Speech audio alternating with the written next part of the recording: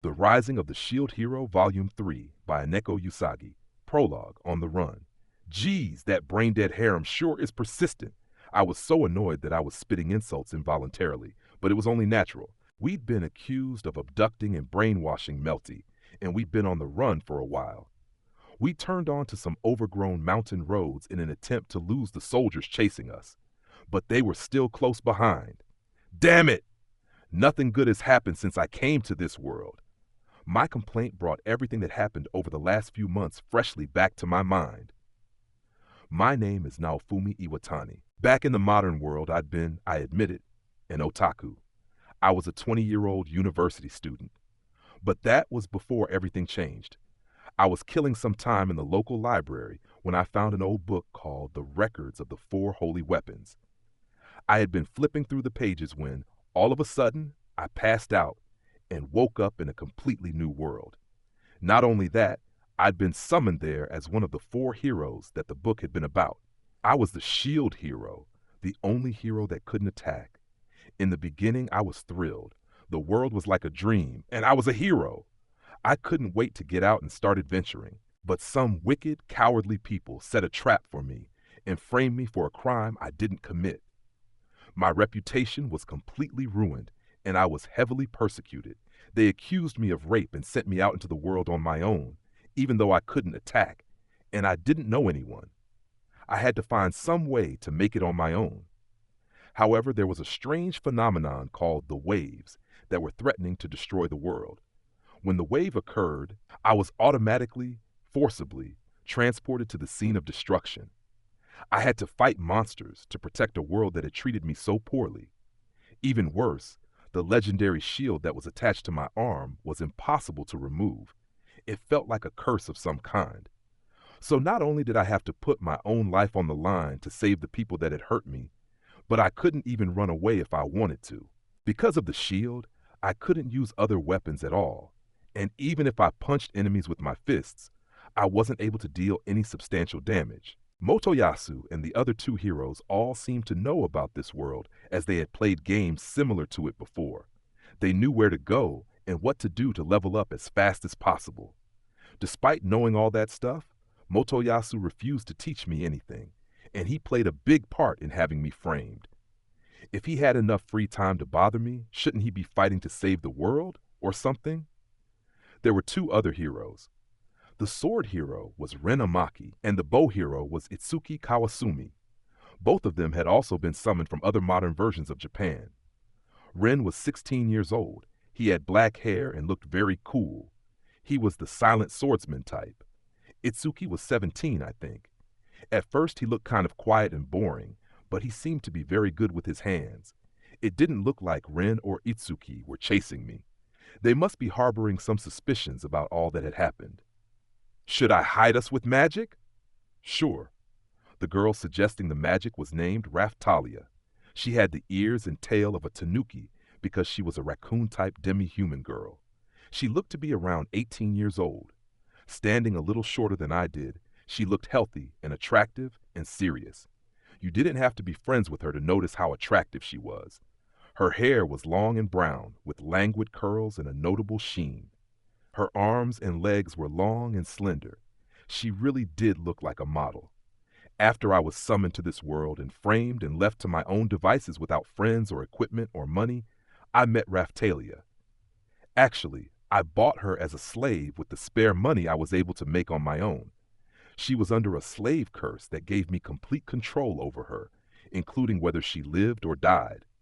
I could set rules for the curse, and it would cause her pain when she broke them. After I was betrayed and framed, I completely lost the ability to trust people, and that was why I bought a slave, because they had no choice but to do as I said. With the slave curse on her, Raftalia wouldn't be able to lie. I wasn't able to inflict any damage on enemies, so she held a sword and fought on my behalf. When I bought her, she was just a young girl, around 10 years old. But demi-humans grow up differently than normal people. When they are young, their bodies mature with their level. She leveled up quickly enough, and that's why she looks older these days. That maturation process is probably why demi-humans and humans are treated so differently here. Before the first wave came, Raftalia and I were able to level up and get good enough equipment to survive the disaster. But later on, Motoyasu heard that I was using a slave, and he challenged me to a duel, even though I wasn't capable of attacking at all. The king of the country that summoned us, Melremark, demanded that the duel take place, and he even saw to it that I lost through some cowardly intervention.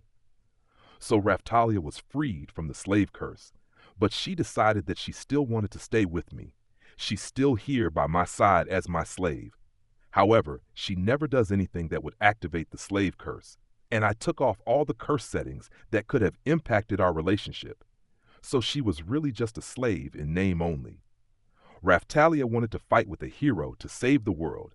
She wanted to fight against the waves. In the past, before the waves came, Raftalia lived in a village with her family.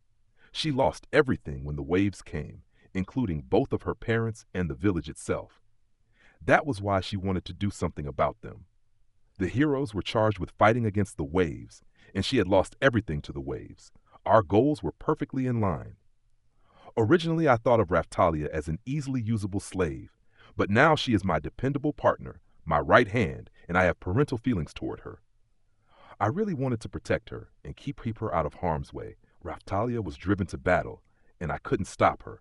She was at level 40. Leave it to me. Thanks. Sorry. What are you talking about? We're on the same side here. You don't have to feel bad. You're right, it's just this guy is so damn persistent. I know. There I was again, complaining without thinking. What should Mel and I do? Asked Philo. Good question. Philo, you stay in human form. If there's trouble, turn into a Philolial. Melty, you just stay quiet. Okay. The way you phrase that, it's like you think I'm making a racket back here. Yeah. Okay, Melty. You keep watch to the rear. The two people yelling at me were both young girls. The first one was Philo. She was a 10-year-old girl with little wings, blonde hair, and blue eyes. She had wild, innocent blue eyes, soft cheeks, and a naive demeanor. She wore a one-piece dress with a large ribbon on the chest. It was a simple dress, but it brought out the cuteness factor of her little face and wings. But she was really the queen of the Philolials, giant carriage-pulling bird monsters. Something like that anyway. In her real form, she was a giant owl, or penguin, some kind of bird bigger than a person. She could run very fast. Her feathers were mostly white, with little flecks of pink mixed in. Personality-wise, she was very childish and innocent. She ate like a pig, though, and was downright crazy compared to what her composed appearance would suggest. She was such a glutton that she'd eat anything. Once she even tried to eat the rotting flesh of a dead dragon. We met when Raftalia and I went to have Raftalia's slave curse reapplied. The slave trader had a booth set up at the back of his tent where you could pick a monster egg from a large box of eggs. I picked an egg, and out hatched Philo. She was born only 2 months before. For some reason that I don't really understand, she gained the ability to transform into a human girl with little wings on her back. Now she spends most of her time in human form when she isn't pulling the carriage. More than anything, she loved pulling heavy carriages. She'd always look over at me when she did it, as if she wanted me to give her approval. But she had recently made a friend and discovered that there are more important things in life than eating, sleeping, and playing. Still, it was because of Philo that we were able to travel around selling things, and that was how we'd made all our money. Philo thought of me as her owner, and of Raftalia as her big sister. Honestly, though, I had started to think of Philo as a daughter of sorts. She was at level 40, the same as Raftalia. Mr. Naofumi, your hand, please? Sure. Raftalia's tail fluffed up as she prepared to use a magic spell. I took her hand and squeezed it. Hey, big sister and master are cuddling. I want to cuddle too. We are not cuddling. Think about the situation we are in, please. But sister, you're keeping master all to yourself. That's fine, but if you don't stay quiet, we won't get away from the bad men. Melty, help keep her quiet. Very well. Philo, you have to calm down for a second. Boo, big sister, you know that master likes me best. What are you talking about? If you don't hurry up, they'll catch us. That was Melty. Her real name was Melty Melremark. She was the same size and age as Philo, but her hair was a bright blue, very noticeable. She kept her hair in pigtails. Her face always portrayed a look of heavy purpose. She normally dressed in frilly Gothic dresses, but at that moment she was dressed in cheap, tattered farmer's clothing. She was as attractive as Philo or Raftalia. You could tell that she'd be a real beauty when she grew up. As for her personality, I didn't really understand her that well. She was picky with her words and ended up sounding sarcastic at times. A few moments ago, I told everyone to be quiet, and she told me to stop freaking out. When we first met, she spoke very politely and considered her language, but the more time we spent together, the less patient and more stern she became. That was only natural when you thought about it. This Melty girl was the younger princess of the country that was currently chasing us. Her life was in danger, and so she didn't have any other choice but to run away with us. But by sticking with us, she put us in danger too.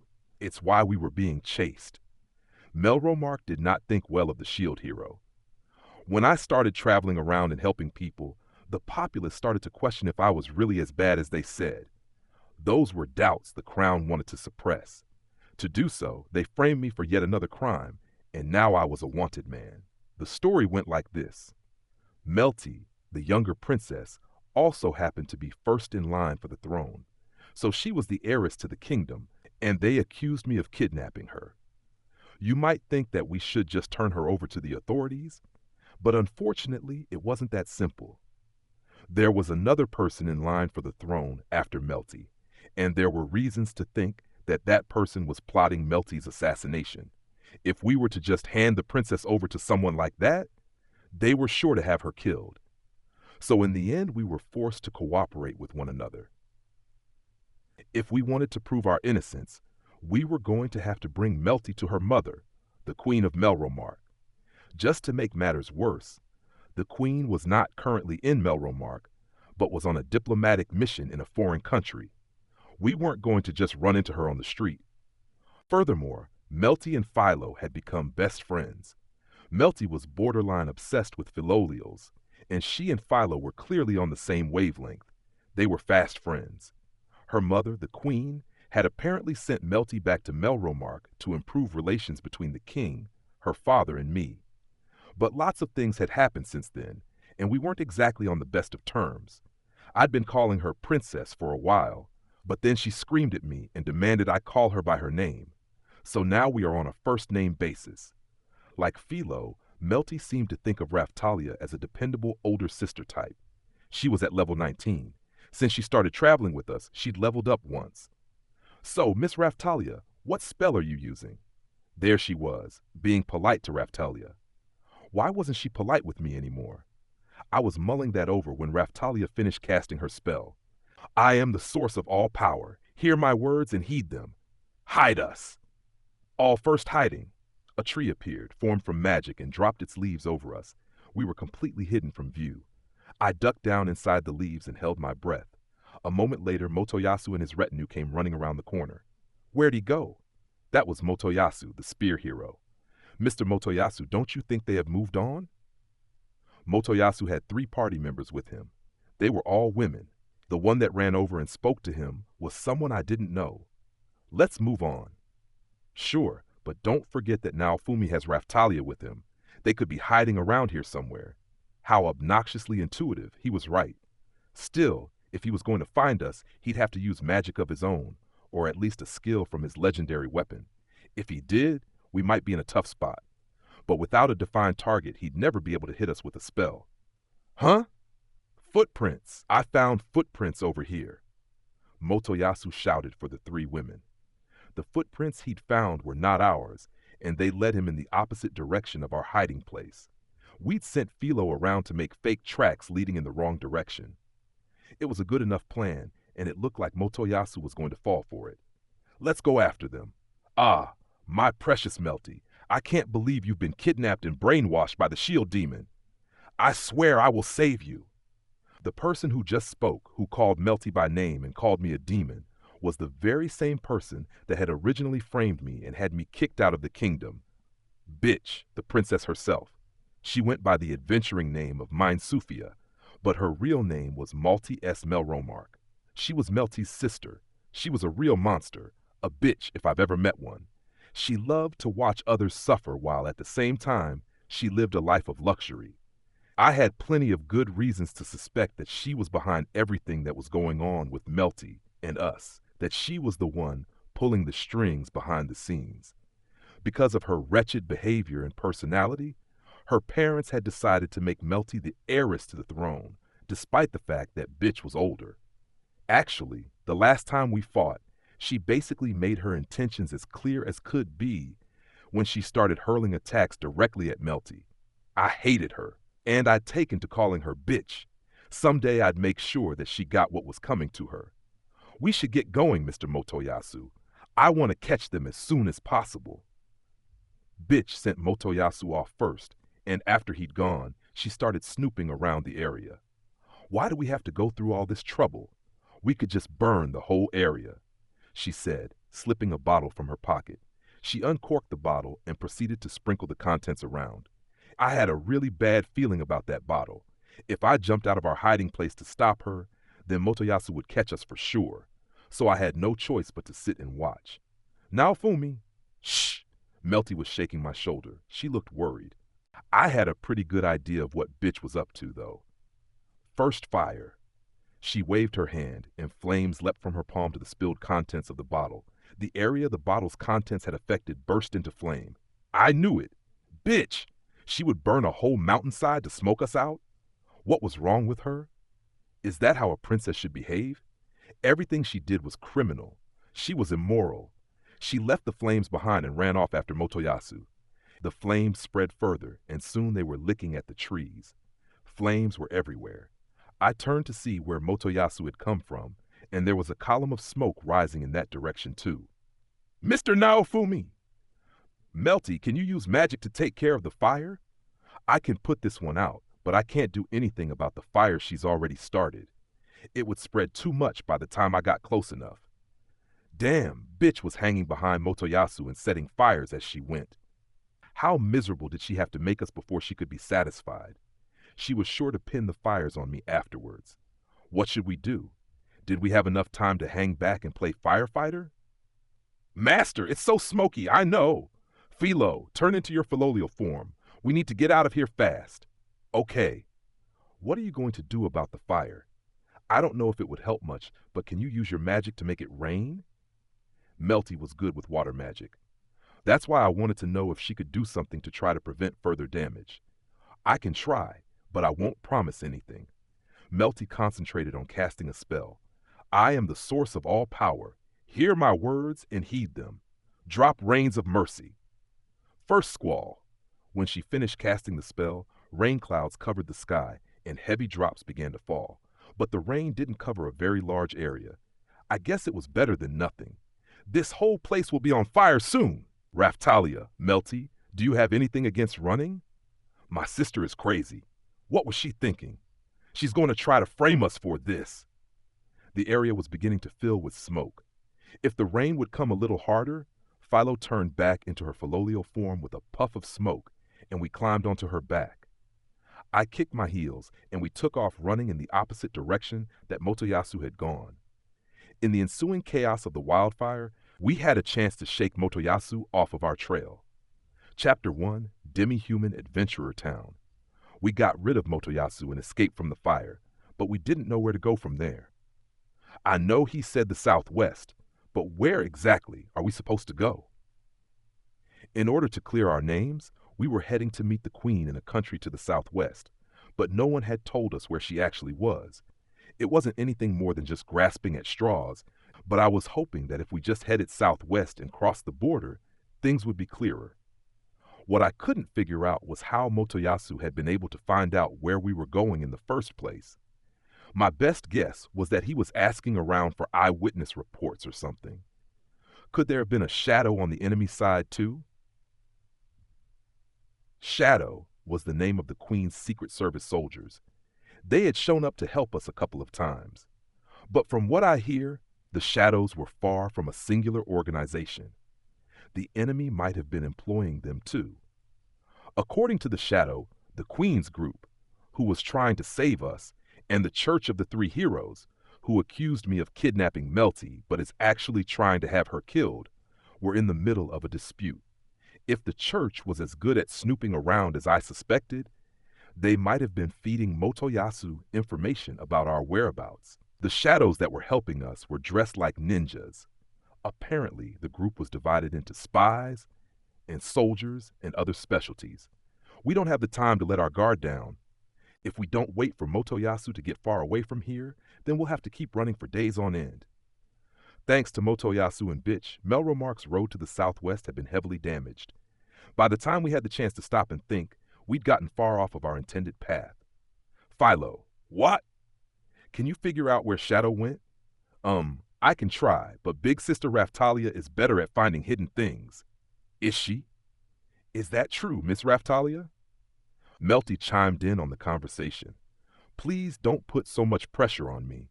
Sometimes I feel like something strange is going on, but I wouldn't be able to tell unless I was really close. Yeah, good point. Sometimes I feel like we are being watched from far away. I don't know how we can hide completely. It would be very difficult to completely escape the gaze of the shadows.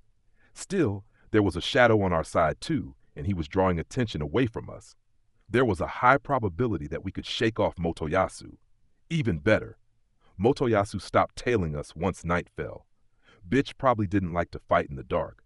She probably complained that a good night's sleep was the cornerstone of proper skincare, the fire-starting monster, whatever. As long as they weren't still chasing us, I didn't care. Ah, Melty looked as though she'd had a realization. She was staring at me. What? I know a wealthy family in this area. They might let us hide out until Motoyasu has moved on. Then we could escape without being seen. You want to head into town? You? And me? Even Philo is pretty recognizable these days. My face was very well known. The crystal ball they had used was like a 3D photograph back in my world. There wasn't a soul alive in Melromark that didn't know my face. If someone saw Philo, they'd report that too. She'd been turning into a more average-looking Philolial these days, but she still stood out, just by being pink. We'd seen the village from a distance, and there were clearly a number of guards posted there. And you say they are wealthy? I had a good reason for asking. The powerful families of Melromark tended to really hate the shield hero. According to what Melty said, and as far as the teachings of the Church of the Three Heroes were concerned, the shield hero was Melromark's enemy. It didn't matter how many people's trust I managed to earn on my mercantile wanderings. The nobility and the powerful families would still hate me. I think it will be fine. Why? This particular family always worked very closely with my mother. I think they share her way of thinking. What do you mean? They were very involved in demi-human to human relations in Melromark. They tried to help everyone get along. Then why don't they speak out against your father trash and the church? If they were so enlightened and active, why did everyone still disbelieve me? Why did they all hate me? If they had really worked so closely with the queen, then they certainly couldn't claim ignorance about Melromark's internal affairs.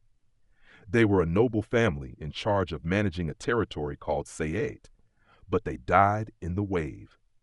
Oh, why did the good people have to die so quickly? They were vacationing in their lands when the wave happened. They fought to protect the people who lived there until the end. That's terrible. Yes, we lost them in the first wave. It was a great sacrifice. Huh? The first wave? I looked over at Raftalia. She had met a hard fate during the first wave too. Raftalia nodded. My village was under the protection of the governor, but the governor died and we tried to rebuild. The village was, so it was all true. When we lost that family, we lost the last voice that spoke for the compassionate treatment of demi-humans. Any remaining powers that held the same views were given reassignments by my father. That's not the worst of it either. I've heard that the inhabitants of Sayat met a hard fate in the ensuing violence. Violence by the crown's soldiers. Raftalia was unable to hide her irritation. Melty silently nodded. She appeared to understand what had happened. I believe my mother, once she returns, will see that they are punished. She sent a letter, but it seems to have been ignored. Once all this is over, Raftalia, please tell me about the soldiers that did these things. I will. Your father is up to no good. Father. Melty looked disappointed. She should be disappointed. One of her parents and her sister were after her life. Melty says that he's just being used, but could Trash, the king, really be innocent? Still, the real mystery was the queen and this noble family. Were they really working for demi-human liberation? Here in human supremacist Melromark? I didn't have enough information to fathom a guess at their true intentions, but I digress. Back to the topic at hand. Okay, and you say there is a noble family in these parts with ties to the past governor of Sayet? I think so.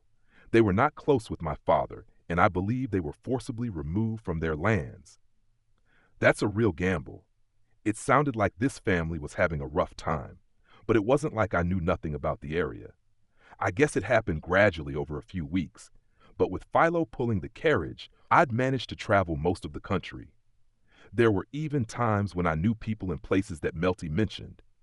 I didn't travel as the shield hero, though. I pretended to be a holy saint of a bird god, and I traveled around selling cheap accessories for handsome prices. I remembered a rather intellectual-looking young family. I'd met a young guy that seemed very kind. My private nickname for him was Nice Guy. I'd secretly snickered to myself at the time, but could it be that he'd done business with me? And he'd known that I was the shield hero? He might have. He had seemed affable. Thinking back on it further, I remembered seeing some demi-human adventurers around town too. Raphtalia might be able to walk around without arousing suspicion. It's a risk to enter the town, especially for Melty and Philo. Why? Melty cocked her head inquisitively. Philo did it too. I wish she wouldn't copy Melty like that. Your blue hair stands out too much. Melty's hair was noteworthy. It was a deep blue, almost navy. It was rare to come across people with deep blue hair, so she stood out even when she wore a disguise. As for Philo, her philolial form, and of course her philolial queen form, drew the attention of anyone walking by. Don't even get me started on her human form. She was impossible to hide. If we all walked in wearing heavy robes to hide our identities, that would look suspicious too. You stand out too, you know. You're right. Hey, master, how about we wait until dark? Then everyone can sit on my back and I'll jump over the city gate. That's not a bad idea, but we'd be caught if there was a single guard on duty. Raphtalia could use her magic to help us, but I guess that if we used advanced magic, that would draw attention too. What should we do then? It seems like we can count on support. And yet, running away probably wasn't a bad idea. But constantly running away from Motoyasu had me exhausted. My body was telling me that it needed rest. Motoyasu was not our only enemy. We might have to fight with adventurers, soldiers, or bounty hunters. We needed to rest up. Raphtalia raised her hand. What is it? What if they've been following the news and they are expecting us to stop by? That very well might be the case. After all that happened, it seemed like the country was divided into two factions over how to deal with me. Good point. And you know now, Fumi, a demi-human adventurer might be more willing to listen to us. Why do you think so? Did you forget? If the shield hero is the enemy of human supremacist Melromark, then what would the demi-humans think of him? She had a point. Among the countries that were on bad terms with Melromark, one of them was a nation of demi-humans. It seemed like the Church of the Three Heroes was the national religion of Melromark, which meant that any nation that stood in opposition to Melromark might be more willing to cooperate with us. And that meant that demi-humans might be more inclined to listen to us. Thinking back on it, I recalled then some of my first customers had been demi-human adventurers. It might be worth a shot. All right, when we get to the town, let's try talking to a demi-human adventurer. Okay, I hope it goes well. Here we go. We made for the nearby village, careful to stay hidden on the way. Excuse me. Hey, as we drew closer to the town where we expected to meet the nobility, we found a demi-human adventurer on the road. We hid in the shadows and called out to him, but oh man, that's the 10th time. Now, Fumi, what did you do? I don't know. When the demi-human caught sight of my face, he made an exaggerated apology and ran away. But why? Had my demonic reputation spread even to them? Things were not going as smoothly as I'd hoped. It doesn't look like he reported us. You're right. He ran and then we ran, but no soldiers have shown up. I had been worried that the town guards would find us and chase us away, but so far no one seemed to be around. Honestly, as we were walking down the road, it looked like even the demi-humans would run off to a different path when they caught sight of us. Maybe I should approach them? Will you do it for us, Raftalia? Sure. If anything happens, call for help immediately. All right. You can do it, big sister. So Raftalia stepped in to approach some demi-humans we encountered. It had me a little worried. The demi-humans in Melromark always seemed to be on their toes, always ready to dash off. It must have been very uncomfortable for them to be in Melromark. They were always aware of their status. I wondered what they were doing here, but the sheer number of people seemed like a good enough explanation. Raftalia came back from talking with the demi-human adventurers. I'm back. What happened? Well, I found out why they won't talk to you. It seems that they have been ordered not to speak with you directly. What's that supposed to mean? I thought it was weird too, so I asked in a way that seemed natural. They said that the shield hero told them not to speak with you. The last shield hero had told the demi-humans not to talk to me? That could be a problem. So the only reason Raftalia talked to me was because at first, she didn't know that I was the shield hero? And because she was in trouble? It's like this whole world was set up to make me miserable. Now, Fumi, didn't you once tell demi-humans to stay away from you? I don't remember that. That's strange. My mother once said that the shield hero had ordered everyone to stay away from him. Demi-humans worship the shield hero, so they were only obeying his wishes. What? You mean because Master said to stay away? Could that be it? I don't remember saying that. Was it a previous shield hero? No. So you mean that it's not true? Could it all be a misunderstanding? It had to be the Church of the Three Heroes. I heard that this happened a few days after you were summoned here now, Fumi. I was pretty messed up then, and I don't remember much about the first couple weeks. It was when I had just been framed and arrested. I didn't trust anyone, and I told off anyone that tried to talk to me. Could it be that someone who sincerely wanted to team up with me had approached me? Could I have told them to stay away from me? Now, Fumi, you don't think. Anyway, can we get into the town? I changed the subject. I couldn't tolerate the way that Melty was staring at me. Well, they seemed friendly for as long as we spoke. They know how foolish Melromark is being. They said the church was crazy. Did they mention any reports about us? They said that everyone has been told the shield hero is close, but they also said that all the demi-humans were in agreement that they wouldn't say anything if they saw him. Huh. Well, it sounds risky, but should we try it? If things turn sour, we could always escape on Philo. We could throw capes over our faces. Hello? What? We were hiding in the bushes, but did someone just call out for us? I looked out to the road, and Nice Guy was there. He wore glasses and was sitting in a high-class carriage. He stopped it and called out to us. Yeah, I remembered. Nice Guy had been nobility in that town. Could that be Princess Melty and the shield hero in there? Yes? Yeah. It's dangerous to speak here. Would you accompany me back to my residence? Judging by the direction he'd come from, he must have come out here to meet us. So he had been thinking about us. If you try to hand us off to the other heroes, we'll cause a big ruckus. Now, Fumi, you shouldn't. And by we, I mean my subordinates and this barbaric princess. What was that? Melty shot me an ice-cold glare. You're the barbarian. What are you saying? I'm the most sophisticated hero by a long shot. You once sold me an item for which I am very grateful. The materials are quite simple, so you see pieces like it everywhere, but your design, hero, makes it much more valuable to me. It costs 5 times more than similar items, but I still feel like it was worth it. Melty was really glaring at me now. I'm very sorry. Raftalia held her head in her hands. Anyway, now Fumi, we should go with this man for now. We can hear all about how you've behaved later. Why do I have to talk with you about my behavior? Because these issues are going to keep popping up. Could it be your fault that people call you the shield demon? Any stories you hear will be stories of my valorous deeds. Don't act like you are proud of your crimes. Whatever. I can deceive my enemies all day long and not feel a bit of guilt for it. It's all about perspective. Modesty can look like cowardice to an enemy. That's enough for now. If you cause a fuss here, the spear hero will find us. Raftalia was right. We silently crawled into Nice Guy's carriage.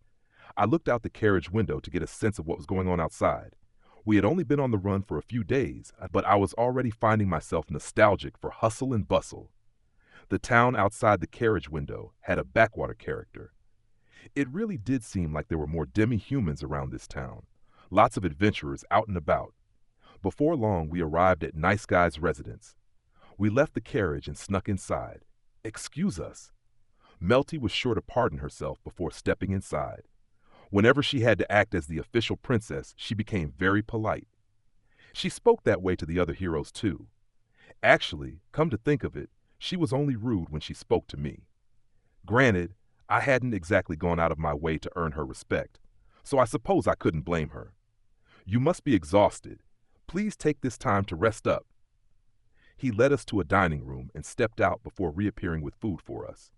Philo didn't have the best table manners, but Nice Guy smiled and looked genuinely pleased. So, you have been on the run this whole time? You ended up in my territory and decided to stop by? That's right. We were looking for a way to shake Motoyasu, the spear hero, off of our trail. We thought this might be a good place to hide out. I have something I'd like to ask you. I've heard that you set fires in the mountains around here to try and cover your tracks and escape from the spear hero. What really happened? Bitch. She did it all herself, but of course she blamed it on me. Your sister doesn't hesitate for a second, does she? She did exactly what I thought she would. Sister? How could you? So it's not true? I thought so. Yeah, it wasn't me. It was the princess that's traveling with the spear hero. We were hiding from them in a bush, and I saw her set the fires myself. Nice Guy sighed deeply. How much worse could bitch get? Very well. I hope that I can be of some use to you. Do you have any other ideas? We are trying to meet with the queen, but we don't know where to go. We've had to spend all our time trying to avoid Motoyasu, and so we aren't making much progress. The noble stood there thinking for a moment before nodding. Very well. I think I've understood the situation. We'll do whatever we can to help you. However, my own position is not exactly secure, so I'm not sure how much I can actually do. I'm not expecting much. Whatever you can do is a help. Besides, I didn't really know how much we could trust him. I wasn't planning on staying very long anyway. We'd just like to rest for a little bit. Oh, and do you know anything about what the other heroes are up to? Motoyasu wasn't the only person we had to worry about. I had no idea what Ren or Itsuki were up to, since they didn't seem to be chasing us. It was best to try and figure out what they were doing. I was well aware of the possibility that the church was watching Nice Guy closely, so once I had the information I wanted, I planned on escaping as soon as I could.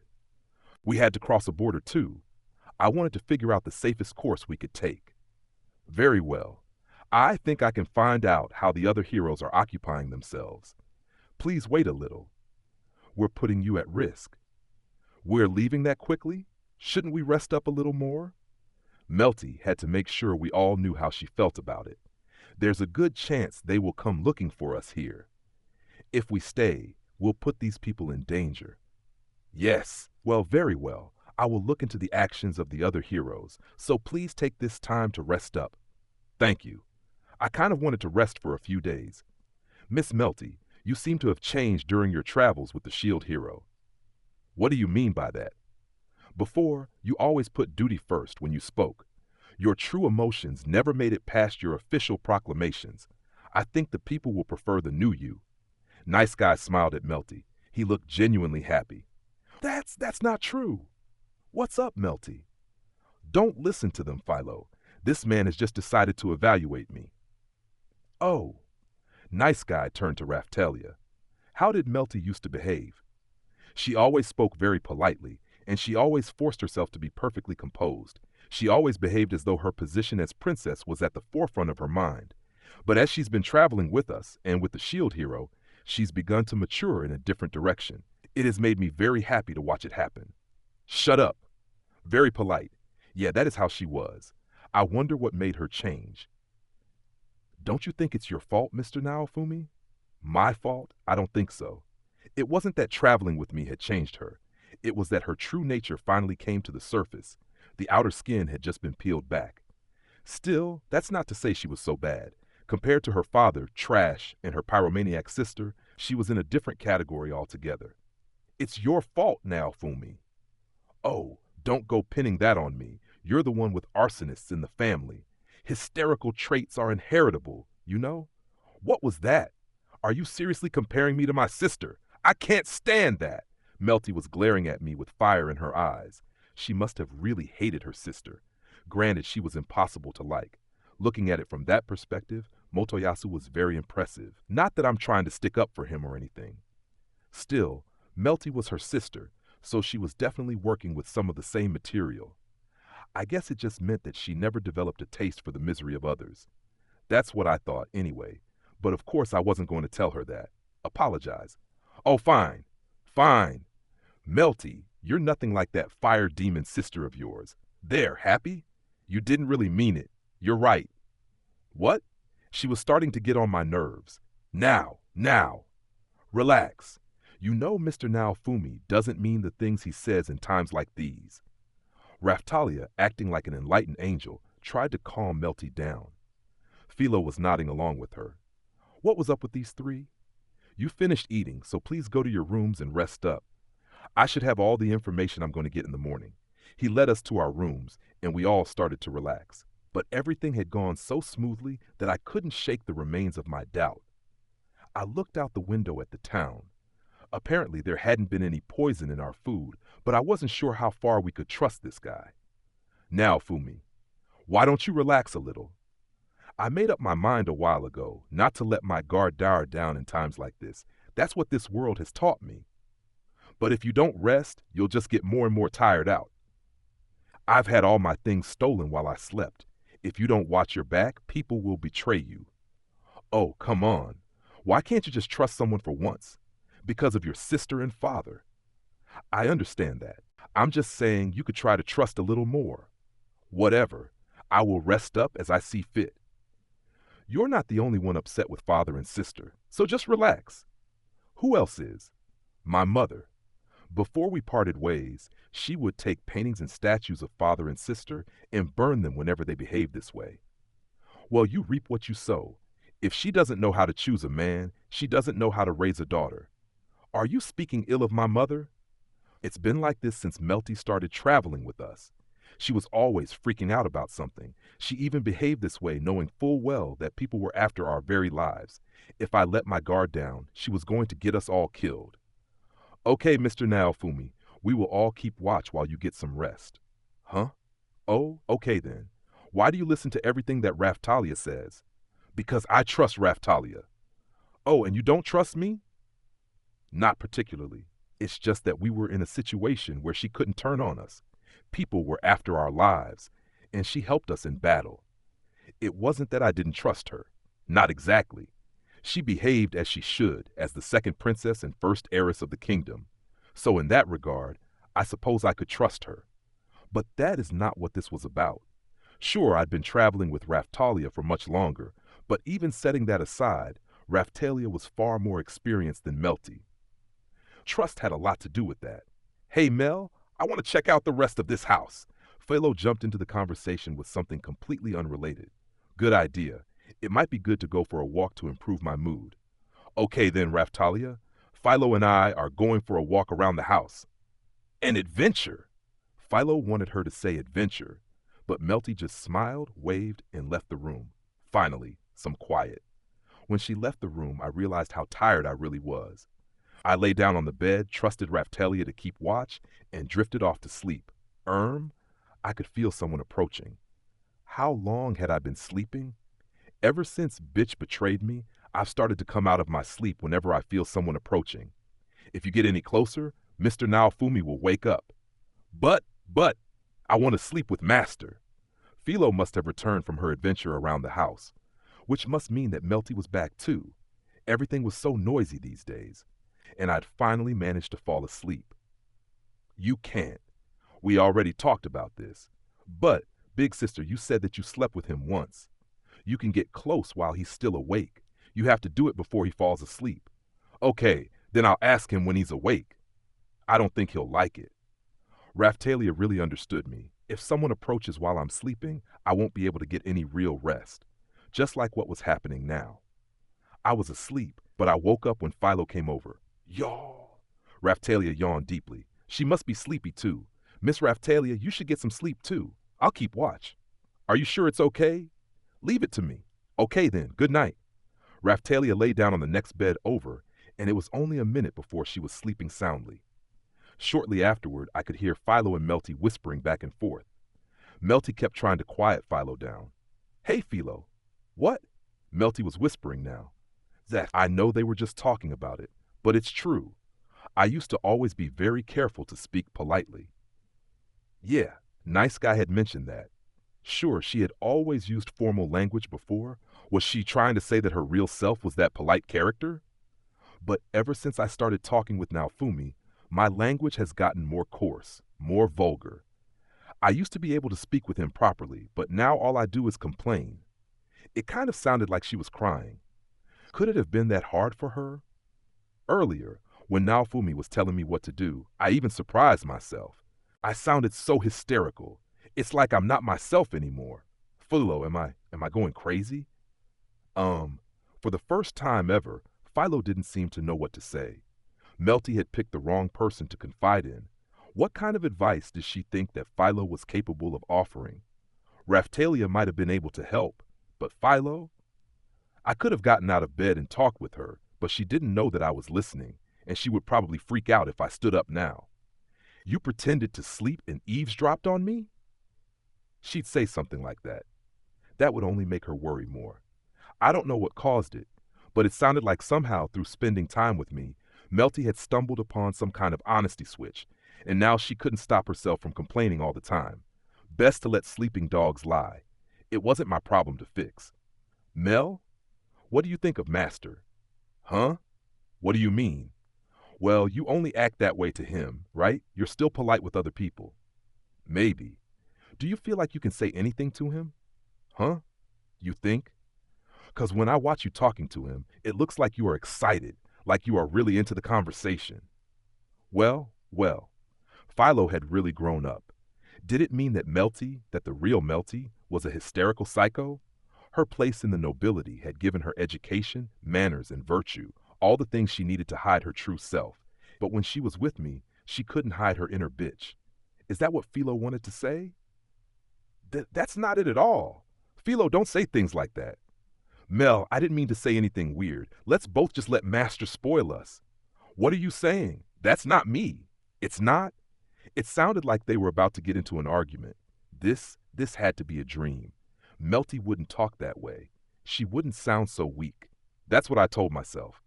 The next time I woke up, Raphtalia was sleeping in the other bed with Philo, and Melty was looking out the window. It was twilight. I raised myself up in bed, and Melty looked over at me. She looked composed, meek. I had a flash of the dream again. You're up? Yeah? Ready to switch shifts? I'm not that tired, so I'm fine. Okay. Still, I couldn't picture the two of us just gazing out of the window in silence. The whole room was still, silent. Hey, Naofumi? What? I've been thinking about it since we got here. I've been thinking maybe I should just ask this family to deliver me to my father. Really? It was true that we were being chased, but Melty herself wasn't accused of anything. The Crown was still treating all this as a kidnapping. Even if Trash had reassigned this noble family, if they delivered Melty to Trash, then she would be okay? Maybe? Of course, she'd only be okay if they could get her into the castle and give her directly to Trash. Anyway, it would be more effective than meeting Trash with me. Maybe I don't want to drag you guys down, and I want to do what I should. She was really thinking, despite being so young. She needed to clear her name, and if she went back to Trash, then she could prove my innocence too. If we could prove it was safe, then it might be a good idea. Of course, I already know that it will be dangerous. Still, it might be less dangerous than traveling with you, considering how my sister is on your tail. For Melty, anyone connected to her sister was a sure source of danger. So traveling with us was a guaranteed series of dangerous battles. If that was true, then it really might be best for her to sneak back to Trash while we drew attention away from her. It wasn't like we needed Melty to be with us when we met with the Queen anyway. It's only an idea. Just keep it in mind. I know, you sure are thinking about things. Are you treating me like a child? That's not what I meant. I was just realizing how much you've thought it through. But you said it like, and there she was again, picking a fight with me. At the time, I had no way to know that we'd have to put her plan into action very soon. The catalyst was already on its way. Chapter 2. Nobleman. Dusk fell. I was looking out the window, and I saw a carriage drive onto the premises. Melty and Philo were off exploring the mansion. Apparently, they hadn't seen much of it last time. Raphtalia was asleep. I woke her and told her to prepare for a fight. What was happening? A small, portly man jumped out of the carriage and knocked on the door of the mansion. He was followed by a large group of soldiers. A few minutes passed. Then came a knock on our bedroom door. It was the noble's maid. What is it? You have to run away from here. I can see why. If you turn us over to them, I'll kill you. I hadn't completely rid myself of the nagging doubt that Nice Guy had invited us here as a trap. Depending on how she answered, I'd kick out the window and run. A noble family from a neighboring town began to suspect that the shield hero was hiding here. They've come to investigate. What? So that fat guy was a noble? It didn't look like she was lying. Mr. Naofumi, Raphtalia was trying to tell me something. I looked out the window.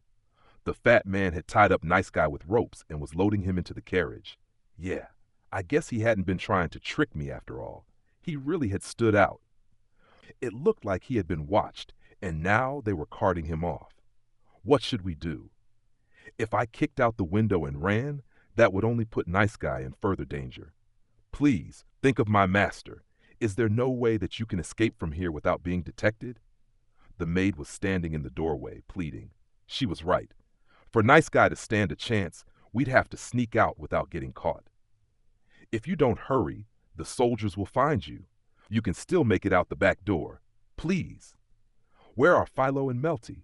Both of them are preparing to run. Fine, but if this is a trap of some kind, I'll make sure that you suffer for it. We quickly collected our things, opened the door, and made for the back door the maid was pointing to. The kitchen was between the door and us. Hide in here? The maid felt someone approaching, and she stuffed us into a secret servant room.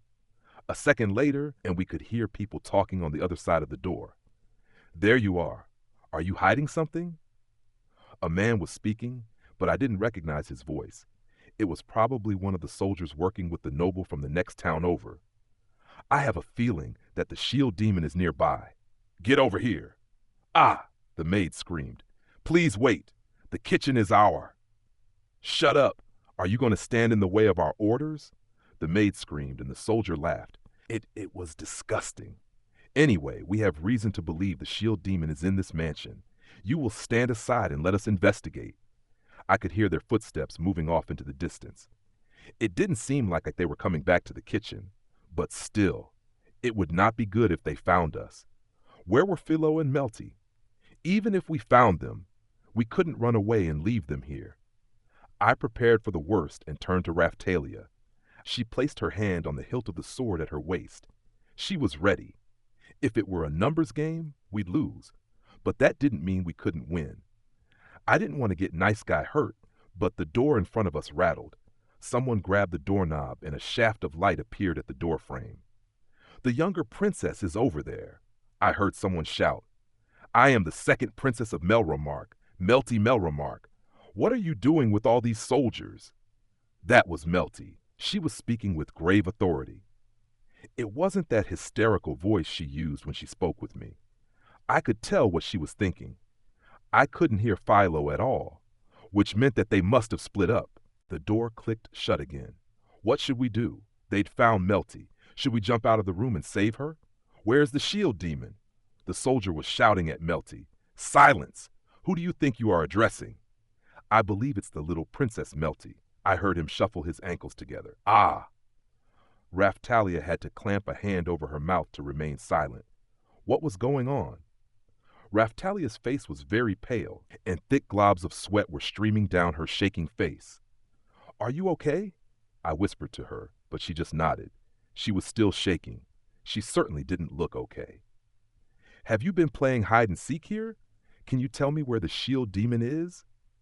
I'm sorry to tell you that the shield hero is not here. What does that mean? I begged him. Please, please, I said, please leave me here and escape. I told him that I would stay in Melromark and clear his name. Was she trying to do what she talked about earlier? That was too reckless. Very well, that makes sense. So, Princess, you are here alone, and the shield demon is not here? That's correct, and I have no idea where he went. Did you all search the mansion? Yes! We didn't find them. The man who'd been talking to Melty, the noble from the next town, sighed in frustration. Then I suppose we have no other choice. Princess Melty, please come with us. Very well. They continued speaking, but they had walked away and I could no longer hear them. Were they just going to take Melty? Were we just going to leave her? Mr. Naofumi. Yeah. I reached for the door. The shield hero is not here. Melty exclaimed loudly. She must have thought that we were hiding nearby. Had she sensed that we were about to jump out of hiding? Damn. If we jumped out now, did that mean we were going against Melty's wishes? I would very much like to speak with my father to clear all this up. Please bring me to the castle immediately. First, I would like you to accompany me to my mansion. Then we will decide how to proceed. Everything is in accordance with God's plan. Melty gasped. The man had explained himself enough. There was nothing left to hold me back. I went to open the door, only to find that the maid was standing there to block it. Please, you must not ignore the wishes of the princess. If you don't, my master will only receive a worse punishment. But we can prove our innocence. The maid went right on talking. Please, at the very least, wait until she's shown that my master has nothing to do with the shield hero. Right. If they found out that Nice Guy was harboring us, they'd kill him right on the spot. We were a small group, so we still had some flexibility. If we pulled Nice Guy and everyone into things, then it would be much harder to act. So if we wanted to give Nice Guy a good chance of surviving this, we'd have to swing back around later to pick up Melty. That would prove that he hadn't been involved. I hated betraying someone as much as I hated being betrayed. It was easy enough to say it, but I owed him. I didn't want him to suffer needlessly on my account. My master was able to find out some information for you. The spear hero is currently looking for the shield hero far away from here. The sword and bow heroes are also nowhere nearby. Motoyasu wasn't our only enemy. The nobility scattered around the country was going to be a real problem. The maid slowly opened the door. Where is Philo? Did she go with Melty? The blonde girl who was with the princess? She wasn't with Melty when she was discovered. We went around Nice Guy's mansion looking for Philo. I swear, you'd think it was bad enough that Melty was taken away, but now Philo was missing too. So where did we find her? She was hiding up in the attic. I called for her, but she kept hiding. I didn't see any other option, so I activated the monster control magic and got her to come out. At least she hadn't run far. Ouch, master! You're the worst. No, you are. You should have come when I called. He's right, Philo. What were you doing? Raftalia scolded her, but Philo answered with a smile on her face. Huh? Where is Mel? You didn't notice. Huh? After everything got loud and crazy, Mel said we should play hide and seek. So I hid. Mel said that I shouldn't come out for anyone. Philo didn't understand what had happened. If we left Melty and made for the border, if we found asylum in another country, then we might be able to find some way to fix all this. Melty must have known that she'd be killed if the church got its hands on her. If she was going to survive, Shadow would have to intervene. From what the nobleman had said, it seemed reasonable to assume that he was connected with the church. He'd either kill her himself, or he'd give her to Motoyasu and Bitch, and then they would kill her. The guy wasn't a fool. He must have realized that Melty wasn't being totally honest with him. He probably wanted to lure us out of hiding. He might torture Nice Guy. If we left Melty and ran away, our chances of meeting the queen seemed pretty good. That's what Melty had done. She'd given us more time to escape. Now I just had to decide what to do with that time. Should I tell myself that I wasn't abandoning her? Should I prioritize our lives over hers? Melty was Bitch's sister. Still, she'd never betrayed my trust. She'd actually put herself in danger to buy us more time, to give us a chance to survive. There was only one thing to do. Even if it was dangerous, I had to do what I could for someone who believed in me. I had to save her. Philo, I need you to listen very carefully. Okay. What? Melty was taken away. She went with them to protect us. What? Philo quickly processed what had happened, turned into her Philolial queen form, and was ready to run. Wait, where are you going? I'm going to save Mel. I turned to Nice Guy's maid. I just want to check. Where did they take her? Probably to the mansion in the next town. It's not very far away, but I imagine that they have already arrived. I was familiar with the area from my peddling days. She was right. The next town was very close.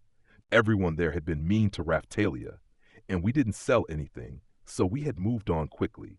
At the time, we'd had a lot of eyes on us when we made our way into the town. They'd been very concerned with our entry, but they made it very easy to leave. I hadn't really understood why at the time, but now it all seemed clear enough. I remembered that, even though demi-humans were treated poorly all over Melromark, the discrimination had been especially bad in that town. I didn't know all that much about Melromark, but it seemed to be that way. Another explanation might be the notable difference in power between the nobility in that town versus the nobility in this town. I remember the neighboring town being much larger.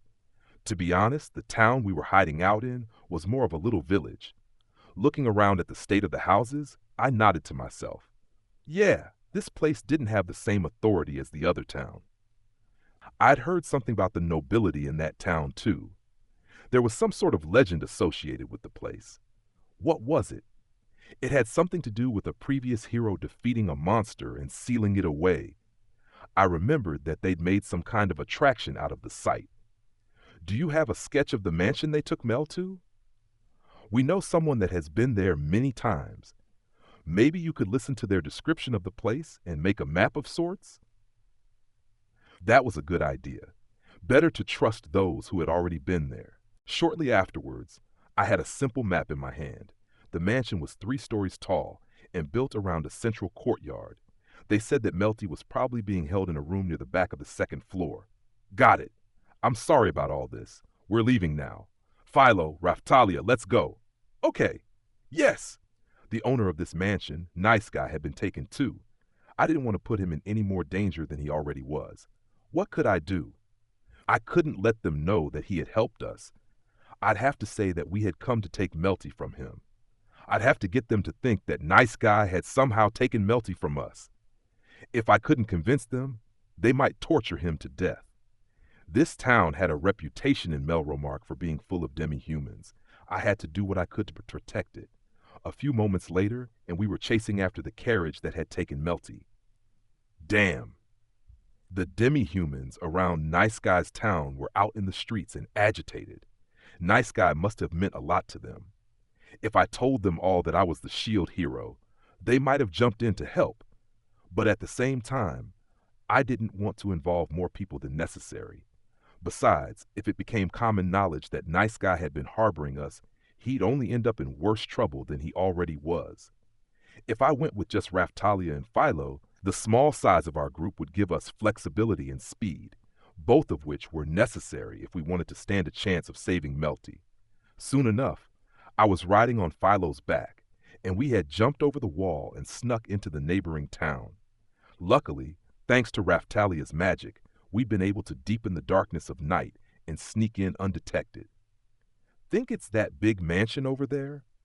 There was a large hill in the center of town, and a large mansion stood on the top of it.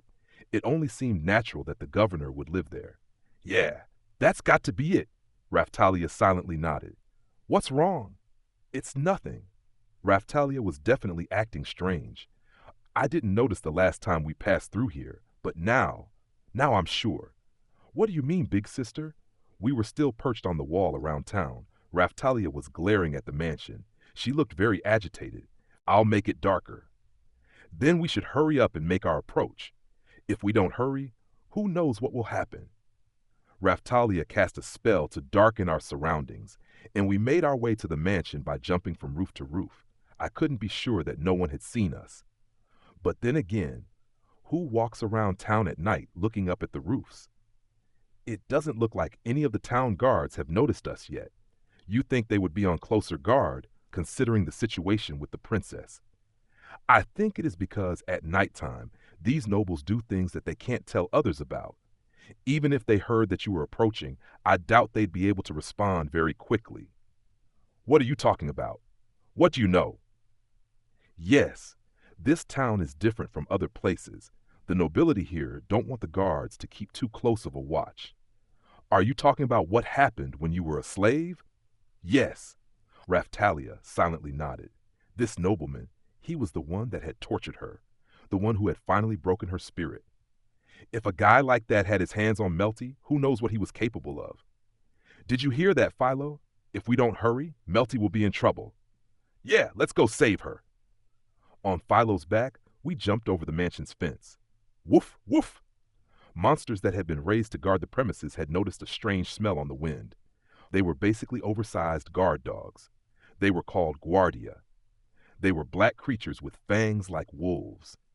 There was some kind of device on their backs that emitted a noise like a whistle.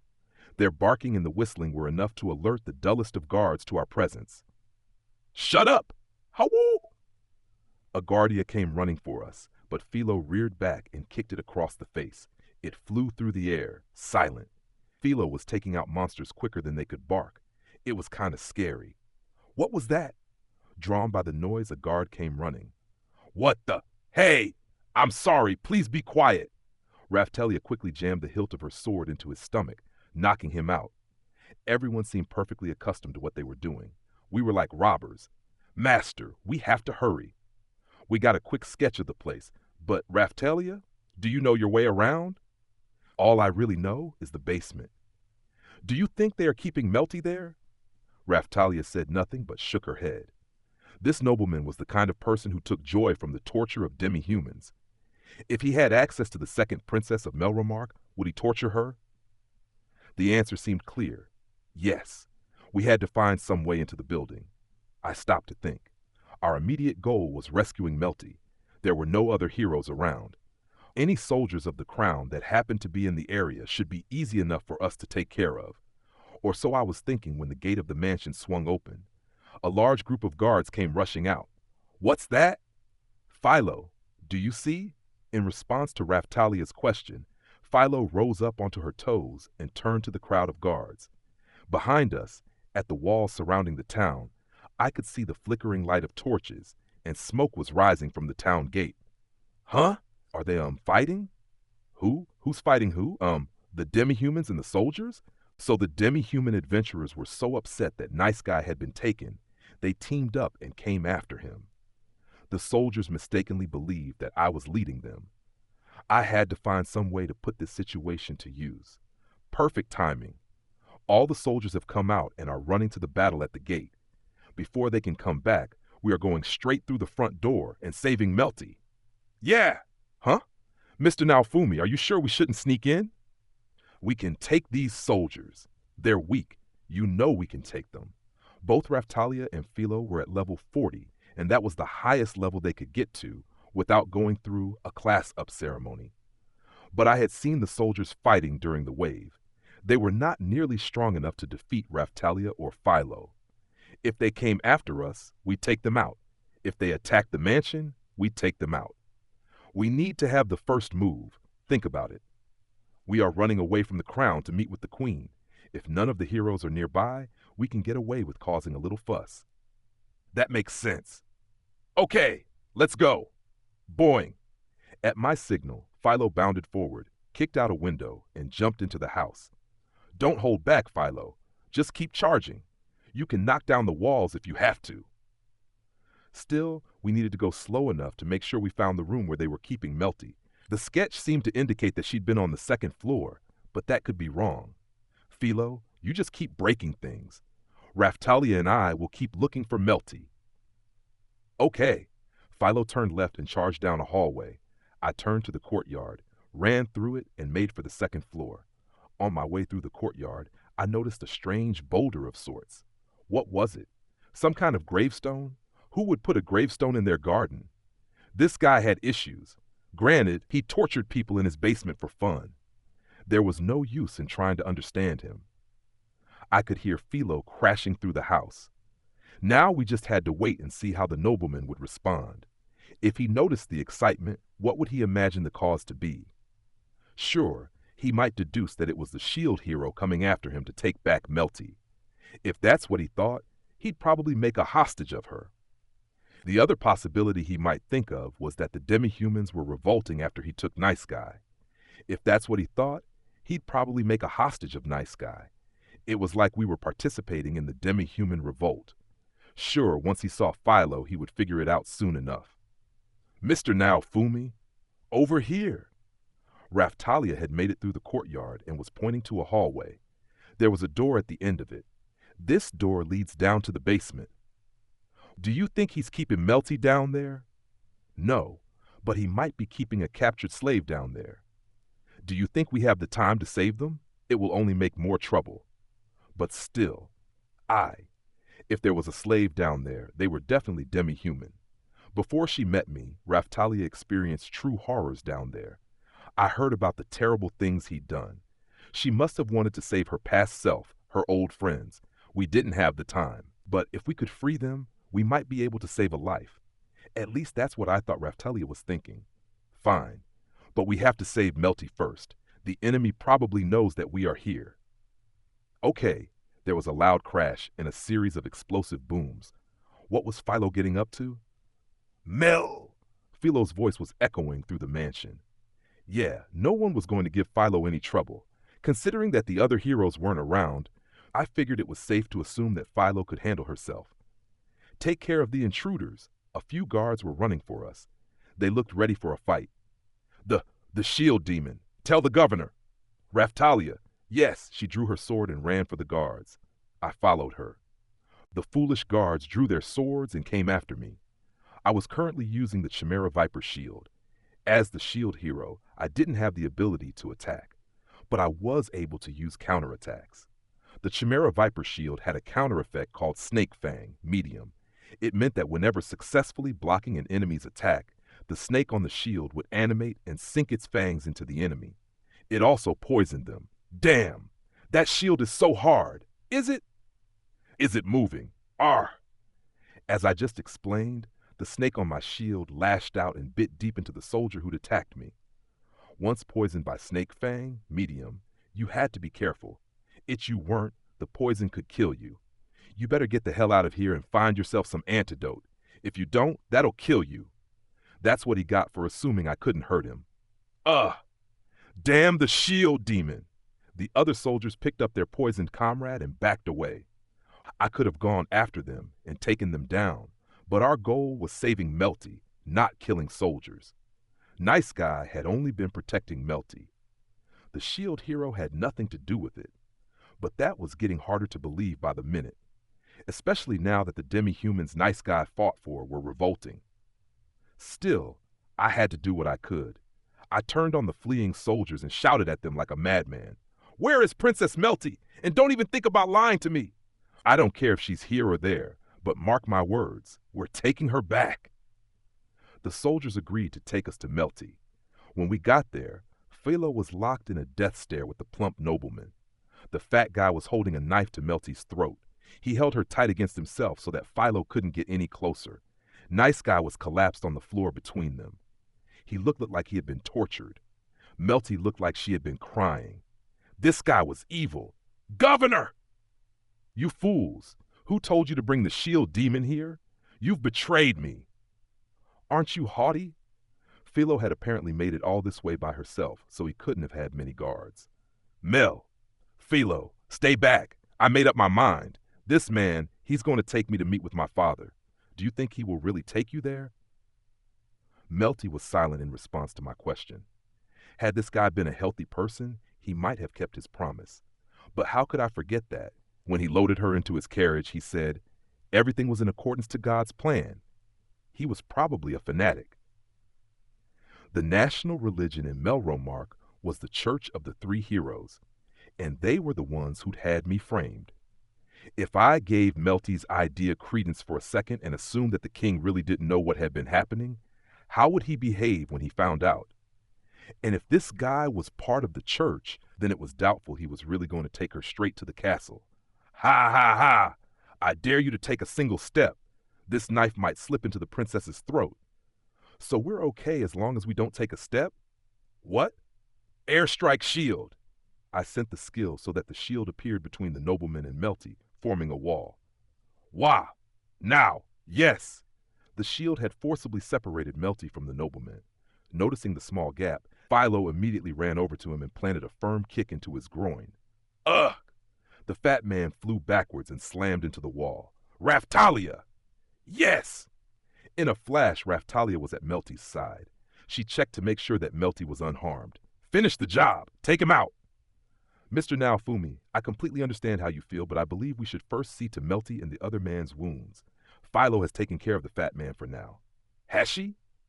Yeah, I held back a little because Mel was so close. But that fat guy is kind of strong. He was a nobleman after all. He had probably gone through the class-up ceremony. I ran to Nice Guy's side. He had wounds. I immediately began chanting healing spells over him. Then I held him close and pulled him up, whispering into his ear, I'm sorry.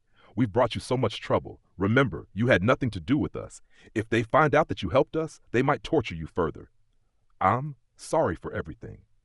Don't worry. That man, he had no intention of letting me live. I am just happy that the demi-humans have this chance for freedom. Oh, I negotiated all that I could.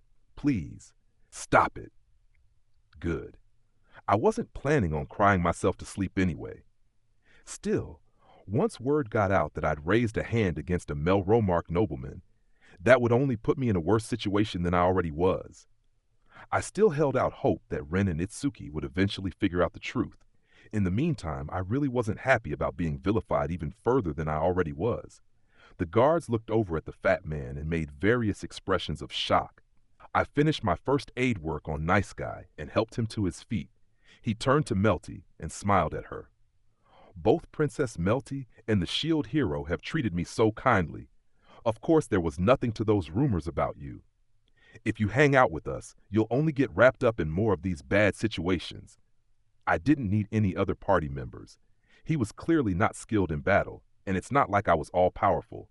I couldn't guarantee his safety. I understand.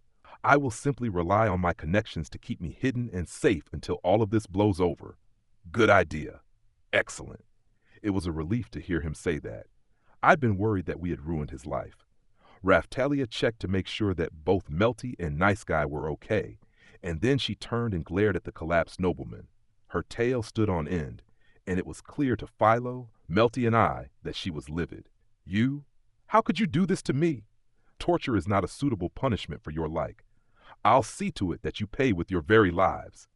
All the demi-humans who have died at your hands could say the very same thing. Raftalia said it coolly. She slipped her sword from its scabbard. Could they? The disgusting creatures, they aren't even human. They sneak into my town. It's like they are begging for death. Yes, that's how it was. That's the sort of man you were. Huh? Do you know me? That's right. I remember you. You're that slave I disposed of. Yes, we spent a lot of time together. Heh, and look at you now. You've teamed up with the Shield Demon. I can still remember your crying face, your shouts of pain. They brought me so much satisfaction. Now I see you've come back to me. You wish to taste desperation again. No. Raftalia turned back to look at me. Then she returned her gaze to the nobleman. Her sword appeared to be softly glowing. She had an illusion sword. She was able to hide herself, appearing behind the enemy to attack.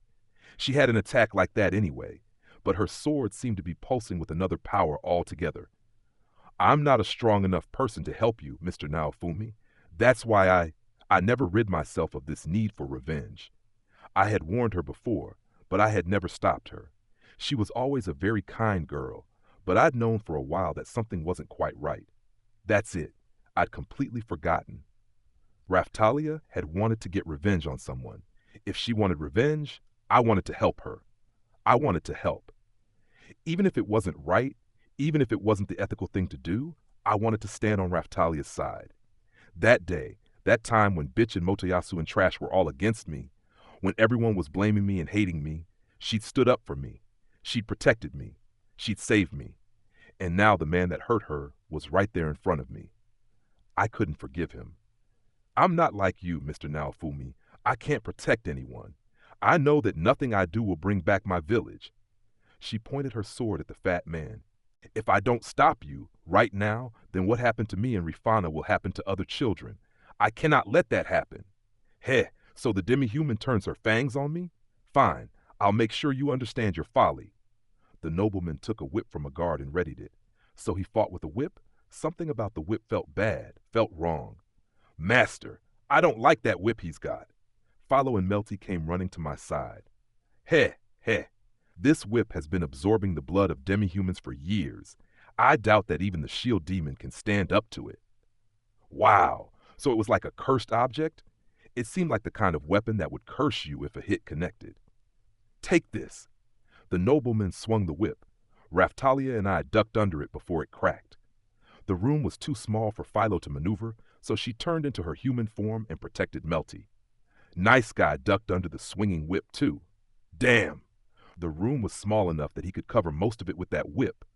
Ah! The whip accidentally connected with one of the guards. His armor warped dramatically before he threw up blood and collapsed to the floor. It was just a whip, but it seemed to have an enormous attack power. We'd better avoid it. Governor? What are you doing? Kill the shield demon. Yes, sir! The guards came running at us. Raftalia swung her sword wide and they fell. You're in my way. Raftalia turned and dodged the whip. Then a guard thrust his sword at her. Defending with her own sword, she turned, twisted, and then flicked her wrist. The guard's sword went flying and stuck itself into the ceiling. Ah! While the guard was processing his newly emptied hand, Raftalia delivered a roundhouse kick to his stomach, and he flew into his master. You worthless trash! If this were a war zone, you'd be dead. The nobleman was clearly agitated now. He kept swinging his whip and trying to hit Raftalia, but she dodged it and turned her sword on him. Ugh! She dodged the whip, but it continued to swing in an arc before getting caught on the leg of a table. It swung there, turning, and the tip flew toward Raftalia's back. He really knew how to use the thing. To use it in such a small space, and then to use tricks like that, he obviously had a lot of experience with the whip. Nice try! Airstrike shield! I read the trajectory of the whip and deployed an airstrike shield to block it before it could hit Raftalia. Move! Damn, the whip just wrapped around the shield and kept flying in Raftalia's direction. It moved like a snake. It wrapped around Raftalia's sword and almost wrapped around her wrists, but she dropped her sword before it could and jumped back to get some distance. Well, you've got determination. I'll give you that. But do you think you can fight me barehanded? Barehanded, Raftalia was very strong. But was she strong enough to take down this nobleman without a weapon? I didn't think so. I was worried. The fat man snapped the whip and Raftalia's sword flew into his hand. He brandished it against us. Raftalia avoided his thrust with a deft backbend, then pulled out the other sword at her waist, the magic sword. She held it out at him, but there was no blade there, just an empty hilt. The magic sword had been a present from the old guy at the weapon shop. It was pure magic fashioned into the shape of a sword. I'm not barehanded. The nobleman burst into laughter. What are you going to do with the toy sword? But he was forgetting something important. I wasn't just going to sit back and watch them. Don't think it'll go so smoothly. I reached out and grabbed his whip. My hand felt strange. It was like the whip was burning me. Pain pulsed into my hand. I knew the thing was cursed. You must be a very foolish shield hero to reach for my whip. You think? It's not so bad. It was burning me, but I could handle the pain. And since you're focusing on me, I can attack. Raftalia's magic sword suddenly had a blade, and she quickly directed an overhead swing at him. Whoops! The nobleman abandoned his whip and jumped back to avoid her thrust. You're pretty quick.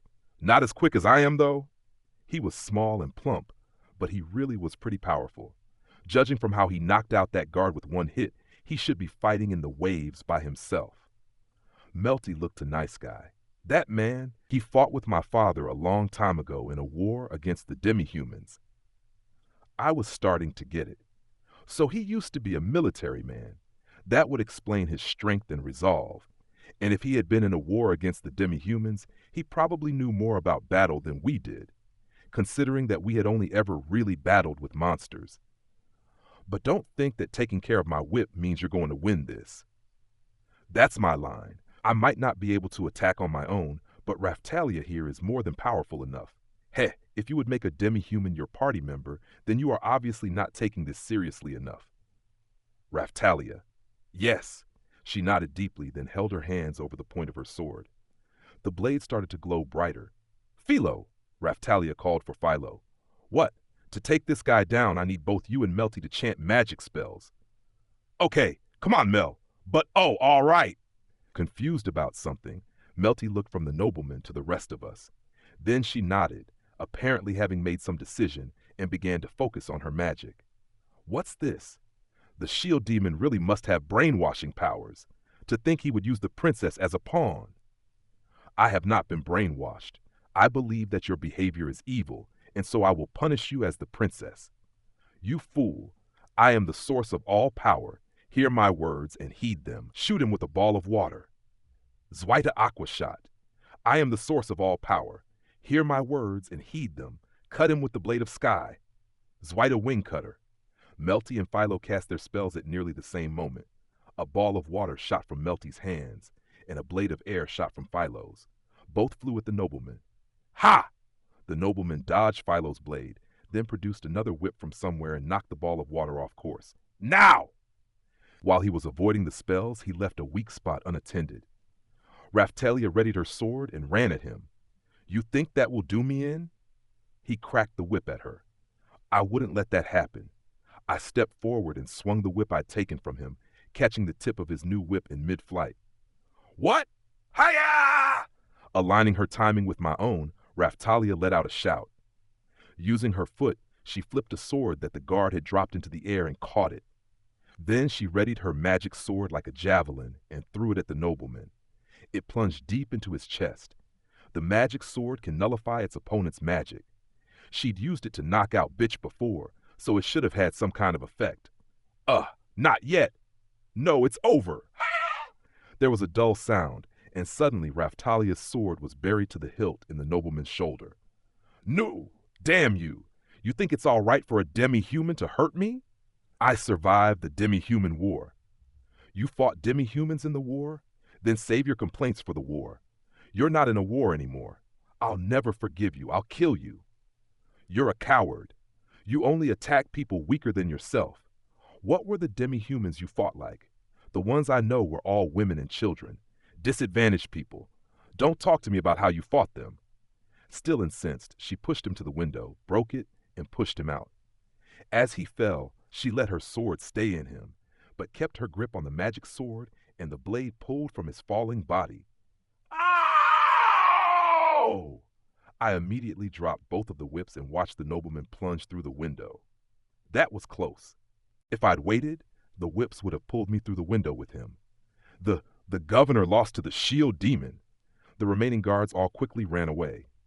I'll get that flag back. The flag from that day. Raftalia stood in the window, whispering to the sky. She then recovered herself and ran over to me. Are you all right? Huh?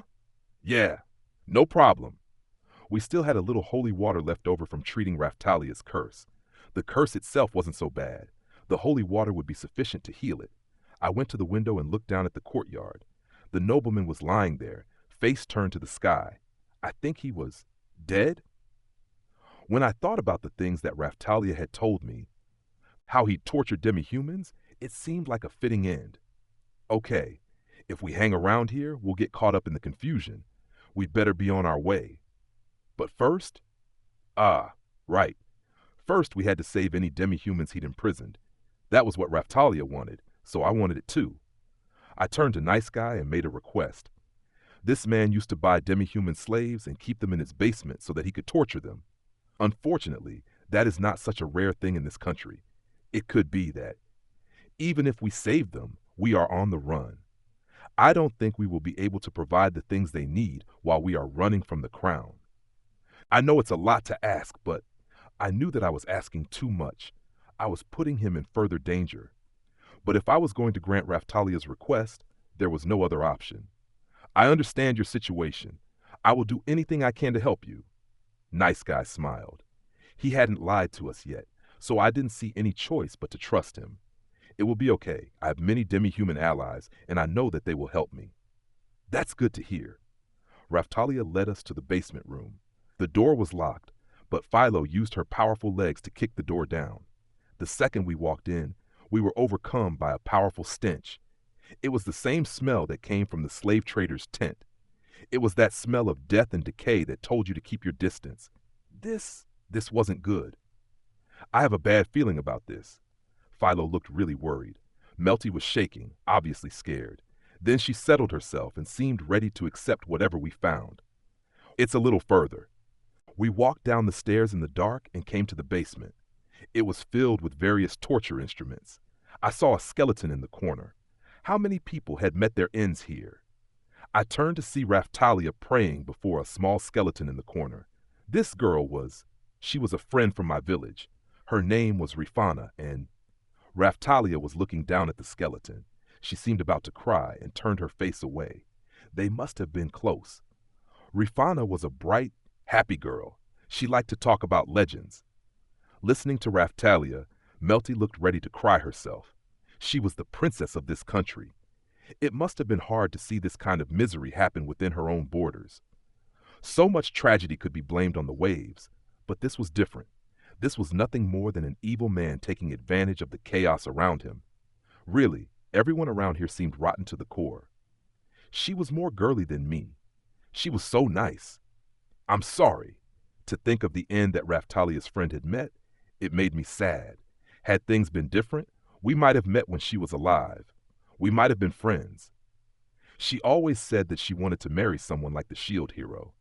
But her dream never came true. She died in this cold basement. Just thinking about it filled me with rage. She probably wanted to live. She probably died wishing for escape. He'd done this to her simply because she was a demi-human.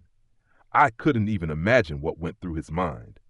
I don't know what kind of person I was in comparison to the children that died here, but I could say one thing.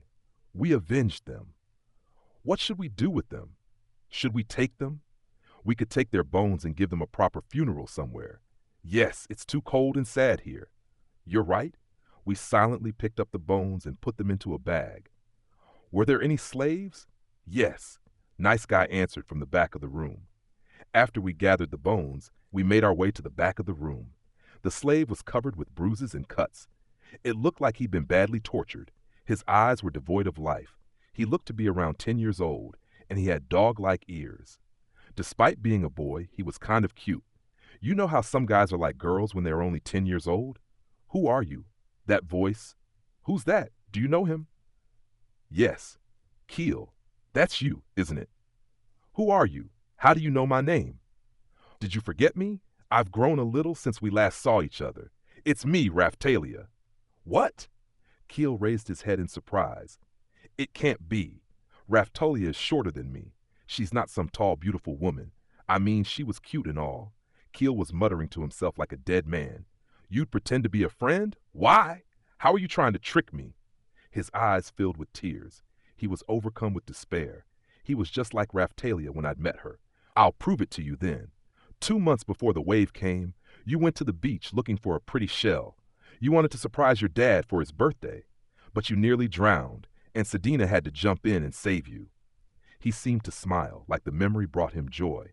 It did seem like the sort of thing that only the real Raftalia would know. Could it be? Raftalia. He was looking her over very carefully. It's me. Do you remember eating that poisonous mushroom out in the field? You got sick and hid so that no one would know. I found you that day, and you told me to keep it a secret. You were shaking. Ah, yes, I believe you. It's you, Raftalia. Finally, the slave Keel recognized Raftalia. Raftalia, why are you so big? Why are you so pretty? Even if you knew that demi-humans grew as they leveled up, seeing it with your own eyes was another thing. Raftalia had been so small when I found her. I was shocked when she grew up before my eyes. Had I grown up with her myself, it would have been all the more surprising. I'm actually Mr. Naofumi, the shield hero's slave right now. What? Keel, the demi-human slave, looked at me. But he was so weak that he couldn't lock his sight onto one thing. I must have looked blurry to him. I reached into my pocket for some ointment and made to treat his wounds. Don't touch me. It's okay. Relax. This is medicine. Next, he would need some nutritional medicine. I knew that I really shouldn't use it in situations like this, but I couldn't ignore a crisis right before my eyes. I had to help him. Not that I was actually a holy saint with a beautiful heart or anything, But this was Raphtalia's friend. Ugh. He resisted at first, but he realized I wasn't trying to hurt him, and he slowly drank the medicine. My shield had many strange powers. One of them increased the efficacy of medicines. In times like this, I was grateful for how useful it was. He looked a little better already. A little color returned to his cheeks. I wasn't very good with recovery magic. I had been able to treat his wounds, but he hadn't recovered any energy. Realizing that he was safe, he suddenly fell forward, exhausted, and began to snore. I cannot believe that my country allowed this to happen. Melty whispered to herself. I'd watched my mother work in other countries, so I thought that I understood demi-humans and humans. But this, I cannot forgive this. You have to be a little more hysterical. Why not scream, I can never forgive this? That would be more like you. That's not who I really am. Just what kind of person do you take me for? Melty suddenly realized what she was doing and clamped her hands over her mouth. Sometimes you get hysterically angry and your face gets all red. That's you, Melty. What was that? Okay, we can't stay here forever. Let's get going. Nice Guy picked Keel up and held him over his shoulder. We turned and left the basement. We talked as we climbed the stairs. First, we need to focus on getting out of town. It's not like we can all fit on Philo's back. It was hard enough to fit 3 of us on there, much less 5. Why don't we have Philo take the nobleman Keel and Melty out of here first? Good idea. They could jump over the wall and get out easily. The town entrance still seemed to be embroiled in an uproar. What was going on? I was wondering that when I noticed blood pooling on the stairs. I followed it up and saw that it was coming from the courtyard, and the blood continued out to... What? What is it? I was silently pointing to the courtyard. Raphtalia understood and nodded. Ah! Now I finally have a way to kill you. The nobleman who'd fallen from the 2nd floor, the nobleman we thought was dead, was standing there, laughing. Damn it! What's next? The nobleman's shoulder was bleeding profusely. He was facing the gravestone-like boulder, chanting some kind of spell. This wasn't good. Keel was still that man's slave, which meant he could use the slave seal to kill him. What should we do? We just managed to save Raphtalia's friend. If he died now, then it was all for nothing, but the slave curse didn't need a spell to work. He could just order him to die, or choose to do so from his status magic. So was he doing something else? We have to stop him. Nice Guy turned to me and shouted, What is it?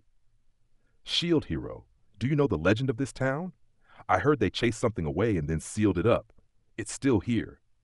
I was getting a bad feeling about this. It couldn't be. It's true. The sealing stone has been watched over by this town's nobility for generations. And now, I could tell where the story was going. The fat man was attempting to break the seal. Back up. Okay. Nice Guy took Keel and ran while the rest of us approached the fat man as he chanted at the sealing stone. You finally come, Shield Demon. He was screaming like an insane person now. I don't know what's sealed inside that thing, but you better stop that right now. Raphtalia and Philo readied themselves for battle. Now that we were outside, it would be easier to fight than it had been in that small room. You're too late. If only you hadn't shown up, this town would still be peaceful. Peaceful, huh? If you hadn't stolen Melty and dragged her here, none of this would be happening. It's all your fault, Shield Demon. I don't have time to listen to the complaints of a coward who gets his kicks from torturing children. I didn't know what was sealed away in there, but I had to find some way to stop him. The longer we waited, the worse things were going to get. The other heroes would probably look on with relish. They would want to fight a monster to get its rare items and experience. But I say it's better to let sleeping dogs lie. I am not a coward. I am purging the world of its lower life forms. I am a righteous man. Damn it, there was no reasoning with him. I knew how it felt to find joy in the misery of people you hated, so I thought that maybe we could come to an understanding. But I was wrong. I never truly wished for the death of anyone, ever. Even if it was about a specific person, maybe that was understandable. But to hate an entire class of people made no sense at all. Anyway, who knew what this guy was up to? Looking at the sealing stone made me very nervous. We had to stop him. I stepped forward and began to prepare a skill that would restrain the nobleman. But before I could use it, the stone cracked and fell to pieces. It is finished. If I can kill the shield demon, my place in God's heaven will be secure. Ah! The nobleman let out a laugh like a broken toy. The ground began to shake. Cracks appeared in the earth. What's happening? Yes, destroy it all. The sealed monster will destroy the shield demon. The sky over the mansion was filled with purple light. I looked up to see cracks appearing in the sky, like a tortoise shell. It was at that very moment that the sealed monster appeared. Master! All of Philo's feathers stood on end. She was staring at the sky. What is it? Large reptilian feet, tipped with large, sharp claws, slowly stepped through the crack. They were followed by a large, muscular body, then an enormous eyeball, and finally a massive jaw appeared, rimmed with teeth so large and sharp they could shred metal. I saw what the monster was. It was a 20-meter-tall, carnivorous dinosaur. Chapter 3, Tyrant Dragon Rex. Oh. A huge dinosaur appeared in the sky. I didn't call it a dragon on purpose. It looked exactly like a dinosaur. To be more specific, it looked like an overgrown Tyrannosaurus Rex, but meaner and scarier. It wasn't like a normal monster in the field. It was a dinosaur. A rift opened in the sky above us, and the massive beast came crashing down into the mansion. Ha ha ha! For the glory of God! The mansion collapsed under the weight of the dinosaur. Then, with insanity still in his eyes, the nobleman was instantly crushed under the foot of the advancing beast. He was crazy all the way until the end, and he did crazy things until the end. How are we supposed to defeat such a huge monster? We're all escaping together. Philo, you understand? Yeah. Philo ran back to the courtyard entrance and picked up Nice Guy and Keel before running away. Raphtalia, Melty, and I all took off running in unison. We made for the property exit. Yow! The dinosaur roared and started to destroy what remained of the mansion. I come to a new world and have to deal with dinosaurs? I didn't think there were monsters like that here. But thinking a little more, there were dragons here. So I guess dinosaurs weren't such a stretch. Dragons and dinosaurs were in pretty similar categories after all. Why would he summon something like that just to kill Naofumi? The fool. He didn't think through this at all. He would see his whole town destroyed just to kill one person? So he would rather see me die than survive himself? What was wrong with him? Just how much did he hate me? Hurry. If you don't hurry, he'll chase after us. Raphtalia was right. Philo, what? Can you make yourself big enough for all of us to ride you? Naofumi, don't ask for impossible things. I'm not. I think Philo can do it. Really? Can you do that, Philo? Yeah. Philo might be able to do it. Philo, with Nice Guy and Keel on her back, ran up to us. I don't think I can. I can't get much bigger than this. Damn. I guess I should have expected that. What if you were bigger? I wonder. Wasn't she still growing? See, it's not impossible. Don't you think she could? Jow! Melty turned to see the beast, then turned back to me. She nodded. I'd heard that dinosaurs like moving targets. We ran, but that only attracted it. Now it was chasing after us. We didn't have time to sit and chat. We were about to end up as dinosaur food. With such a large monster chasing us, it felt like we were in the middle of an earthquake. The ground shook with every step.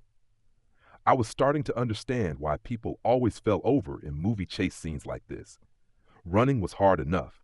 I felt like I'd lose my footing, and if we fell, that would be the end. The debris from the destroyed mansion was cluttering the path, which slowed the dinosaur's progress. But once we cleared the debris entirely, Philo was the only one who stood a chance of outrunning the beast. What should we do? Fight? Here? In the middle of town? Think of all the damage we'd cause. That's true, but I wasn't sure that we could win. But I did know that we didn't stand a chance running. All right then, we run, and lure the beast after us. Once we get to somewhere we can fight without endangering others, we do it. We left the mansion grounds to find the streets filled with panicking pedestrians. I could see the headlines now. Shield Demon destroys town, causes uproar. Damn. This was all the proof I needed to see that Ren and Itsuki weren't nearby. The dinosaur was sniffing around to see where its prey had vanished too. This didn't feel right. There I caught sight of its name, Tyrant Dragon Rex. Something on the dinosaur's chest began to glow. At the same time, Philo's stomach started glowing too. Philo? What? The dinosaur is looking straight at us, and I think it might have something to do with your glowing stomach. Well, you know what? I think that big gecko wants to eat me. Okay, Philo, you run. Lure the monster out of town. What? Now, Fumi? Are you going to abandon Philo? No, I want her to lure the monster somewhere away from people and then come back. But he's after Philo, so I don't think he'll just let her go. You're right. I thought that Philo was fast enough to make it, but I shouldn't use her as bait. No, I want to stay with you, Master. Mr. Naofumi, you shouldn't ask that of her. I know, but it must be hard to be the shield hero. Nice Guy chimed in like nothing was going on. Still, the monster is drawn to Philo. We need to lure him out of town, then fight and defeat him. If we fought in the center of town, the damage would be tremendous. The nearest exit was... Actually, it wasn't very far at all, and Philo could jump over walls. Okay, so we are going to lure the monster out of town to keep the civilians safe. What are you going to do? We should probably split up. I was asking Nice Guy and Melty. Keel was unconscious, so there was no asking what he wanted. I don't think we could take him with us, though. I'm going to run away with this kid, but first I'd like to help evacuate the town. Can you do that? The demi-humans from my town are here, so I think we can do it together. Nice Guy climbed down from Philo. I feel like we are abandoning you here. I wish we didn't have to. It's not like that. All this happened because I reached out to you, Shield Hero. Don't worry about it. Okay then, I won't. Melty, what will you do? I'm going with you, obviously. Back at Nice Guy's place, she thought that she could sneak off back to her father and fix things. But after having her life put in danger by that crazy nobleman, it really only made sense for her to stay with us. Entrusting herself to an authoritative nobleman put her in just as much danger as she was in with us. So, nothing changed. Looks like we're all set. Ugh, Keel moaned, and his eyes blinked open. Maybe he still wasn't totally unconscious. His eyes seemed to have trouble focusing. He held his hand out to Raftalia. Keel, really terrible things are happening right now. But we're going to take care of it, so you have to go on living. Raftalia? No, don't go. Keel, it will be okay. I have to go do what I can. I'll get our flag back, Keel. Wait for me. She slipped off the bangle that I'd made for her and put it on Keel's arm. Let's go, Mr. Naofumi. We have to stop this before anyone else gets hurt. Yeah, but are you sure you want to give him that bangle? I should have asked you first. I'm sorry. Don't be. It's yours. Do whatever you want with it. She must have meant to signify that she was making him a promise. If so, I wasn't going to step in and ruin it. Keel, goodbye. But Raftalia, Jow! The Tyrant Dragon Rex's roar was so powerful it made my head ring. Let's go. Okay. Roger. We all immediately set about our duties. As if to break the silence, the dinosaur came crashing after us. I couldn't see where Nice Guy had gone. We climbed onto Philo's back and took off running. We slipped through town and jumped over the wall to escape. Joe! The Tyrant Dragon Rex was right behind us. It crashed through the town wall. We ran through a field bathed in moonlight. The town behind us was smoking. This wasn't my fault. I wasn't to blame for it. Good thing he keeps chasing Philo. Yeah. Now, Fumi, if we don't hurry, he'll catch us. I know. Philo, can't you go any faster? We had to get as far from town as we could. Even if we fought well enough to defeat it, if it ran off through another town, then the casualties would only get worse. So we ran, the dinosaur on our tail. Think we've gone far enough? The town looked far in the distance now. Had we put enough distance between us? We better start fighting soon. Are you all ready? Yes, I'm ready. If I stick with you guys, my life will be a short one. Philo, are you ready? Yeah, I'll do my best. Right. When I shouted, Philo stopped running and spun to face the monster. The Tyrant Dragon Rex was crashing after us, shaking the earth with each step. White breath puffed from its mouth, and its teeth dripped with saliva. If it sunk its teeth into me, there was no way I'd survive. Not that I was going to let that happen. We jumped off of Philo's back and readied ourselves for a fight. Jow! The beast didn't slow down at all. It kept running at us but lowered its head to attack. I don't think so. Air strike shield. The Tyrant Dragon Rex was running straight for me when the shield materialized in front of it. Something about this reminded me of the way we'd fought the zombie dragon. We'd done all right for ourselves back then, so things should be fine this time too, right? With an echoing crack, the beast bit right through my airstrike shield. It crumbled and fell, but it left itself open for attack. Hiya! Philo lead the charge. She reared back and swung a powerful kick into the dinosaur's jaw, but she was wearing iron claws now, so her attack was higher than it had been back when we fought the dragon zombie. Still, the kick didn't seem to affect the dinosaur the way it had hurt the dragon zombie. He didn't seem to hesitate. Ugh, it's so hard. Be careful. When Philo fought the dragon, she'd left herself open for a second, and the dragon had swallowed her. Luckily, the dragon didn't have teeth, and its organs had been rotting. What would happen this time? Yeah! After delivering her kick to the beast's jaw, she immediately jumped back, gaining distance before rushing forward in a flash and kicking at the monster's stomach. She was acting like a skilled fighter now. Zweite Aqua Slash! Melty sent a magic spell flying at the tyrant Dragon Rex. It was a sharp blade of water. Take that! Raftalia was with them now, and she thrust the magic sword into the beast. All of their attacks produced satisfying sounds of connection, but the monster was too big.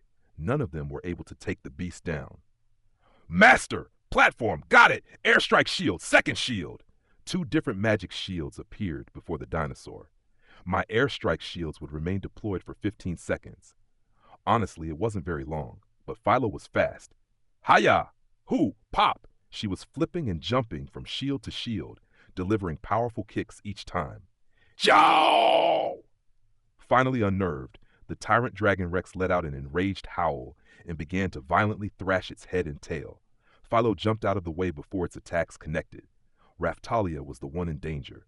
I ran forward and blocked the thrashing tail before it could hit her. Ugh! Mr. Naofumi. It was very heavy.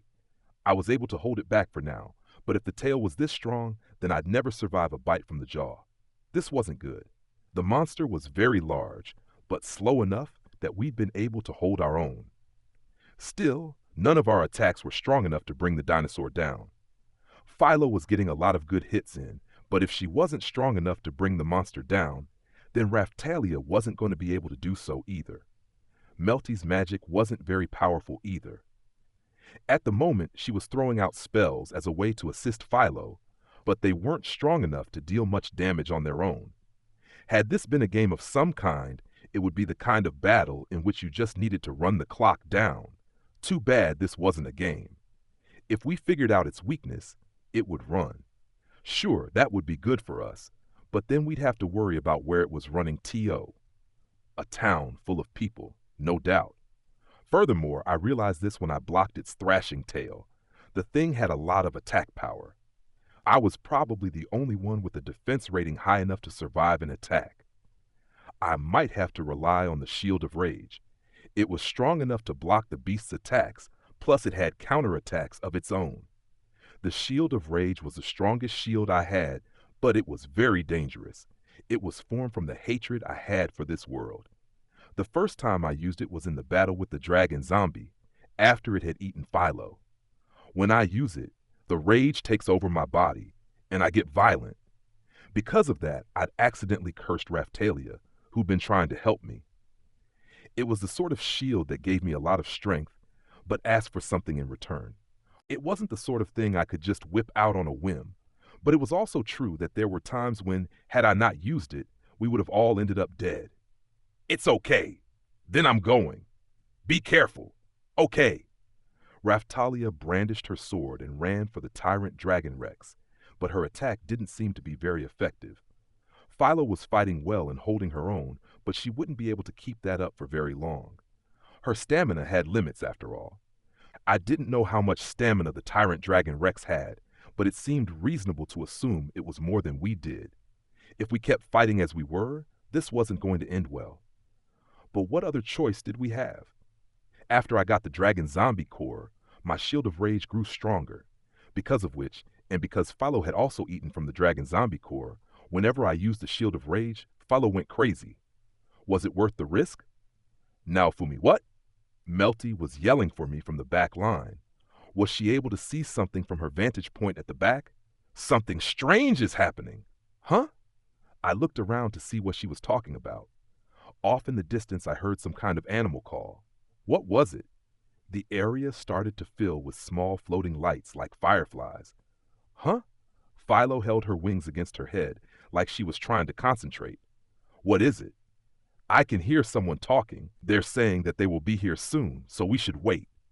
Who said that? I don't know. What was happening? We were right in the middle of a battle here. The tyrant dragon Rex seemed to sense that something was happening also. It raised its head and was looking around. Now, Fumi. What? There's some kind of force field. Force field? Yes. Can't you see it? It's like a mist hanging over us. I tried to look far into the distance, but the air grew thick, and I couldn't see very far. That looks like a very powerful force field. What is it? I've heard of a mysterious forest. There are legends about it. I heard that the old weapons of the heroes from long ago are sleeping there, and that it's protected by a force field to keep people away. Sounds like you know all about it. My mother likes legends, and she took me to see the mysterious forest. The force field looked just like this. What was that supposed to mean? Did it mean that we weren't going to be able to escape even if we tried? When you try to cross over it, it brings you back to where you started. I think someone has cast a force field over us. Someone was trapping us? That didn't sound good at all. I imagined that bitch or trash had hired an assassin to do this to us. I imagined them reclining back and watching us to make sure we died at the hands of the tyrant dragon Rex. What it meant was this: there was no way out. I looked around. The grass and trees were filled with strange lights. What the hell was going on? Suddenly, an enormous herd of Philolials appeared and came running straight for us. The whole field was covered in Philolials. This was turning into a traumatic experience. Wow! Melty's eyes were shining. She looked so happy. Why did she like Philolials so much? Whatever, this was not the time to entertain her hobbies. Joe! The dinosaur howled in anger at the new developments. Then he lowered his head to attack. Damn it, we had no choice. I prepared to switch to the shield of rage. Don't. My shield arm flew back, struck with a sharp pain. I looked down to find the shield itself glowing. I was still able to change shields if I wanted, though. I tried, again, to switch to the shield of rage. But, due to interference, you may not change weapons. A flashing icon appeared in my field of vision, and I was no longer able to switch shields. There was also a small clock displaying the remaining time before I could make a switch. I could probably switch shields again when the timer ran out. Who's there? A voice I'd never heard before had interjected and kept me from changing shields. Why would they stop me? What were they after? You will be all right. Just wait. You do no need to turn to that power. Damn. Hiya! Philo flipped through the air and delivered a solid kick to the dinosaur's jaw before landing deftly in the grass and dashing back, picking me and Raftalia up and taking us back to Melty. What's happening? They said to stand back. I didn't hear that. Or did she mean that strange voice? We were completely surrounded by Philolials. There were too many to count. Their eyes were shining in the dark. The sheer number of them was unbelievable. What was happening? My only idea was that they were somehow trying to trap the monster there. Could it be that they formed giant herds to hunt giant monsters? Or maybe they were trying to get Philo to join their group? The herd of Philolials split around the monster. It was just like the parting of the Red Sea. Gah! One of the Philolials stepped out of the group and started to walk in our direction. It looked a lot like Philo when she was in her normal Philolial form, but this one was light blue. It stood about 2 meters tall and looked a lot like a large ostrich, but it looked fluffier than other Philolials, like its feathers were softer. It also had a single feather that stuck vertically up from the crown of its head. Most Philolials were pink, but this one was a light blue color. There were still white patches, but most of it was blue. It was pulling a gorgeous carriage, and a large gemstone was set in the center of it. The jewel reminded me of a gemstone I'd seen before, but I couldn't remember where. I looked at my shield. Then I realized it was the same shape as the jewel in the center of my shield. Hey, it's that Philolial from before. You know this thing? Yes, I met her before I ran into you guys. Really? She had a sense of authority about her. She was clearly the leader of the herd, and she didn't seem as dull-witted as a typical Philolial. The tyrant dragon Rex appeared to recognize these qualities in her as well. The beast seemed to be on guard. It seemed ready to attack at any moment, but was holding back to see what the blue Philolio would do. Wow! What a cool carriage! I'm jealous. Philo's eyes sparkled when she caught sight of the carriage. I didn't like it. The last thing I wanted was to parade around like new money. Besides, I could imagine what the public would say if they saw me in that thing. Gah! The blue Philolio removed the reins herself and stepped forward. Another Philolio swooped in behind her and removed the carriage. What's happening? Quick! The blue Philolio let out a sustained call. All the leaves on the trees and bushes began to shine a bright green, and a powerful wind blew through the area. What was going on? The blue Philolio began to grow. She expanded into a large black silhouette. She was huge. The silhouette was big and puffy.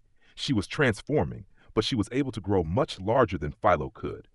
When she'd first stepped forward, she stood about 2 meters tall, but she'd grown to at least 6 now. She kept growing until she was the same size as the tyrant dragon Rex. Then she stopped growing. Wow, she's so big! Melty was unable to hide her joy. She whispered to herself like a giddy child. Compared to the pink and white Philolios below, this Philolio queen was clearly light blue. The major difference was the vertical feather that stood from the crown of her head. I've kept you waiting, Shield Hero, and you too, little girl who likes Philolios. The huge Philolio queen finished greeting us and then directed her gaze to the tyrant dragon Rex. Her voice sounded a lot like Philo's, but was perhaps a bit deeper. She spoke. Philo talks too. I know that. Wow, she's so big. I stood there, mouth agape, as the huge Philolio queen took a step towards the tyrant dragon Rex. Looks like the Dragon King fragment has puffed you up a little. I think the Dragon King fragment doesn't suit you. That's why you're so big. You might be big, but you're just an everyday monster. The enormous Philolio queen spoke to the dinosaur. If you give me the fragment now, I will let you live. Hand it over and go. The tyrant dragon Rex lowered his head and roared in response. Attempting to scoop her into his jaws right then and there, he ran forward. No avoiding it then. The enormous Philolio queen raised her foot and kicked the dinosaur, but she seemed to have been holding back as she didn't put much of her weight into it. Regardless, when the kick connected, the tyrant dragon Rex went flying like a kickball. The tyrant dragon Rex came crashing down in the dirt and then rose shakily to its feet. Then it quickly turned and attempted to swing its powerful tail at the Philolio. Weak. The Philolio raised a wing to block the tail easily. The tyrant dragon Rex roared in anger, bared its fangs, and rushed at the Philolio queen. Hiya! The Philolio queen reared back and kicked the dinosaur's jaw hard. Flipping backwards like a rag doll, the dinosaur crashed to the ground. In a flash, the Philolio was beside it, kicking at its torso. The dinosaur flew into the air. The huge beast was suspended in the air. Hiya! Hiya! Without touching down, the Philolio delivered a series of kicks that kept them suspended. She was blindingly fast. What the hell? I considered myself an experienced gamer, but I'd never seen a combo like that. It was like a fighting game. It was like an aerial combo. A counter indicating the number of successive hits appeared before my eyes. At the end it read 35 hits. The difference in strength was apparent, overwhelming. With a final slam, the dinosaur came crashing down. The combo was over. The beast rose on unsteady legs. Immediately afterwards, a large magical seal appeared in the air. Is it going to cast a spell? The Philolio queen readied herself. Then the beast leaned forward.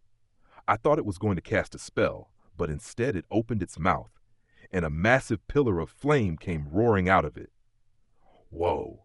I could feel the heat on my skin from across the field. Had I been hit with an attack like that, I don't think even the Shield of Rage could have withstood it. The tyrant dragon Rex was running at the Philolio and breathing fire. No matter how large she might have been, if the pillar of flame hit her, she'd be roasted alive. Lukewarm. The Philolio raised a wing, or I thought she did, and stopped the pillar of flame without blinking. What was this? Some kind of monster battle? We were standing in the field and watching, but didn't have anything to contribute. Let's end this. The Philolio raised her wings and crossed them before her. I've seen something like that before. The second I thought that, the massive Philolio queen appeared to blur before immediately reappearing behind the dinosaur. Yup, that was Philo's trump card. A magic attack called Haikuiku. Ja! Her claws tore through the monster time and time again until finally the dinosaur fell to pieces and died. Chapter 4. The Legendary Bird God. The felled tyrant Dragon Rex lay in bloody strips, and there was something shining among them. It appeared to be some kind of glowing ore. The Philolio Queen picked it up and then turned to us. "Sorry I kept you waiting." We were all speechless. Not even Philo had been able to deal damage to the massive monster, and this huge Philolio Queen had defeated it so easily. "You're so big."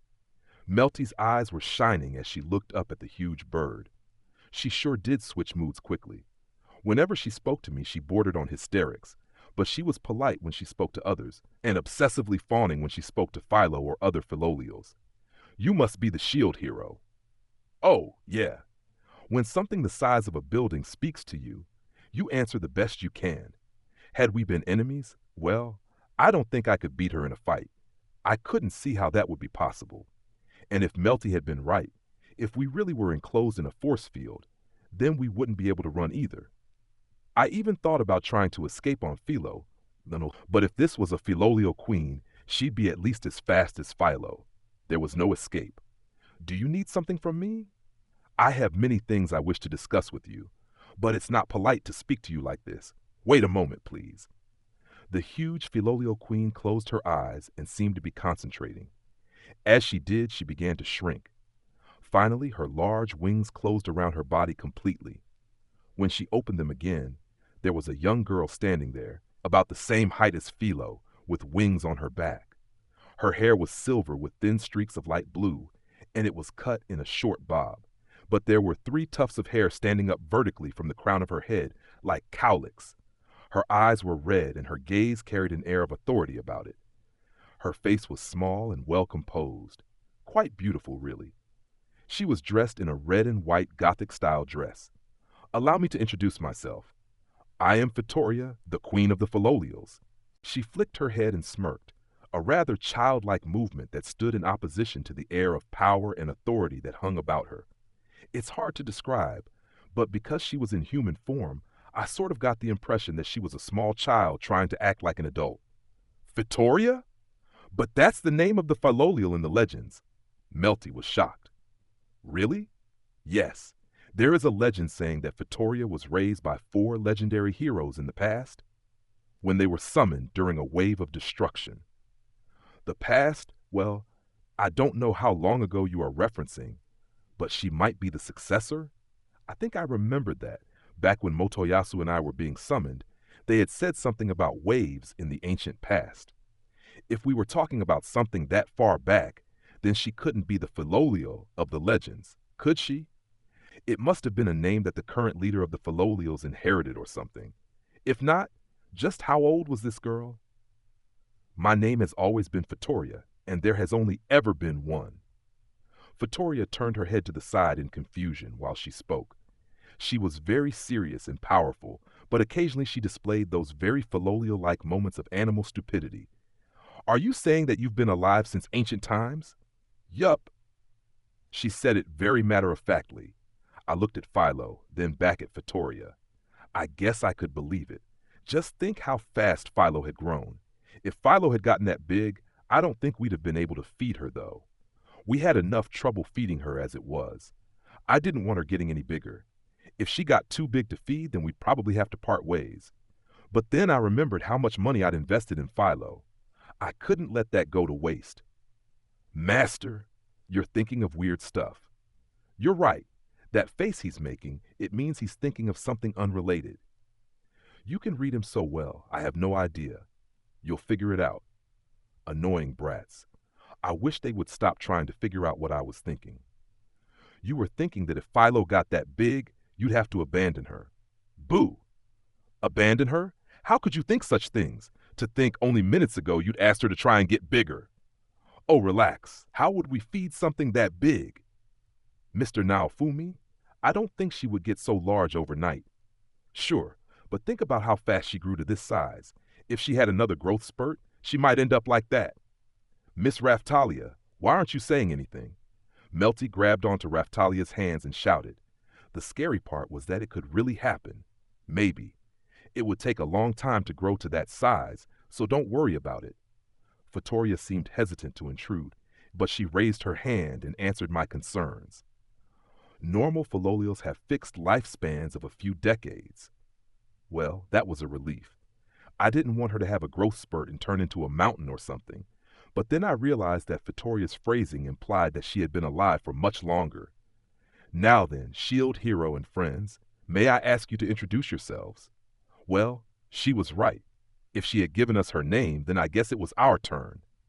I'm Naofumi Iwatani. Iwatani is my last name, and Naofumi is my first name. It sounds like you already know I'm the shield hero. Yup. Vittoria looked to Raftalia next. My name is Pleased to meet you. Pleasure. I'm Philo. Philo didn't wait to be addressed before jumping in. Vittoria stared at Philo for a moment, then directed her gaze to Melty. We've met before, haven't we? You love philolials. You protected me then. Thank you for that. Yes, my name is Melty Melremark. Okay, I'll call you Meltan. Melton? She didn't have good taste in nicknames. Back in my own world, I had a friend that used to add tan to everything. That just reminded me of it.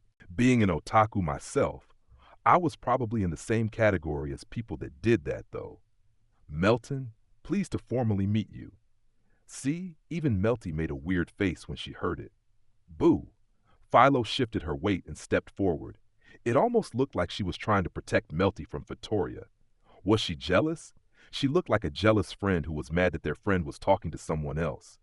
I pictured Vittoria saying something like, Philo, behavior like that will not win you any friends. Was I overthinking it? It reminded me of a traumatic scene from a famous game I'd once played. If we all fell silent here, the conversation would take a weird turn. I decided to hurry things along. So, of course I'll thank you for defeating that huge monster, the Tyrant Dragon Rex, for us. But what can we do for you now? I'll explain the details of it all, but this is not a good place to talk. I'll show you where to go, so please follow me. Vittoria pointed to her carriage. Did she want us to ride in it while she took us somewhere? First, we should. Should what? Vittoria turned her head to the side again. I looked over at the Tyrant Dragon Rex's corpse. In response, Vittoria furrowed her brow. I would rather the heroes did not use things from dragons to improve their weapons. Oh, that's right. Philolials and dragons didn't get along. Apparently the queen of the Philolials had the same way of thinking about them. But that had nothing to do with me. I had to do whatever I could to get stronger, especially considering how powerful the Tyrant Dragon Rex had been. I couldn't afford to ignore materials like that. Too bad. Very well then. I'll have my tribe bring it after us then. Please get into the carriage. Will you bring the organs too? Philolials sometimes can't control their appetites, and I need more than the bones. As you like. Thank you. Now, Fumi, you're so petty. Whatever. I went over to the shredded Tyrant Dragon Rex and let my shield absorb various parts of its body. I let it absorb the flesh, bones, scales, horns, fangs, and organs. It unlocked a new shield, or so I thought. Apparently, I couldn't completely unlock the shield without reaching a higher level. Compared to our own strength, the Tyrant Dragon Rex had been much more powerful, so I suppose it only made sense. My level still wasn't high enough to unlock the shield I'd gotten after defeating the zombie dragon anyway. Are you ready? Vittoria asked calmly. Sure. Okay. And your name was Philo, right? Can you turn into a human and ride with them? I could, but I'd rather pull the carriage. That is my carriage, so you can't pull it. I didn't know if she really couldn't let someone else pull it, or if she was childishly rebuffing Philo. Maybe she really was just like Philo, but was pretending to be really important. Philo, don't be selfish. Respect what Vittoria says. Okay. Philo calmed down and turned into her human form. What was with them? Whatever. We all climbed into Vittoria's strangely gorgeous carriage. The interior was more spacious than I'd expected, but I guess we were going to start traveling by carriage. We were surrounded by a vast herd of Philolials. If we weren't careful, we'd be spotted soon enough. I guess Vittoria had cast a force field over us, though, so that should keep people away. If Motoyasu realized that I was in the carriage, he'd come chasing after it. No doubt about that. Portal. Vittoria stepped in front of the carriage and took the reins before shouting something. When she yelled, the scenery around us instantly changed. What? Huh? What's happening? Wow. What the hell? This girl clearly had some impressive powers. Did we move? Games often provide the player with a magical form of transport that will allow them to teleport to places they have already been. Most famous games seem to have them. I guess they were part of this world too. And yet, if I hadn't heard of it yet, then it must be pretty rare. The legendary Filolial? Yeah, maybe she did have reason to claim that title. We should be able to talk safely here. We climbed down from the carriage and took in our surroundings. It was dark, which made it hard to pick out much, but we seemed to be in the forest. Was it some kind of village in the forest? No. Ruins? It appeared to be a destroyed castle. There were stones laid out in lines and buried in the dirt, and here and there stone houses poked out of the gloom. Plants had grown over everything, and the size and extent of the root systems meant that these things must have been here for a while. Further out, and the forest had taken over. There was a thick white fog over everything, which limited how far we could see. Vines and shrubbery covered everything, as far as I could see. I couldn't discern a way out. Where are we? This is the country that the original heroes fought to protect, or the ruins of it anyway. That's what they say. That's a vague answer. Well, it's been here since before I was born. I try to watch over it. Do you live here, Vittoria? Melty's eyes were sparkling again. About half the time. My real home is, well, I don't take people there. Huh? Probably the forest. Yup. It's so old. You can really feel the history. Tell me how you really feel. Saying it's old, or that you feel the history here. Philo and Raftalia were apparently really sharing the experience. As for me, the fog was so thick that I really didn't know. She didn't really lead us here after all. She just transported us. How convenient. How were we supposed to get back? Hey, since you just transported us here, I was wondering if you could teleport us to a specific place when it's time to leave. With any luck, we could get Motoyasu off our tail for good. Or even better, we could find asylum in the demi-human kingdom without needing to rely on Melty's mother. You just got here, and you're asking about how to leave. It doesn't seem like the kind of place we should hang around. What? Melty shouted in disappointment. What was that all about? Did she want to hang out with the Filolials that badly? I wanted to keep this as short as we could. We were just visiting. That's all. For the time being, you should try and get some rest. Vittoria raised her hand, and a Filolial appeared from the fog, tugging a carriage loaded down with firewood. She set it on fire, making a large bonfire. That was a good idea, and we probably didn't need to worry about attracting enemies. The woods didn't seem to be populated by anything more vicious than a Filolial. Since the Filolials had invited us here and asked us to rest, there was probably nothing worth worrying about. Night was falling too. We should probably talk while we rested. Okay, it's definitely better to rest here than where we were before. Come on, everyone, let's rest up. Okay. That was a long, tough day. Yes, it was. I sure hope that Keel and the others are all right. Worrying about it won't help them. If we try to go back to the town, they'll catch us for sure. Yes, we all sat down before the campfire and relaxed.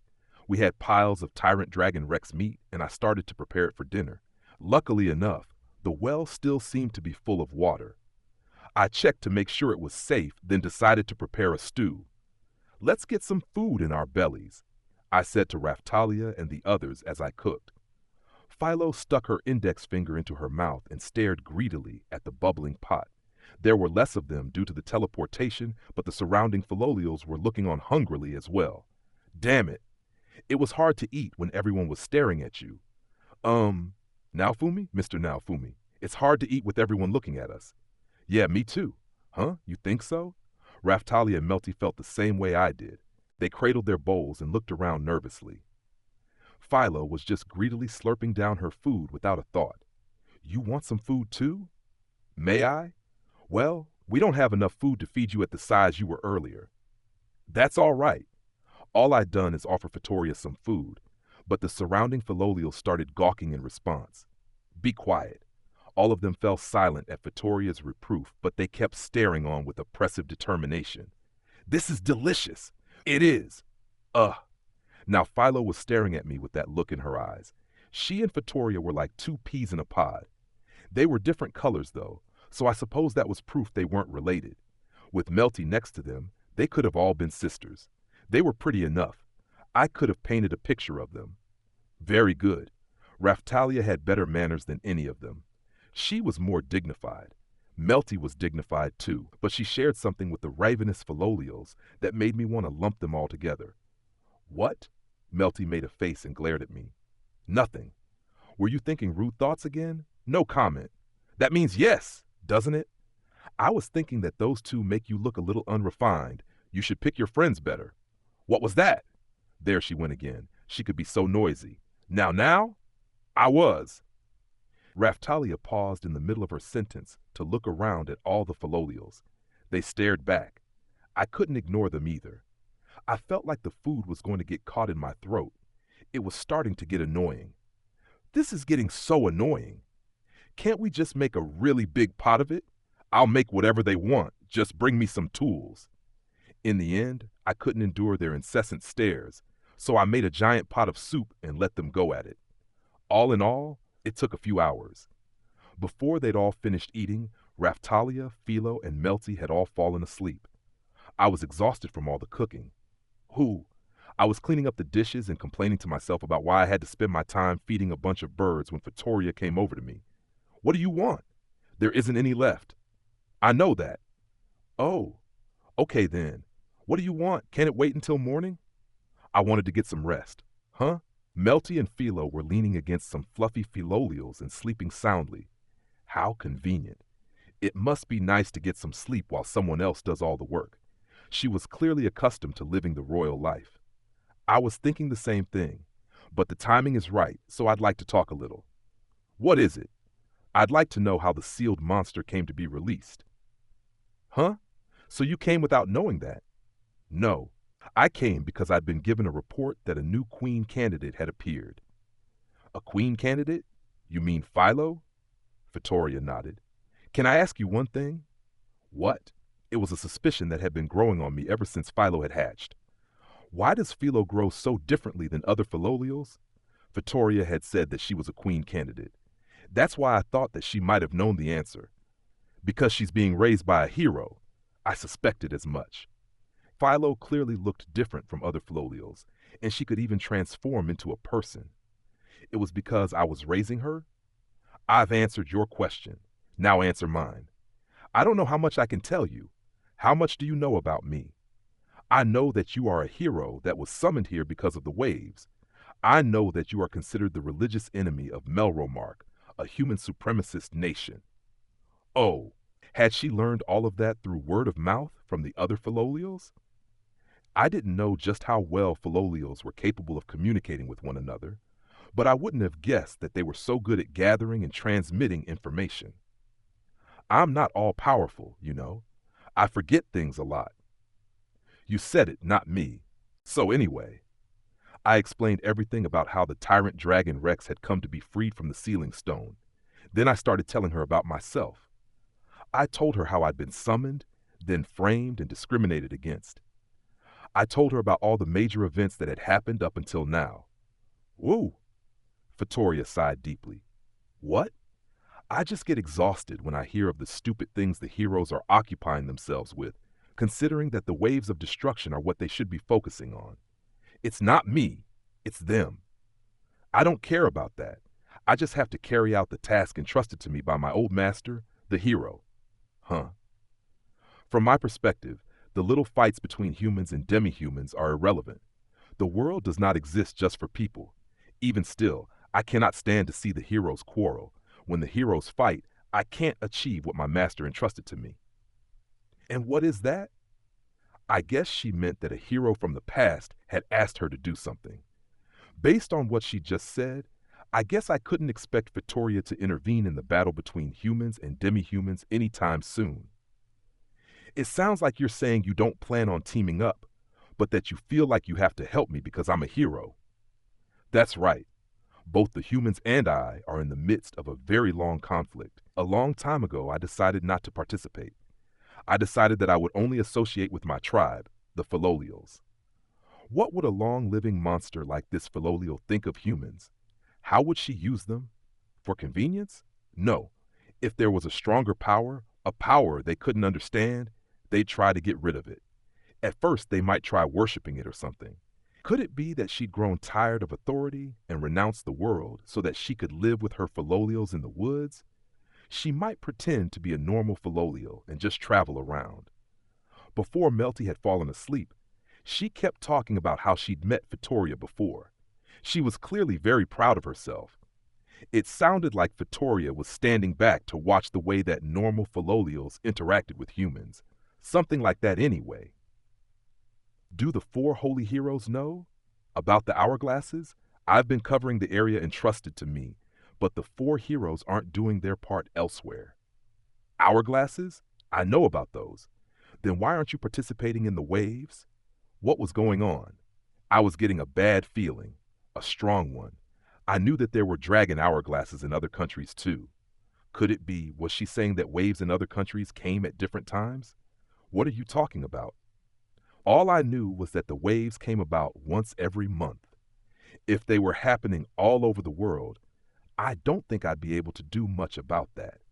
You'd think that the other countries would try to build up their defenses so that they wouldn't need to depend on the heroes for protection. Oh well, I assumed that one of the past heroes must have asked Vittoria to see to that.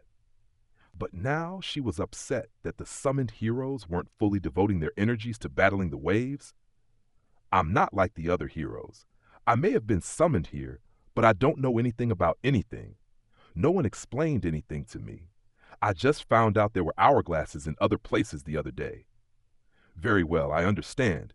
I have another question. What? I feel an ominous power coming from the shield. Have you used the curse series? You sure know your stuff. She really was the stuff of legends. She even knew about the curse series. She knew about the shield of rage. I understand that the curse series is very powerful, but it asks for much in return. Eventually it will consume you. You mustn't use it. But there are battles I cannot win without using it. I've been able to control it so far, so I think I'm okay. It was true. There had been a number of battles that I wouldn't have been able to win if I hadn't used the shield of rage. She was right that it asked for a lot in return, but I figured I'd be all right if I was able to control it. As long as Raphtalia was with me, I should be able to fight off my rage. Are you sure? Yeah.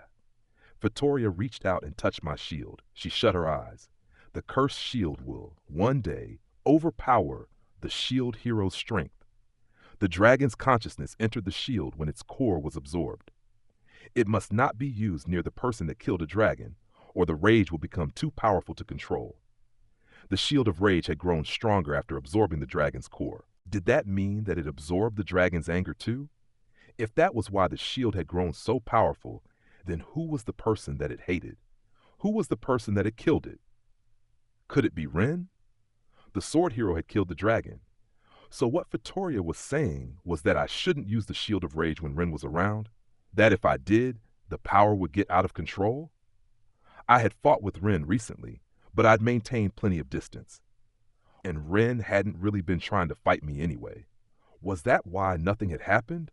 Or could it be that the shield had tried to take over, but it wasn't powerful enough to control me? But if I want to survive the battles to come, I might have to use it. I understood that it was dangerous. But if I wasn't able to protect people without using it, then what choice did I really have? After the waves ended and the world was restored to peace, I planned on going back to my own world. It was easy to say that the shield was dangerous and that I shouldn't use it. But there were times when I had no choice. Very well, allow me to change the subject. It doesn't look like you agree with me. She nodded. I guess she didn't agree, but was ready to move the conversation to the next topic. The world is in great turmoil because of the waves. Why are the heroes fighting among themselves? It's not my fault. It's them and the country. They framed me and are discriminating against me. I've heard the basics. They are irrelevant. The heroes do not have time to spend on such trivial matters. Such high ideals. I've been charged with the protection of the world, but I cannot do it alone. I cannot do it without the heroes. After all the power she just showed off, was she sure she couldn't save the world from the waves? From what I'd seen, she was already much more powerful than Itsuki, Ren, or Motoyasu. She still wasn't powerful enough to save the world. Or maybe she was saying that she wouldn't be able to do so forever.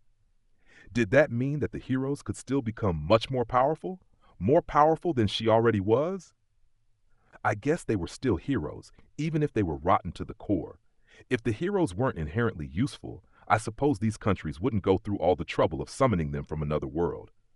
Honestly, the affairs of humans do not concern me, how they fight, what they fight, but the heroes are different. Why? Vittoria silently shook her head. It happened so long ago that I can't really remember. All I remember is that I cannot permit the heroes to fight among themselves. She forgot the very thing she is so upset about? Well, she was a Philolial after all. I couldn't expect her to be some kind of genius with a photographic memory. Just look at Philo. But she still remembered it. I couldn't put my finger on it, but something felt very wrong. I had felt a strange pressure coming from Vittoria for a little while. Something powerful, something aggressive. It sent shivers down my spine. I remember, I was told, if the heroes ever start to fight among themselves, then, for the good of the world, I am to dispose of them so that new heroes may be summoned. There it was. That's what she'd wanted to tell me. She was saying that if I didn't play nice with the other heroes, she'd kill us all. That was the only way to defeat the waves. That's what the legendary Philolial had to say. There must be a good reason. It must have been an order from one of the heroes from the past. But it's not my fault. They refuse to listen to reason. They refuse to play nice. There's nothing I can do about it. Yes, bitch framed me. Trash arrested and discriminated against me, and the other heroes turned on me without even considering my side of the story. There was nothing I could do about any of them. And now, after I'd raised all that money and earned so many people's trust, now they frame me for the abduction of Princess Melty and sent assassins to murder us. And Vittoria wants us to get along? All I could do was get Melty to her mother. That would deal a fatal blow to the Church of the Three Heroes, and then I'd find sanctuary in another country when it all blew over. Be friends with the other heroes? Impossible. Well, Vittoria sighed, as if she were giving up. Then fire came into her eyes. Then I suppose there is no avoiding it. She stepped back, then walked off into the night. It was a strange way to end the conversation. I didn't like where this was heading. I doubt she would just walk off and leave us alone. But there was no way I could depend on the other heroes. It was impossible. Chapter 5, Philo versus Vittoria. It was hot. Gah! I could hear a bunch of Philolials calling out in unison, and my body felt warm and constricted. When I opened my eyes, I realized I was completely surrounded by Philolials vying to get near me. What's going on? Hey, master is mine! Philo was greedily pushing the other Philolials out of the way in an effort to keep me all to herself. Oh, come on. When I finally came to my senses, I realized it was around noon. If I started cooking and relaxing, would this day end up just like last night had? Hey, is it true that you fought with the legendary Griffin King? Yup, I did. To be precise, it was actually a monster that a human made by changing normal griffins. He made so many of them that all the flying Philolials disappeared. The sky was filled with flocks of flying griffins. Okay, but did you defeat the Dragon King? I did. I ripped him to shreds, but he kept regenerating. That made the fight difficult. Wow. Hey, is it true that the legendary Holy Sword rests in the Philolial Sanctuary? There's a holy sword, but I don't know about a legendary sword. I don't think there is anything like that. Though some of the old heroes' weapons are still here. Melty's eyes were sparkling again, and she was shooting questions like a machine gun at Vittoria. At the same time, Philo stood back and watched. She was clearly jealous. It was a funny scene. I hoped their friendship could survive it. Okay, we're done resting now. What should we do? I ate a light meal and turned to Vittoria. We really didn't have time to stand around and smell the flowers, or to eat them. I figured that Vittoria was probably powerful enough to teleport us all to wherever the queen was. I'd have to find a way to convince her to help us, though. Okay, now then. Vittoria rose to her feet and began to cast a spell on Melty. The wind rose and formed a sort of cage around her. What's this? Melty grabbed the bars and tried to escape, but they were sharp and cut her hand. A little blood trickled over her finger. What are you doing? Philo was glaring angrily at Vittoria. Meltan, you'll have to be my hostage for now. Why? Vittoria didn't answer but continued to glare at us. The air was crackling with tension. Was this, was this the continuation of what she'd been talking about last night? Was she going to kill us and then go kill the other heroes too? We should probably assume so. Melty, Raphtalia shouted for Melty. Damn, did we have to fight that giant Philolial here? I couldn't imagine a way that we could win. The area was filled with a threatening atmosphere, but it wasn't coming from me. What choice did I have but to use the Shield of Rage? You mustn't use the cursed power. Light appeared around my shield. Due to interference, the shield may not be changed. Appeared in my field of vision. It was the same thing that had occurred the day before. Please listen to me. Why should I listen to someone behaving as you are? If you refuse to listen, I'll have no choice but to kill the rest of the heroes. Whoa, she probably could do it. She was considerably more powerful than we were, considering that we hadn't been able to do any real damage to the tyrant Dragon Rex. Despite how powerful the beast had been, Vittoria had defeated it without breaking a sweat. And now we had to fight her? We'd lose. There's no way we'll all just get along. What are you talking about? Last night this girl said that she would kill us all if the heroes didn't start working together. Reconcile with the other heroes? I'm not sure that is possible. Raphtalia knit her brow and thought for a moment. Did Vittoria even understand what we were saying? Wouldn't it be more rude to lie and say that we'd all just be friends? Very well then. Vittoria raised her index finger and leveled it at Philo. Then I demand a duel with the Philolial you raised. If she is strong enough, then I will release Melty and offer you a postponement. What's that supposed to mean? You'll figure it out. What did she want from me? I will battle in my current form. Philo, I ask that you also fight me in this form. They had to fight in human form? Philo might stand a chance after all. Had they fought in their true forms, Philo didn't stand a chance. But if they were both humans, maybe Philo could win. Luckily enough, we had a weapon that Philo could use when she was in human form. Okay, Philo reached behind the wings on her back and produced the power gloves. The old guy who ran the weapon shop had originally made them for me so that I could pull the carriage if I needed to, but Philo's magic had turned them into something more like claws. They'd served us well the last time we'd gotten into a scuffle with Motoyasu. And yet, hey, don't just start whenever you want. Yes, Philo, you should do as Mr. Naofumi says. But Mel, if you don't fight, then everyone will die. We don't really have a choice. Damn. It sure seemed like Vittoria was planning on making the first move. It made me very anxious to think that all I could do was stand back and watch. She might have been planning to defeat Philo, then turn to us and kill us next. I don't think I'd be able to stop her. We didn't have any other choice. Fine. Then let us begin. Vittoria raised her hand, and a wall formed from wind appeared between them and the rest of us. Partitioned off on their own, Vittoria and Philo stood in a ring of sorts. You must remain in your human form inside this ring. The rules may not be broken. I'll save Mel. I won't lose to Vittoria. I was very anxious about standing back and watching the fight. If it looked like Philo was in trouble, I'd break the rules and interfere. Here I come. Philo raised her gloves and closed her eyes in concentration. The gloves morphed into claws, and she brandished them before rushing at Vittoria. Yeah! Philo was the first to attack. She jumped into the air and spun to kick Vittoria in the stomach. Dull. Vittoria raised a hand and easily stopped the kick. Whoa! Philo spun back from the blocked attack, but Vittoria was there behind her, delivering punches, one after the other. Philo was managing to avoid them. Then the ground shook. Vittoria had slammed the soles of her feet into the ground and formed a crater around herself. How powerful was this girl? You can do it, Philo! Melty shouted from the interior of her cage. I'm not losing. Philo turned back to Vittoria and swiped at her with the claws. At the same moment, Philo appeared to blur. Too slow! Clang! There was a reverberating bang, but Philo had managed to dodge the attack with a deft backbend. What? Too slow. Philo groaned in a voice she rarely used. She's so fast, but I'm not going to lose. Philo straightened her back and crossed her arms before rushing forward. Was she already using her best attack? Haikuiku! Suddenly, Philo was a blur, and the air was filled with the reverberations of quick connecting attacks. I told you, too slow. Vittoria slowly raised and lowered her arms. Then she lightly spun one of them in a circle.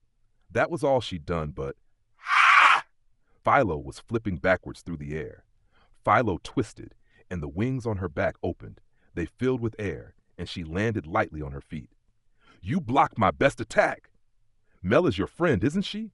If you don't give me all you've got. Vittoria stood there with both her hands on her hips, taunting Philo. She looked like she was disappointed in Philo's performance. Suddenly, Melty's cage shrunk. It was now pressing in on all sides. Wah! Melty squirmed and hunched her shoulders to keep the bars from cutting into her. Philo watched in horror, and something snapped. Mel! Philo's wings flew open, and she held her claws out at Vittoria. She attacked. Vittoria did not move. She didn't dodge the attack or attempt to defend herself.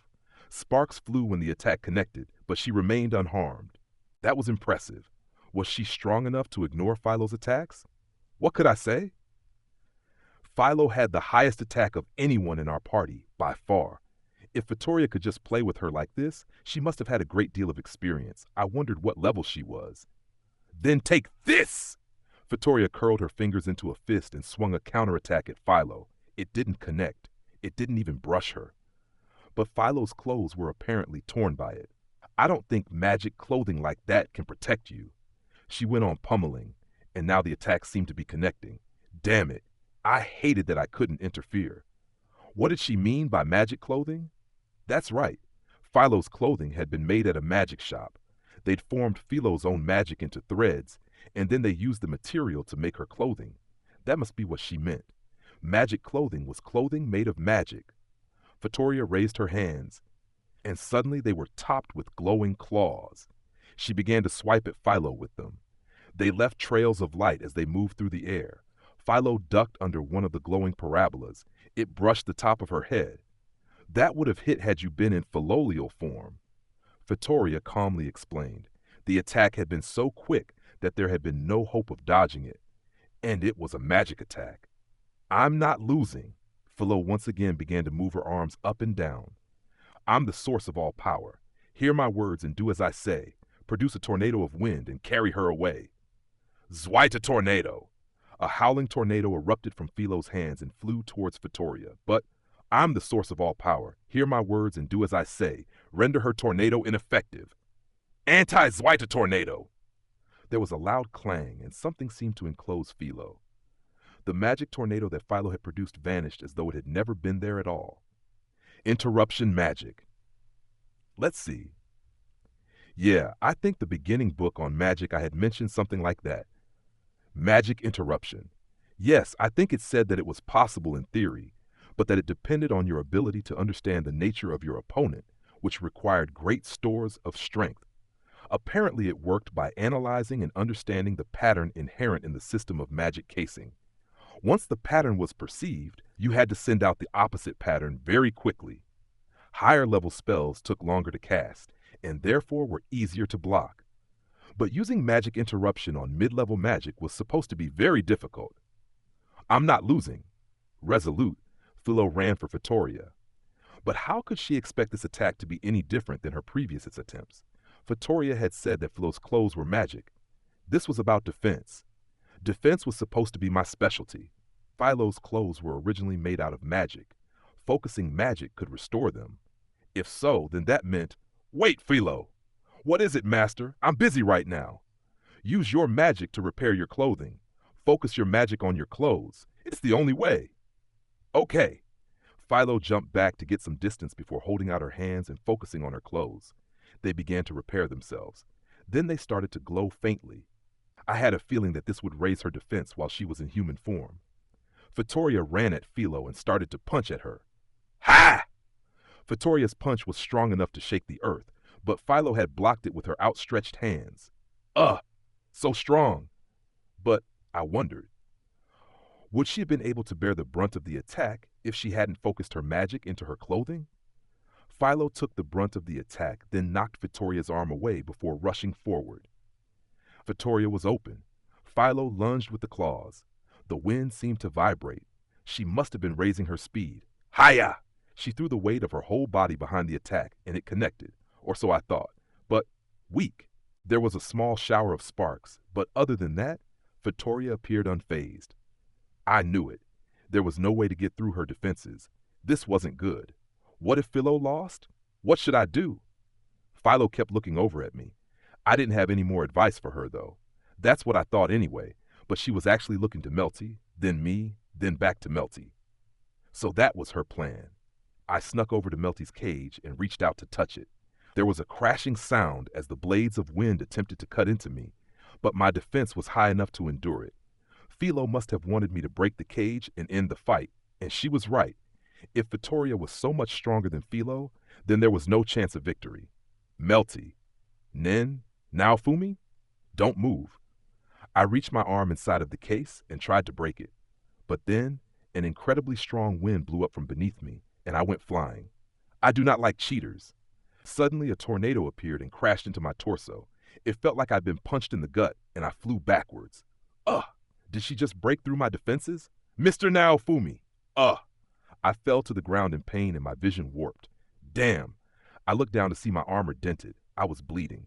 If I didn't focus and cast some restorative magic, I'd be in real trouble. The armor could repair itself, but damn it! Master, stay focused. Muh! Can you fight after you've used your magic? I can. Reckless. Let's finish this. Vittoria's wings opened and pointed to the sky. So. She paused and took a deliberate breath. Something was flying around us. It looked like she was gathering the magical elements to herself. What couldn't she do? I wished I could do the same thing, but I could barely manage to pull off a simple magic spell. Still, I guess the best way to improve was to copy someone that could do it. It was something like stealing the contents of another person's brain. Though if you really wanted to take it far, what were schools, if not constantly copying people from the past? Basically, all of our accomplishments were nothing more than that, copying other people's successes. Yeah, someday I'd be strong enough to copy what Vittoria was doing. When I could, I'd make a point to learn it. I can do that too. Philo copied Vittoria, and she began to gather magic to herself. Too slow. The problem was that Vittoria had already gathered all the magic up. Vittoria rushed Philo and pummeled her with her fists. Ooh, coo. But Philo's arms were crossed, and Vittoria hadn't yet broken through her defenses. Vittoria jumped back and then twisted herself in the air, delivering an airborne kick. Can you stop this? Man! She wasn't able to block the kick, and she went spinning through the air before slamming into a wall of wind. I'm not losing. She rose to stand on shaky feet before, once again, gathering magic to herself. Moo, she seemed to have recovered enough of her magic. She broke her concentration and moved into her next attack. Hiya! Philo moved her wings up and down. She ducked down low, spread her wings, and held her claws forward. She began to shoot forward, carried on a strong current of wind.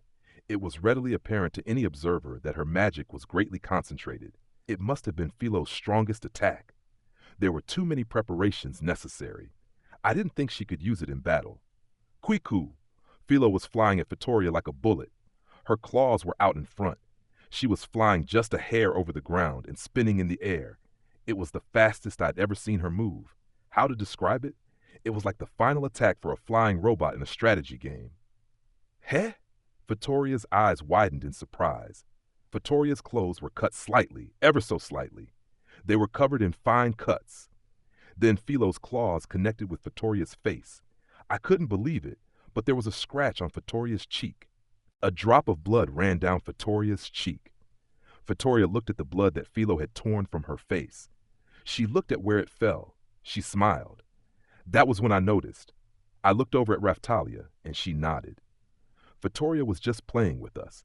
She wanted to see how Philo would react when faced with an opponent much stronger than herself. That's why she smiled when she was hit with such an unexpected attack. The legendary Philolio. The description seemed to fit.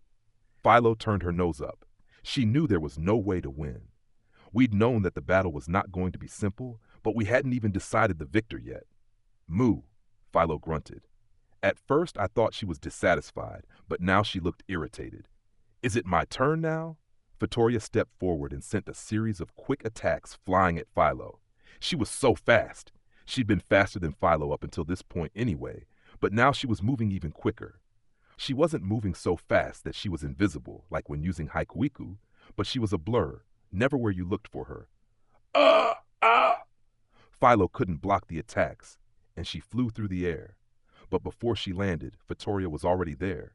She looked up at the falling Philo, ha! And kicked her hard, sending her flying back to where she'd come from. Ugh! Then Vittoria settled herself. She looked at Philo, waiting for the next move. Philo held her hand against where she ached, and magical light appeared there. She must have been using restorative magic, as her wounds were healing before our eyes. But she wasn't very powerful anymore. She wasn't able to heal herself back to normal, only until she wasn't in immediate danger. Ugh! Philo was very weak. She once again began to gather magic to herself. Look at me now. Philo was done healing herself. Then she was on her feet and rushing at Vittoria. Maybe I was imagining it. No, I wasn't. Philo was moving much faster than she had been up until now. Philo gathered power into her claws, then copied the attack that Vittoria had just used. Ha! After 3 attacks, the wall of wind that Vittoria had made appeared to grow weak. It was shaking. Is that all you've got? I'd noticed it for a little while now, but Philo seemed to be learning from and copying exactly all of Vittoria's attacks. No, Vittoria was teaching her. She just hadn't been holding back at all, so it took a while to notice. Yes, it was all training. It felt like Vittoria wanted to train Philo. She wanted to train her so badly that she didn't care if Philo died in the process. Better hurry up. Melton is in danger. Vittoria held a hand out in Melty's direction. The cage grew smaller around her, and the bars were slicing the ends of her hair. Kea! Mel! Ugh! Philo opened her wings and used the bullet attack again. She flew at Vittoria, but she was even faster this time. Hayam! Well, this is the end of the test. Do your best to stick it out. Vittoria used both of her hands to block Philo's attack. When Philo spun away to recover, Vittoria planted a kick to her side. Ah! She went flying all the way to the cage made of wind, which she slammed into and kept flying. Rolling along the ground, she came to rest finally, like a beaten rag doll. I ran to where she fell. But Philo held out her hand to stop me, and she rose on her shaking legs. I'm not losing. She didn't want my help, as if receiving help would disqualify her from the duel. She was shaking badly, but she took a step forward. She looked so weak, it was like she could fall over at any moment. She wanted to win so badly that she refused to accept defeat. Philo, if you lose, then we can't get Mel back. Philo, it's okay. It's okay. No, I'm going to protect you, Mel. Philo tottered over to where Vittoria stood. The power gloves had lost their claws, but she curled them into fists and punched at Vittoria anyway. Yah! But the attack was very weak, but her willpower was strong. Philo's fist connected with Vittoria's stomach, but it wasn't enough to hurt her. Yes, that's okay. That's enough. Philo fell, but Vittoria rushed forward and hugged her. The cage of wind that had been holding Melty vanished. Philo! Mel! She's okay. She'll be all right. Vittoria began to cast a spell on Philo. Before our eyes, Philo's wounds began to heal, and all the tears in her clothing were mended. Huh? Philo quickly bat Vittoria's hand away and resumed her fighting posture. It's over. It is not over. I have to protect Mel. I know, but Melton is okay. Look. Vittoria motioned for Melty to come over. Melty looked very carefully at Vittoria before slinking over to stand by Philo. Do you understand? The test is over. Test? Just a little one. I have my own situations to deal with also. Oh yeah? Philo didn't immediately trust her but turned her head to the side as she listened to Vittoria. They'd just been locked in battle, but all the tension seemed to have evaporated. Philo, she was just testing you. Raftalia and I walked closer and tried to explain. Yes, it was a test, but I did truly intend to do as I'd said if she didn't come through. Vittoria explained simply. I didn't know why she felt like she had to do this, but because of the fight with Vittoria, Philo had learned some great skills for fighting in human form. Philo, you have to think about your opponent. If you fight against humans when you are in philolial form, it's like fighting with a giant target on your back. Really? It was true that Philo was very large in her philolial form. Even if she could move very quickly, it made for a bigger target when facing a powerful enemy. Also, when she fought in her philolial form, she basically had to make all of her attacks into kicks. It wasn't that she couldn't use magic or rush attacks, but it would be best to think about what kind of opponent she was facing. Vittoria was trying to get Philo to notice that there were other ways to fight. It would be useful to switch tactics in the middle of a fight anyway. It could confuse the enemy. So basically, Vittoria told Philo that she should stay flexible about her options, and she taught her some new moves. "This is proof that you have passed my test," Vittoria said, and pulled out a tiara. She gave it to Philo. "What? What's this?" "It's your reward for passing my test. Now lower your head." "Philo, you're supposed to go like this." Melty grabbed Philo's sleeve and pulled her down into a bow. "Would you look at that?" Melty was acting very princess-like for a change. "Like this?" "Yes, that's it." Philo was bowing before Vittoria, who placed the tiara on her head. "Philo, you will be my heir." "What's that?" "It means that you will be the next great queen of the Philolials." "Oh, Philo, good for you." Melty was so excited, she jumped up and down. Philo didn't seem so excited herself. Suddenly, the tiara on Philo's head twinkled and shined. It sent light out in all directions, and then, ping! A single cowlick appeared on Philo's head. One strand of hair stuck straight up. Raftalia and I were both silent. Was that some kind of prize? Huh? "Philo, you're so cute." Melty was very excited and was practically dancing in place, but Philo didn't seem to understand what was happening. Melty hadn't noticed. Wait a second. I considered myself a real otaku. Did that mean I was supposed to get excited by this cowlick? Nope, I wasn't feeling it. What happened? Well, I pointed to Philo's head, and Philo herself followed my gaze. She reached up and, "What's that? There's something weird on my head." Philo screamed and nearly jumped. She grabbed the clump of hair and, rip, rip, she pulled it right off. Philo was really something. It looked like it must have really hurt. Ouch! It must have hurt, but Philo seemed proud of herself for getting rid of it. Boing! But after she'd torn it off, another strand of hair popped up to take its place. "Another one? What?" Philo's eyes filled with tears as time and time again she ripped the cowlicks off of her head.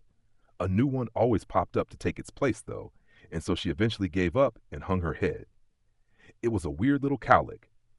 "It'll only keep growing back, so you'd better give up. The more you grow, the more cowlicks you'll have." "What? But I don't want." Philo was looking at the cowlicks on Vittoria's head. What did the legendary Philolial have in mind by giving something like that to Philo? I decided to have a look at Philo's status screen. Her stats had improved.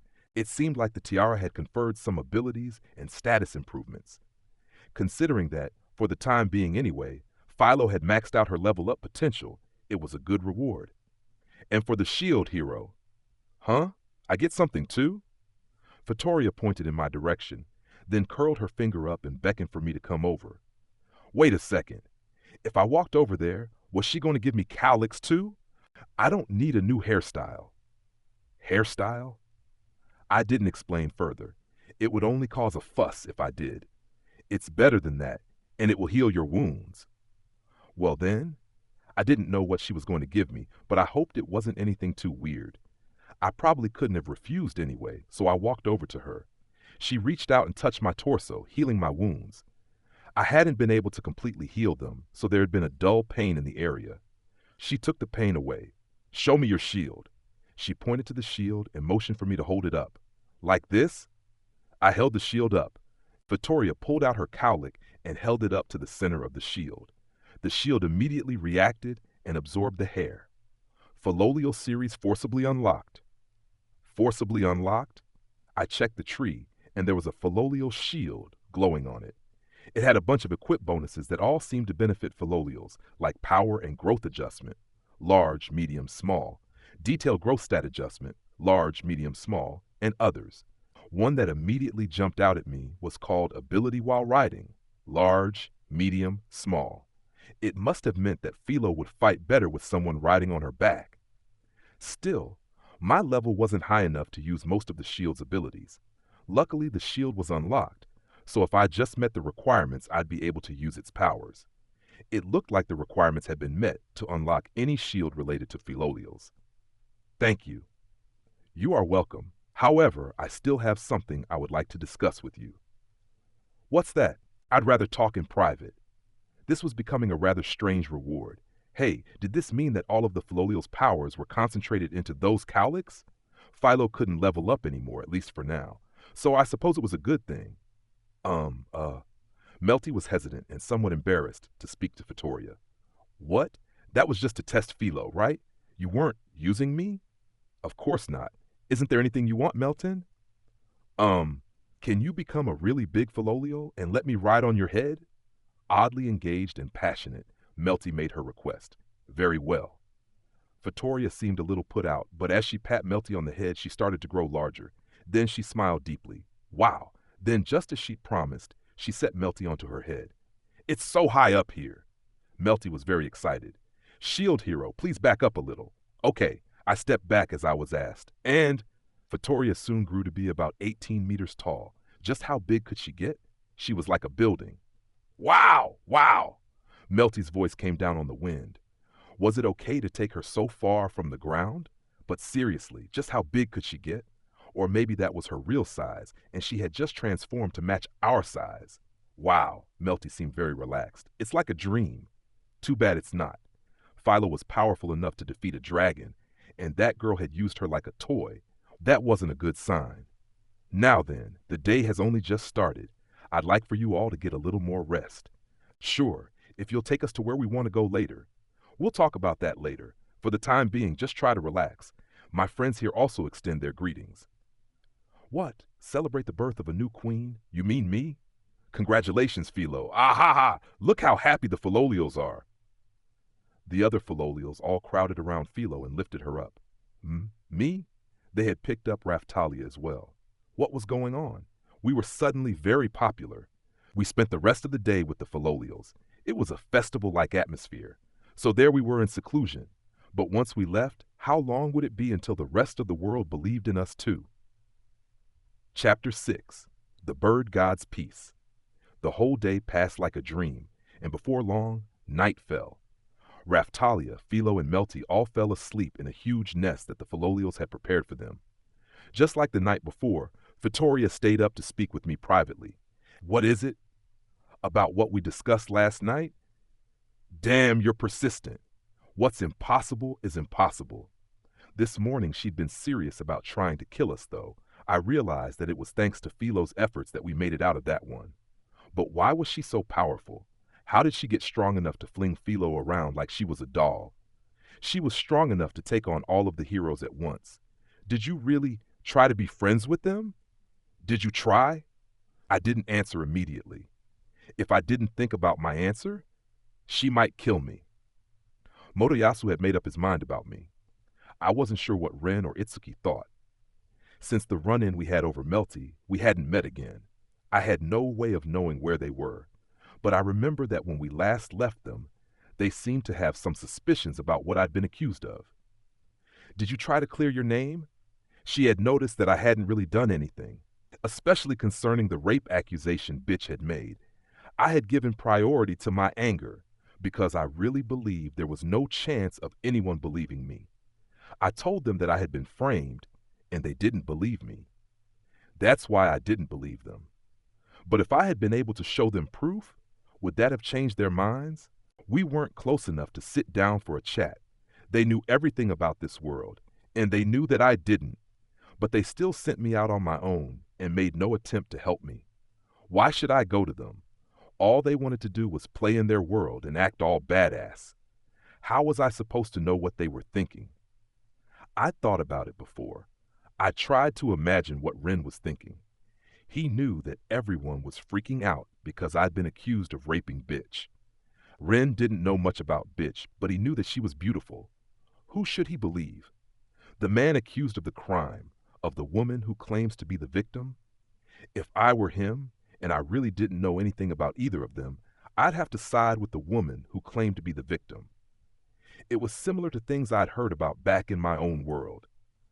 On a commuter train one day, a woman grabbed a man's arm and shouted, "This man touched me!"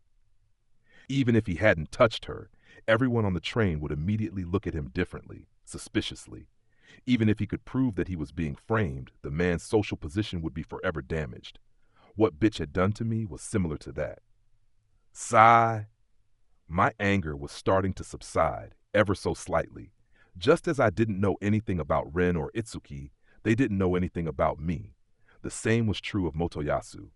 Well, Motoyasu clearly only thought about women. I felt like I had realized something important.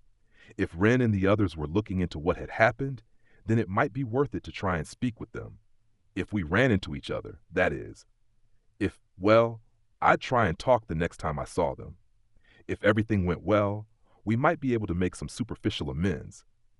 Of course, amends wouldn't be possible until bitch and trash had been punished. Do you remember our previous conversation? Where should I take you after we leave this place? Yeah. I was planning on dropping you off somewhere near the Holy Heroes. You're coming too, right? If she was as powerful as she seemed to be, she could probably help clear up the misunderstanding. Her chief concern was that the heroes work together. Considering that, it seemed like a fair request. I will not intrude on your affairs any longer. Jace, please show me that there is a reason for me to care about you. Very self-satisfied, aren't you? That's the problem. I haven't found a reason to value the current heroes. The only one of you I've met that has potential is Philo. Prove me wrong. She clearly considered herself above me, but if she thought that she was doing it for the good of the world, then she really might kill the heroes for their infighting. I couldn't exactly say she was mistaken, but I still had the feeling that she wasn't going to save the world by knocking off people that were fighting with each other.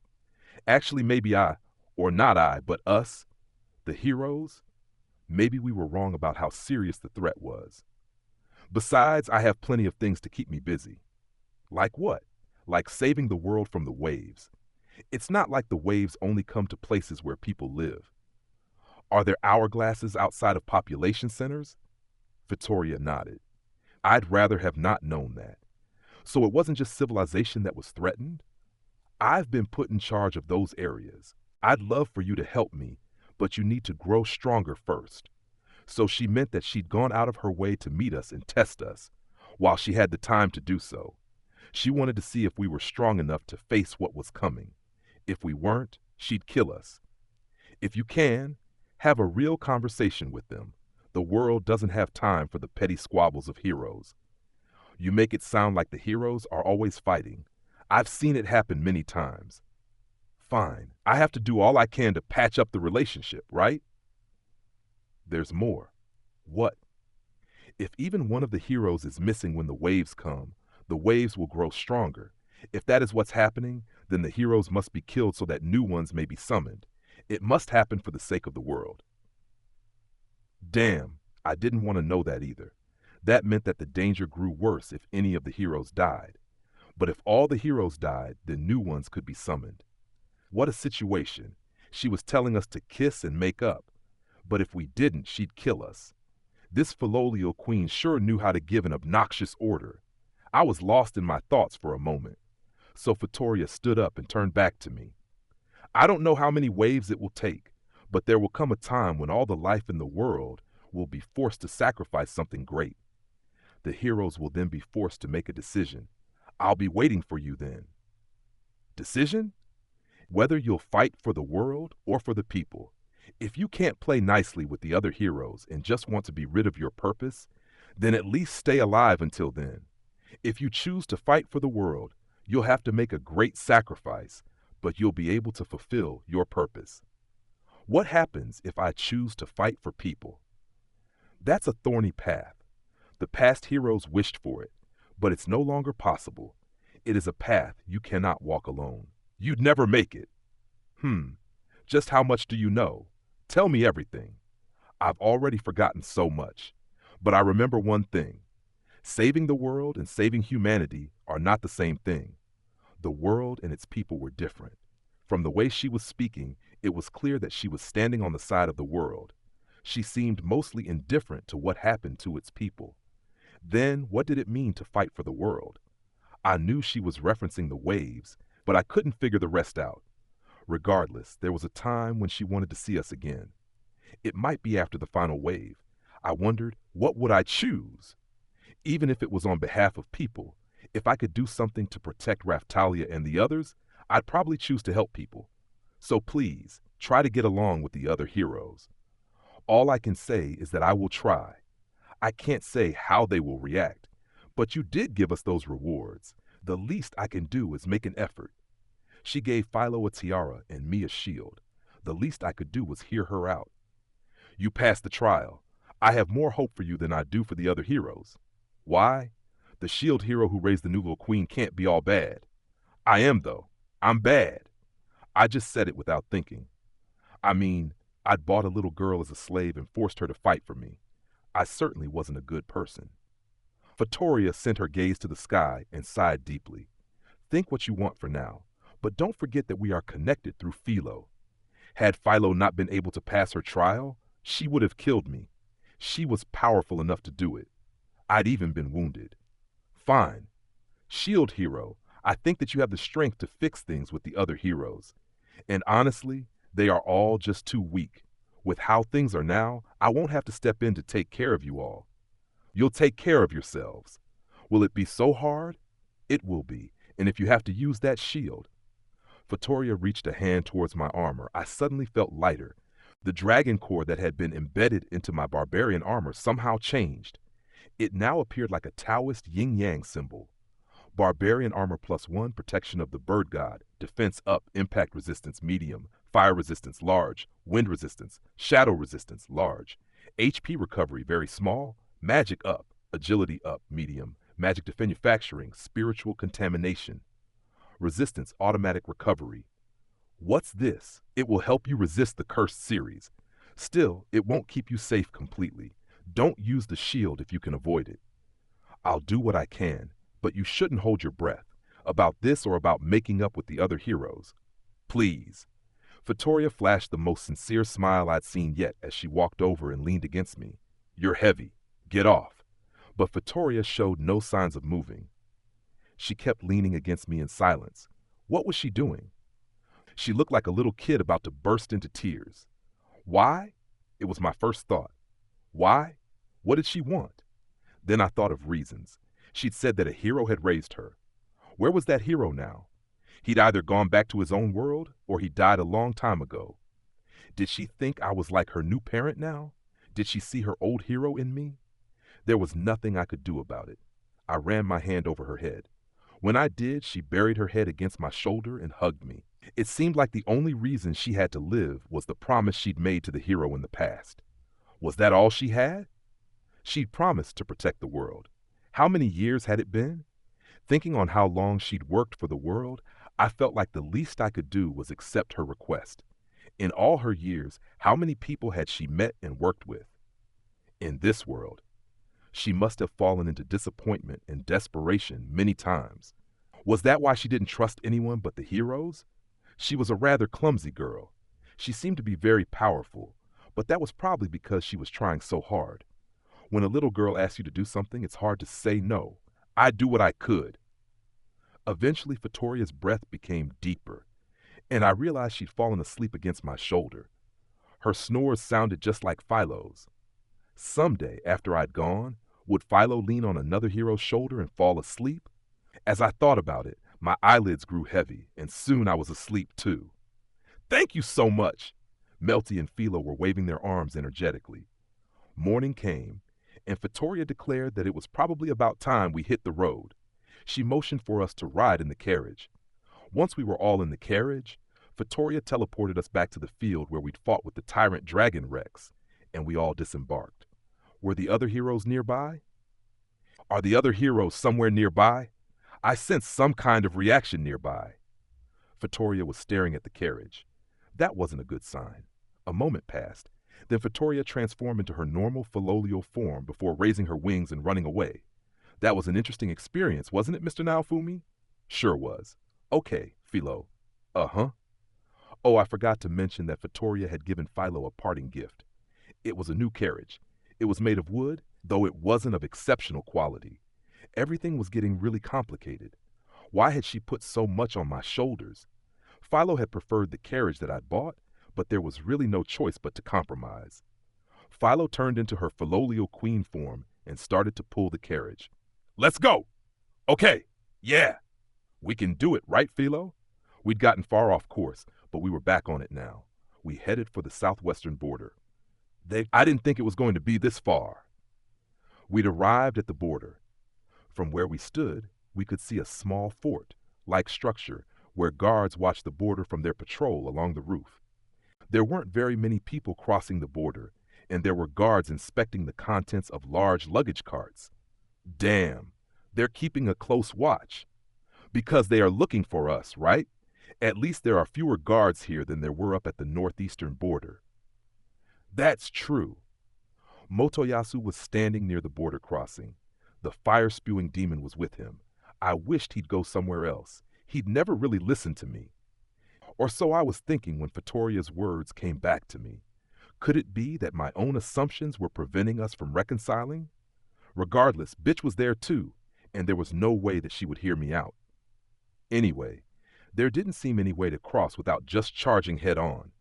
I held on to a small hope that maybe they would listen to Philo, Melty, or Raphtalia.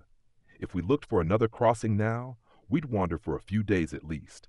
And besides, our goal was right there before us. The main problem was Motoyasu. We'd made it out of all of our scuffles so far. If he wouldn't listen to what we had to say, then we would just have to push through. Right, we just have to force our way through. Melty, the goal is right there. We have to push through, whatever happens. Still, I'm going to try talking to Motoyasu. I figured she was throwing some kind of hysteric fit, but it was important to make sure we were all on the same page. Okay. Huh? What's that? What's what? I thought you'd tell me not to because it would make us look bad. She turned away and sighed in frustration. If the country is behaving so rashly, then a rash treatment is necessary. I knew what she meant. She was thinking of the nobleman that had wanted us dead so badly he'd released the seal on an ancient monster. He'd burned the country down to get at us. Melty was decisive. That was good. Forcing our way over the border would probably result in less destruction than continuing to run. Okay, let's move. Are you all ready? Completely.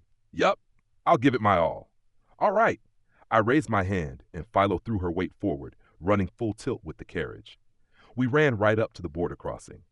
It's the shield demon. Some greeting. I'd been planning on compromising and trying to talk things over. And this is how they said hello? I'd reconsidered my approach after talking through it with Vittoria, but had I been wrong? Stop right there. Before the actual crossing, there was some kind of mat laid out. It was covered with protruding nails. We'd never get the carriage over it. But Philo didn't show any signs of slowing down. Here they come. Motoyasu leveled his spear in our direction. He was a feminist. He wouldn't raise his spear to Philo, would he? His spear began to glow. Mine. Okay, bitch started to cast a spell. Zwite fire. Airstrike javelin. And, as mine finished casting her spell, Motoyasu raised his shining spear and threw it at us. Combo skill. Airstrike fire lance. A spear made of fire was flying straight for us. Shit! I immediately jumped up onto Philo's back and began to cast my own spell. Airstrike shield. Second shield. The two airstrike shields appeared in the air and stopped Motoyasu's burning lance. But the shields were not able to stop the lance completely. It ricocheted and kept flying for the cart. Philo jumped away from the cart to dodge it. I turned back to see Raphtalia and Melty hold hands and leap from the cart just in time. Was Motoyasu flinging skills at us without hesitation now? Besides, what was that? Magic and skills could be combined into combo skills? I guess so. It was like the magic sword. Had he been holding back this whole time? Is that why they hadn't used it up until now? What are you doing? I was planning on trying to talk to him before we ran away, but he just run up and started attacking. Mine? I know. Bitch, the princess shot a look over at the soldiers. When she did, a magic cage, rippling and crackling with energy, appeared around us. What? What is this? What's happening? It was very large, about 40 meters across. It appeared to be made out of lightning. Was it magic? Or was it made from something else? We finally found you, Naofumi. You won't get away this time. Motoyasu, he was looking at us, unmistakably gloating. What was that supposed to mean? His normal nonchalance was gone. Naofumi, this is a magical device called a lightning cage. Melty looked at the cage and explained its purpose. It is a trap installed over a specific area. It is designed to trap wizards and magic users. For wizards? What's the point of it? It's supposed to keep the targets trapped inside. Now it made sense. They'd seen us escape on Philo's quick feet before, so they wanted to fight in an area that would circumvent that entirely. I can break it, but it will take a little time. What's the normal way to get out?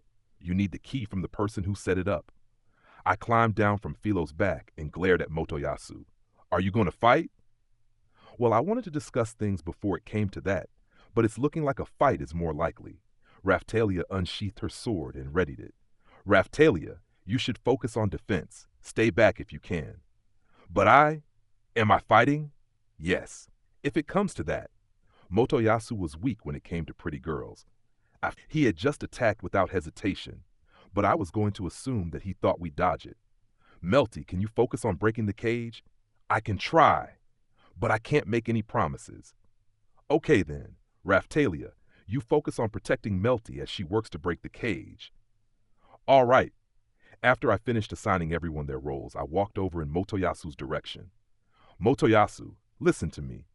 It might have been because of the chat I'd had with Vittoria, but I was starting to suspect that Motoyasu really was just being deceived by Bitch. If that wasn't the case, then he wouldn't have tried to go out of his way to save Raphtalia from me. He might have been a little slow on the uptake, but for the time being, I was going to assume that he had never really intended to frame me. You think you can brainwash me with your brainwashing shield? Oh man. He was already convinced that the brainwashing shield was a real thing. Honestly though, it was his complete lack of critical thought that reeked of brainwashing. But he was the spear hero. If I could trust what I'd been reading in the records of the four holy warriors, then the spear hero was supposed to have a loyal heart. Loyalty, in this case, clearly meant that he did not doubt those that he considered his friends. And Bitch, the princess, and Trash, the king, were right behind him. If he'd believe his so-called friends without a second thought, then he was just an idiot. Mr. Motoyasu, we have to hurry and save Melty and the other brainwashed victims of the shield demon. Bitch was always ready to add fuel to the fire. How rotten was this woman? I'm not going to hold back anymore. Me neither. After I was summoned here, I had to endure Motoyasu's absurdity on the second day, then on the first day of the second month. The thought of ending all that seemed reasonable enough. Damn it! There I was, falling into the same pattern again. Why didn't I learn? Anyway, listen to me. Is this really the time for heroes to squabble among themselves? Where are Ren and Itsuki? If you don't think of a good reason for just you to devote all your time to chasing me, then you're acting like a fool. If he were convinced I was evil, then I would turn the conversation to Ren and Itsuki, because they weren't chasing me. If we talked about them enough, maybe Motoyasu would wake up to his own suspicions. Even though they're dead, I won't believe anything you say. Huh? Dead? What was he talking about? Ren and Itsuki? Us? Who? What? Hey, Motoyasu, what are you talking about? Who's dead? That's how you tricked Ren and Itsuki too. That's how you killed them. What? What are you talking about? Explain yourself. You're trying to trick me. I won't listen. I know all about it. After that monster was released from a town you were at, you snuck up behind Ren and Itsuki and killed them. What the hell happened in Melromark while we were with Vittoria? The only idea I could come up with was that Ren and Itsuki had gone looking into the broken seal. They were getting too close to the truth, so someone had them killed. I don't know if it was Trash or the church, but someone was trying to pin the whole thing on me, and they were whispering to Motoyasu about it. You're wrong. Think about it. I don't have a reason to kill Ren or Itsuki. Shut up. I don't believe you. I'm done holding back. Even if a girl has to be the new shield, I'll have to dirty my hands to avenge Ren and Itsuki. It wasn't working. Motoyasu had made up his mind that I had murdered the other heroes. Damn, someone had beaten me to it. Vittoria, I'm sorry. The heroes didn't seem to care about saving the world at all. Of all the heroes needed to somehow stand up to the crisis bearing down on the world, somehow, there were only two left. And looking at Motoyasu's behavior, he wasn't going to be satisfied until I was dead too. But I couldn't die there. I changed my shield into the Chimera Viper shield and turned to face Motoyasu. Motoyasu had Bitch and two other girls in his party. There were soldiers pouring from the border crossing. The cage kept them from interfering directly, but it also prevented our escape. As for my side of things, Philo and I stood at the front lines. Melty was in the back trying to break the cage while Raphtalia protected her. Everyone, let us have our revenge. Motoyasu, you're crazy. It's time you realize that. Fine. Things were different now. Melty couldn't fight, but I still had Philo and Raphtalia. If I really used my shield, we wouldn't lose. Finally, we were going to settle this whole matter once and for all. We ran headfirst into the battle for the future. Chapter 7, The Battle of Shield and Spear. Philo, you go for Motoyasu, and... As the battle began, I gave Philo orders. Motoyasu said that he wouldn't hold back, even against women. His eyes were burning with hatred. He readied his spear. I, the next princess, am the source of all power. May the entire universe hear my words and heed them. Rain fire on the enemy. Zwite a fire squall.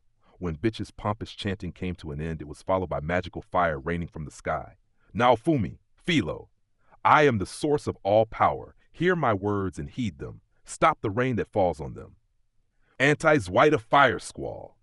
Melty stopped trying to break the lightning cage so that she could cast an interference spell on the raining fire. But she wasn't able to completely negate the effects of Bitch's spell, and fire continued to fall on us. The whole area burst into flames. It looked like a sea of fire.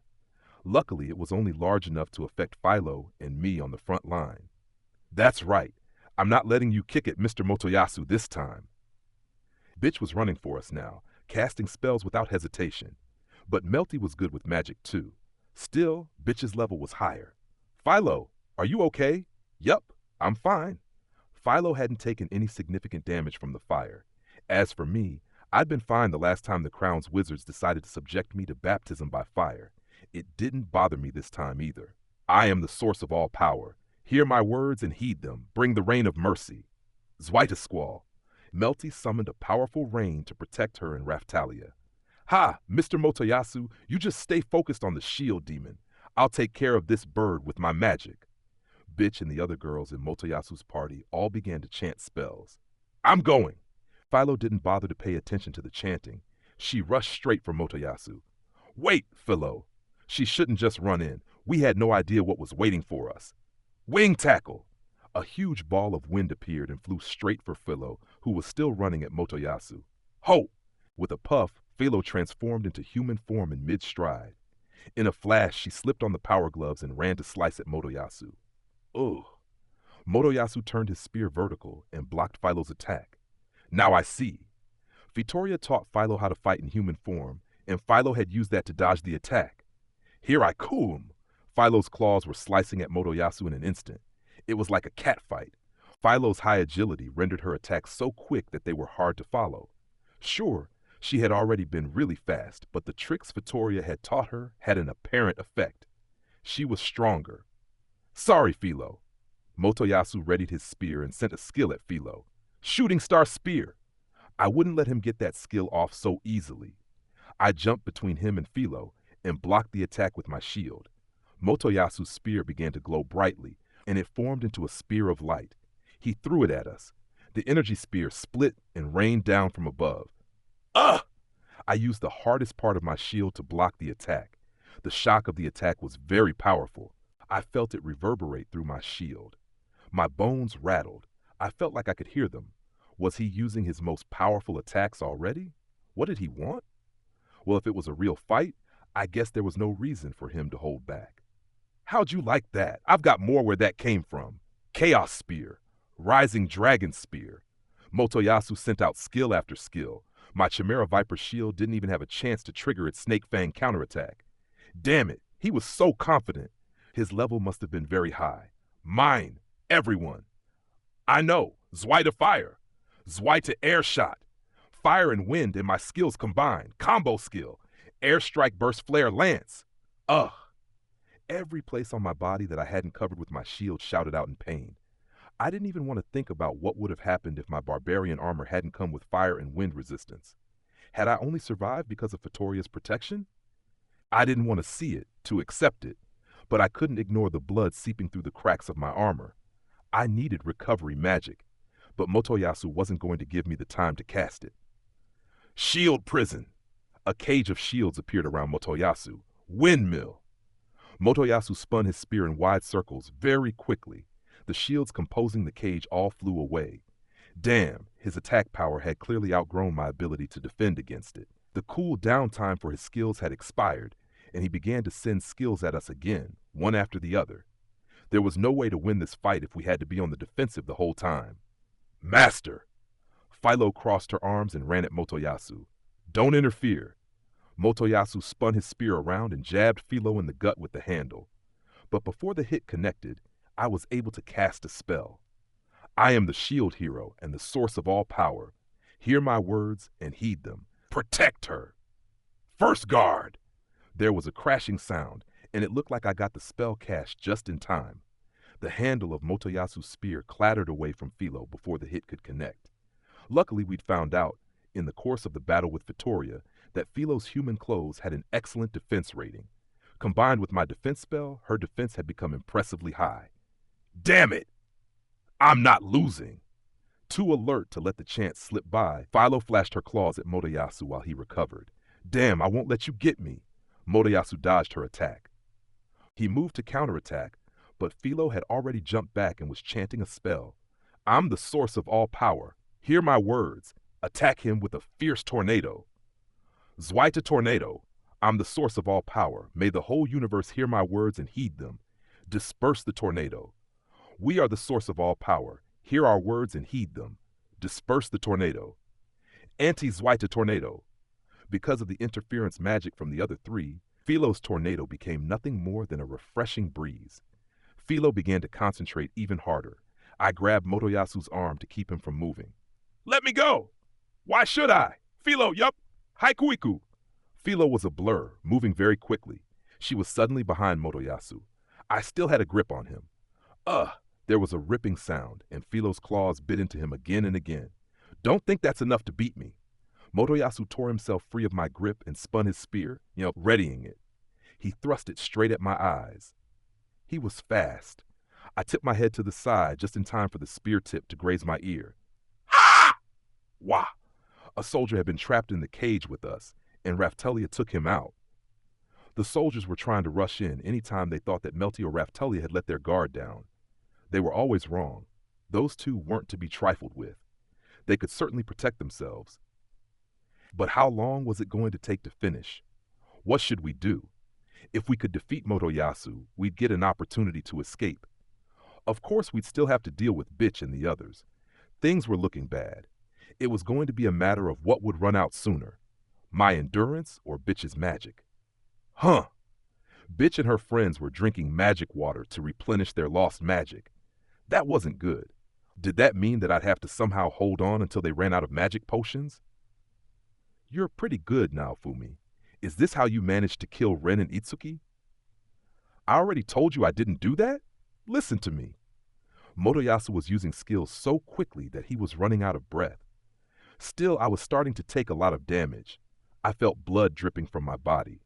Besides, I'm not powerful because of the reasons you think. I've had a hard time of it here. I'm not like you, mister. I know everything about the world. I'm not trying to be badass. Since I was summoned to the world, I'd spent so much time trying out so many different things, battling so many different monsters. I hadn't pulled any punches when it came to methods that might make me stronger. I tried to unlock as many shields and abilities as I could. But in the end, did a shielder really stand no chance? Fool! What? Motoyasu was distracted. Bitch was screaming his name. I followed his gaze to see what he was looking at. The magic sword was protruding from the shoulder of one of his party members. Hey now, that should make it harder for them to keep up the magic barrage. Raftelia had been paying attention. Noticing that we were in trouble, she'd broken from her post at the back and come to assist us. As for Melty, she was still working to destroy the lightning cage. Anytime a soldier got too close for comfort, she used a spell to send him flying. But there were still soldiers trying to get close. Princess, watch out! Mel! Seeing that Melty was about to be overwhelmed, Philo immediately transformed into her Philolio Queen form and rushed to help. She tossed the soldiers away as if they were toys. She wasn't using Haikuiku, but she still moved very quickly. It was thanks to the battle with Vittoria. Mr. Naofumi, stop watching Philo. You're leaving yourself wide open. Damn! Bitch was furious that she'd lost a party member. She drew her sword and swung it at Raftelia. We've crossed swords before. You cannot defeat me. The clashing of their swords was loud and sharp. But Raftelia was parrying all of Bitch's attacks. Yes, It was a good fight. I was just praying that Melty would find a way to destroy the cage. Mine! Damn! Motoyasu turned to run to bitch, but I stopped him. Motoyasu, listen to me. Everything that is happening is because of a conspiracy perpetrated by Bitch, the princess, and the Church of the Three Heroes. We did not kill Ren or Itsuki. I don't believe you. Out of my way. I tried again and again to reason with him, but Motoyasu wouldn't listen. This wasn't loyalty. It was blind faith. He was too stubborn to listen. What should we do? I couldn't attack, and if Philo started attacking, there would be no one to protect Melty. Sure, she'd come if I called her. Mr. Naofumi! Raphtalia shouted my name. Her tail was all puffed up. She had something she really wanted to tell me. That's it. Motoyasu had just shown me the way. Motoyasu was watching for mine to leave herself open. I brushed past him and synchronized my breathing with Raphtalia's. I am the source of all power. Hear my words and heed them. Hide us! First hiding. I was concentrating and focusing on Raphtalia, and just as she cast her spell, a new skill name appeared in my field of view. So that's how you do it. Hiding shield. Change shield. What are you doing to mine? Paralyzed spear. Motoyasu turned and sent a skill flying at Raphtalia, but what? A shield appeared immediately before Raphtalia's eyes. Yes, that was our combo skill. Hiding shield. It was a skill that made an invisible magic shield. I used Change Shield to turn it into a shield with a counter effect. I decided to use the Soul Eater shield with its counter effect of Soul Eat. Ugh! The Soul Eater shield bit into Motoyasu, turned into a ball of magic, and flew towards me. It stole my SP. I had hoped for that effect. The Soul Eat effect stole his SP. I had no way of knowing how much SP Motoyasu had, but this should make things a little easier on us.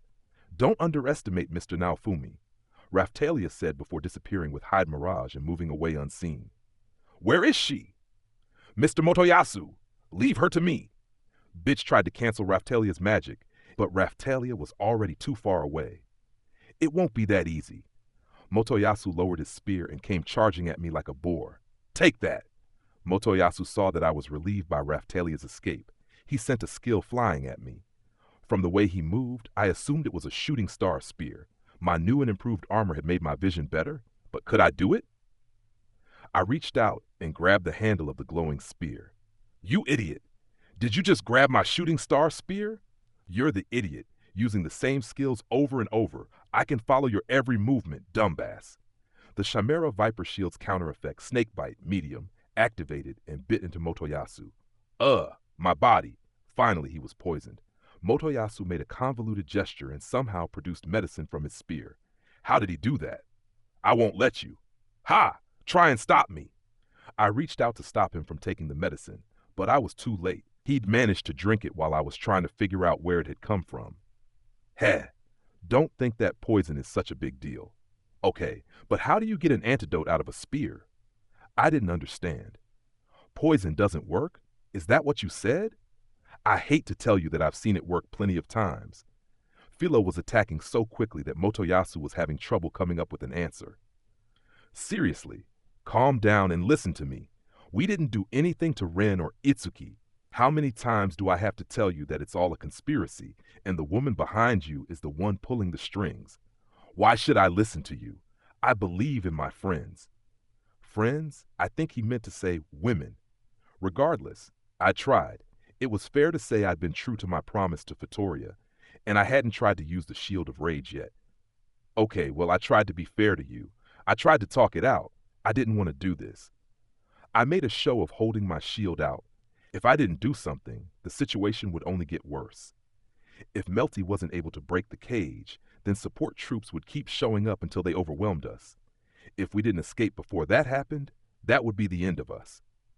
Don't forget Philo, I called out to Raphtalia for her support.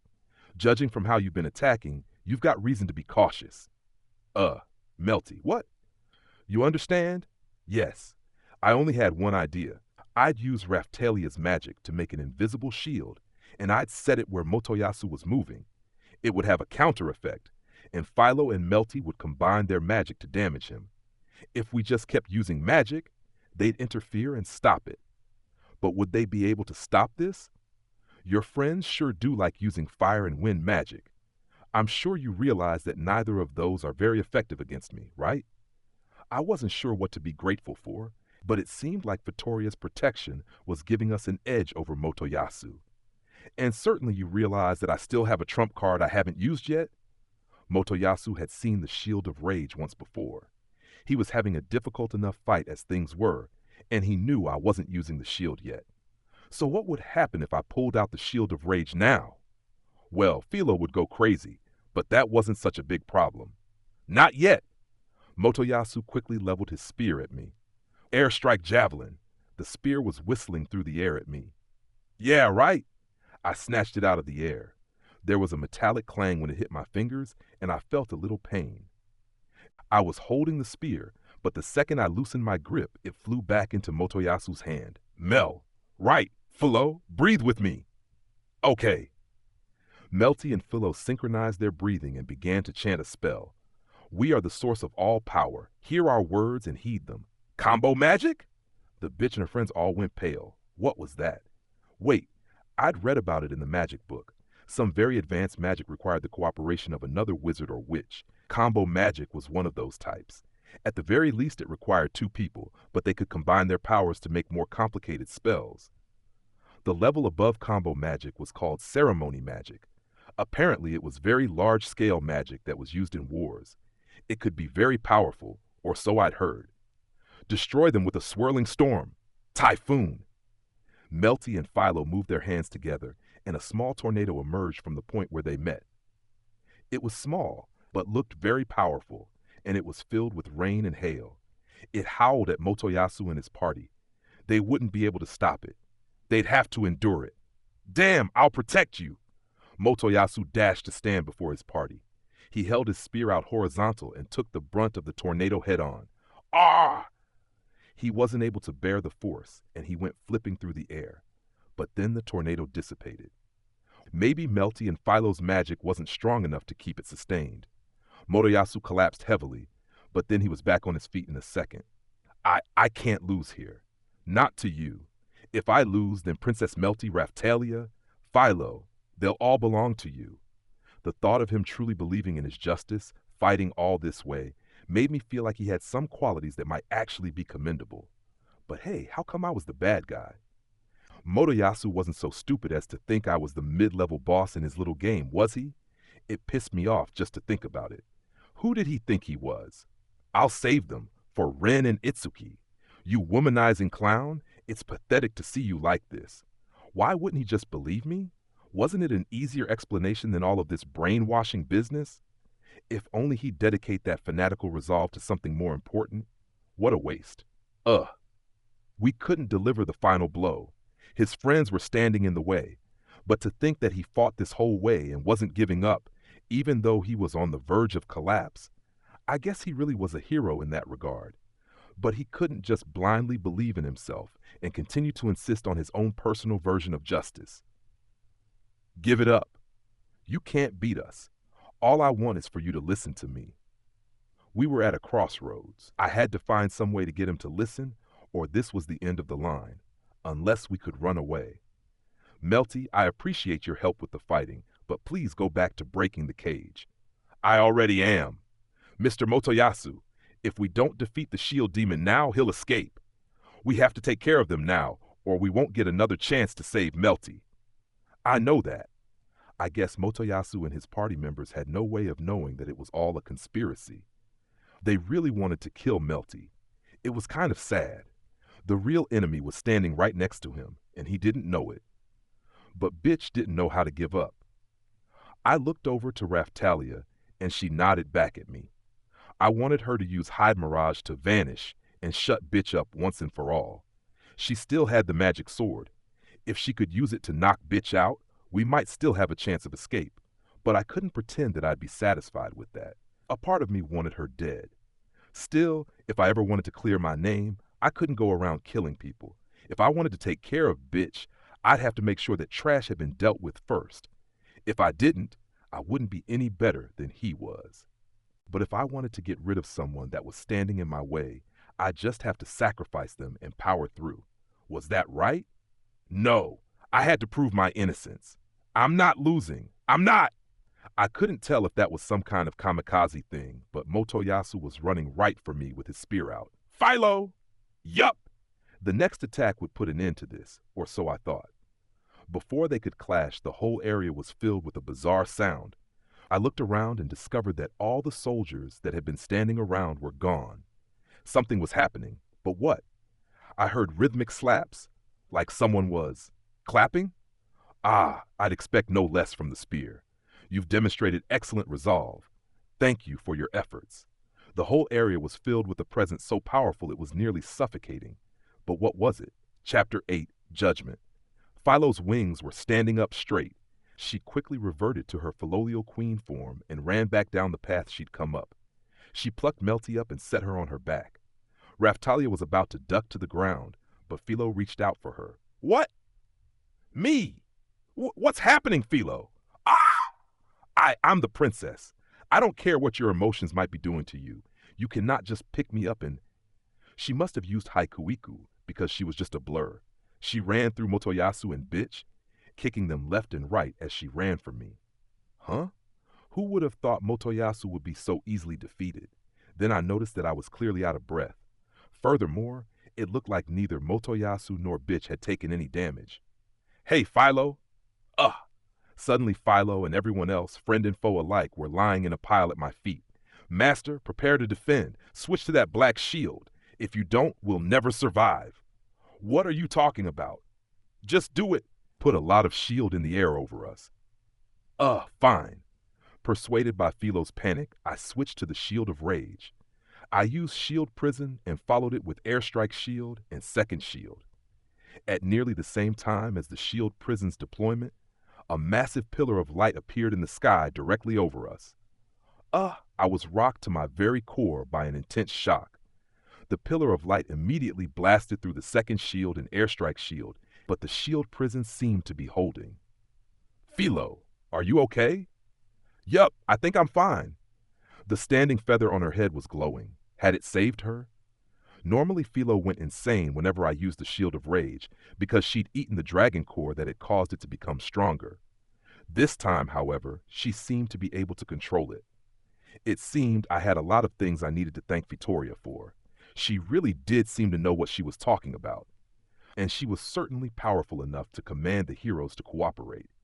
There was a cracking, splintering sound, and I raised my shield skyward to protect everyone from what was coming next. The shield prison broke, and light filtered down on us. I could see the light around the edges of my shield, so it was apparently covering a very wide area. Philo stretched out her wings to cover the pile of people around us. I felt my strength being chipped away by the light. I felt like I was being erased. Just a little more. There. Done. The light vanished as quickly as it had appeared. I kept my shield at the ready. Philo also hopped to her feet and pulled her wings back, freeing everyone from her stifling feathers. The entire field around us was black, scorched. The fort that had originally been built to defend the border had been reduced to a pile of rubble, and we were standing in the middle of a crater. It looked like an asteroid had hit us. There were a few soldiers standing around. They were looking at us and smiling. Had Motoyasu and Bitch tried to end the fight with some kind of powerful spell? What was going on? Could it be?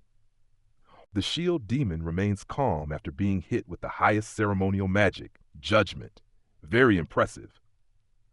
I looked in the direction of the voice and saw the same high priest that had met with us at the church back in Melromark Castletown. He was smiling. A large crowd of attendants stood behind him. There were knights among them. You, the high priest looked over at us all. He stared at Motoyasu. Were these support troops? No. That attack had definitely included Motoyasu among its targets. But if it wasn't support troops, then we must have only survived the power of that attack because of the Shield of Rage. But hey, Philo, why did she go out of her way to save Motoyasu and Bitch? We were so close to being free of them. They could have tasted some real pain for once. The other heroes had apparently already died. So why did I care if we lost one more? He didn't listen to reason anyway. She really should have just protected Raftalia and Melty. Whatever. Putting that aside for the moment, what was this high priest up to? What are you thinking? How could you use an attack that might have killed both the spear hero and the princess? The spear hero. Was it? These guys were supposed to worship the sword, bow, and spear. I wouldn't have expected him to behave in a way that would put one of them in danger. But there he was, still smiling at us. What was happening? I was starting to get a bad feeling about it. He looked like he'd go right on smiling the same way had his attack left behind a pile of corpses. It was like a half smile. It contained a secret. I don't know what it was. Maybe the color in his cheeks. Anyway, something wasn't right there. That made me think. What had happened to Ren and Itsuki? Someone had killed them. Motoyasu obviously thought that I was responsible, but I wasn't. That meant that the real criminal was still out there somewhere. It seemed reasonable to assume that this was the guy behind it all. The objects of our devotion are the heroes that save the world from destruction, from the waves. Heroes that travel the world stirring up trouble are not the true heroes. They are a mockery of our faith. The high priest was speaking casually, as if this were just a normal conversation. What was that? Motoyasu was shocked. He stared at the high priest with intensity. For the justice of the people, an adjustment must be made regarding the ascendancy of the crown.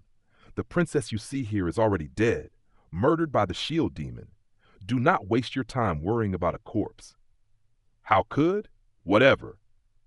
Raftelia started to voice her disagreement, but gave up. The last time we'd met the high priest, he'd seemed peaceful, equitable, and fair.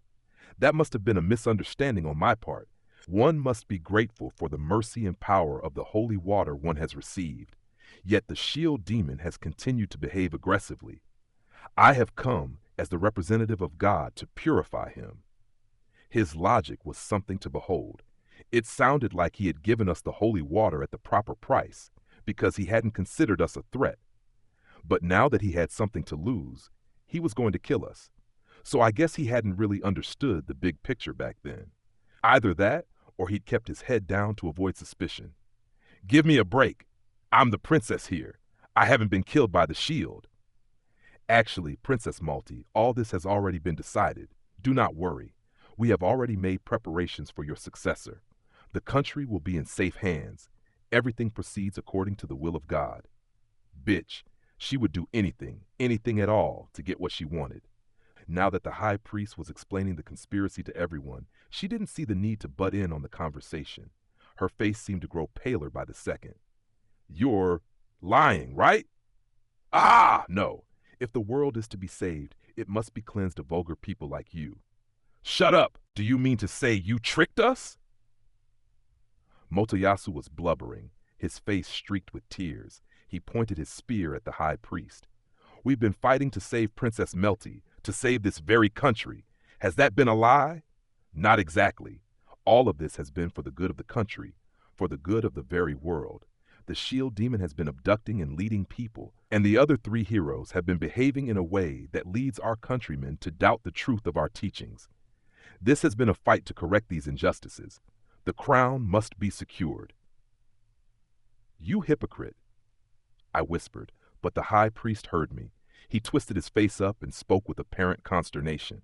Yes, false heroes causing problems throughout the land has caused people to question their faith. The false sword hero caused a virulent disease to break out and spread.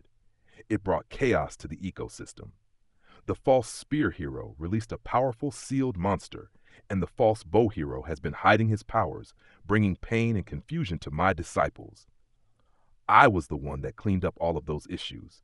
I wasn't sure what Itsuki had done, but the governor he'd ousted for fraudulent taxes must have been very wealthy. Maybe he was donating that money to charity? And besides, the crazy nobleman who'd released the sealed monster had been a fanatical devotee of the church. Furthermore, the false sword and bow heroes had launched unnecessary investigations into these matters. They had to be taken care of, so we did so.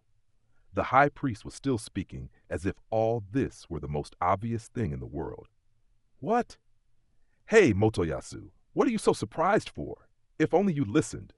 We called the sword and bow, and they came to the designated meeting place, whereby they were erased through the same magic you just witnessed, judgment. This, too, is according to the will of God. Ren and Itsuki, just as I'd suspected. They hadn't been chasing me because they'd found the whole situation suspicious.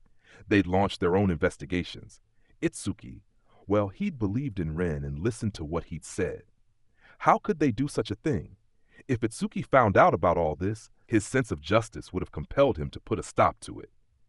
But they beat him to it and killed him without warning. You killed them? They were fighting for this world? Ren, Itsuki. Motoyasu was furious.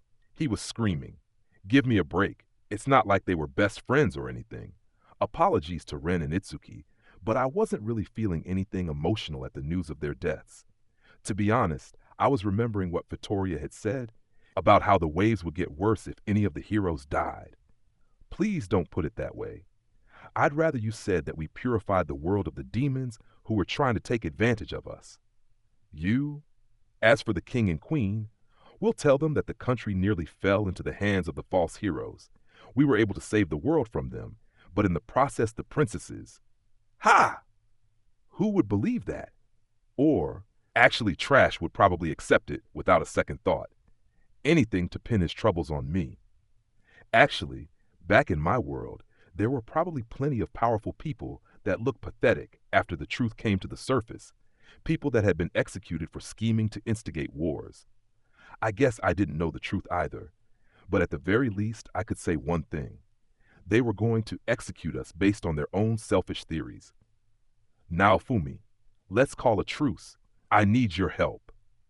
Motoyasu turned to look me in the eyes. How convenient for you. Don't think I'll let you forget how you were treating me up until 5 minutes ago.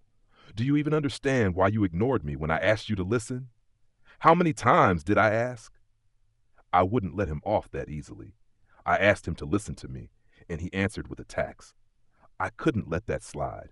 Besides, the fool had honestly believed in the stupid brainwashing shield. Please, I have to give them a funeral. I cannot forgive this. Sure. I'm sure you can beat him on your own. I wouldn't let him off the line. Did he understand how miserable he'd made me all these months? You won't help me? Don't you feel anything for Ren and Itsuki? I feel plenty of things. I plan to end this with a bloodbath. But Motoyasu, I don't feel any responsibility to help you. The cage was broken. If we all jumped on Philo, we might be able to escape. I was sorry for Vittoria, but even if we reconciled, I'd never be able to trust him. I didn't plan on fighting him for forever, but I wanted him to know how I felt. By the way, I extended my index finger and pointed at Motoyasu. Then I lowered it to the ground and smiled. Do me a favor and die. All you think about is what's in your pants. You bastard! Motoyasu stumbled, weak on his feet. He made a fist and swung it at me. You sure you want to punch me? I had the Shield of Rage equipped. That meant that if he punched me, self-curse burning would activate, and that would probably kill him. Damn. Still, it would have hit Raftolia, Philo, and Melty, so I'd have to control it. What a fight you two have going. I'd expect no less from the false spear hero and the shield demon. Shut up. Yeah, shut up. I don't need you anyway. I'll take him out on my own. Ah, you think you can defeat me? How quaint. The high priest laughed and called for an underling to bring him a weapon. What was it? It looked like a giant sword. It was shining silver and inlaid with complicated designs. Honestly, it was really cool. The center of it held a square-shaped jewel of some kind that gave me a bad feeling. It looked like the sort of weapon that started showing up in the latter half of a game. Like the Sword of God? Ooh, what's that? Bitch and Melty both went pale. Naofumi, be careful. That thing is. I'll begin with the shield demon. Accept the judgment of God. The high priest raised the sword into the air. Despite that, he was standing quite a distance from us. He brought it down, and a powerful shockwave came flying straight at me. I quickly raised my shield and took the hit. It was so powerful that I nearly went flying. It was much more powerful than Motoyasu's shooting star spear, and I was nearly knocked unconscious. The ground before me split, and the split grew wider. Hold on a second. I had the Shield of Rage equipped. I'd used that shield to block the most powerful skills that Motoyasu and the others were capable of, and it hadn't been a problem. If he was able to hurt me that easily, just what was that weapon? Naofumi. That's a relic from the past. It's a replica of the weapon used by a legendary hero. Chapter 9. Replica. That's a replica? It sure looked more powerful than the original. Or should I say that I was comparing it to Ren's weapon because it was a sword? It was certainly more powerful than Motoyasu's spear. It was probably at least 15 times more powerful. If it was only 15 times more powerful, then I should be able to use the Shield of Rage to defend against it. But judging from the strength of its last attack, it must have been more powerful than that. But how could? That was supposed to have been destroyed hundreds of years ago. Not destroyed, stolen. And the organization behind the theft must have been the Church of the Three Heroes. It was like the various conspiracy theories about bombs back in my world. They must have been produced in vast quantities, but some are missing. So where did they go? But more importantly, if that was a replica of the legendary weapon, then did that mean that Ren's sword would have become something like that? Granted, I had more reasons to be suspicious than most did, but was it really okay to entrust that much power to a single person?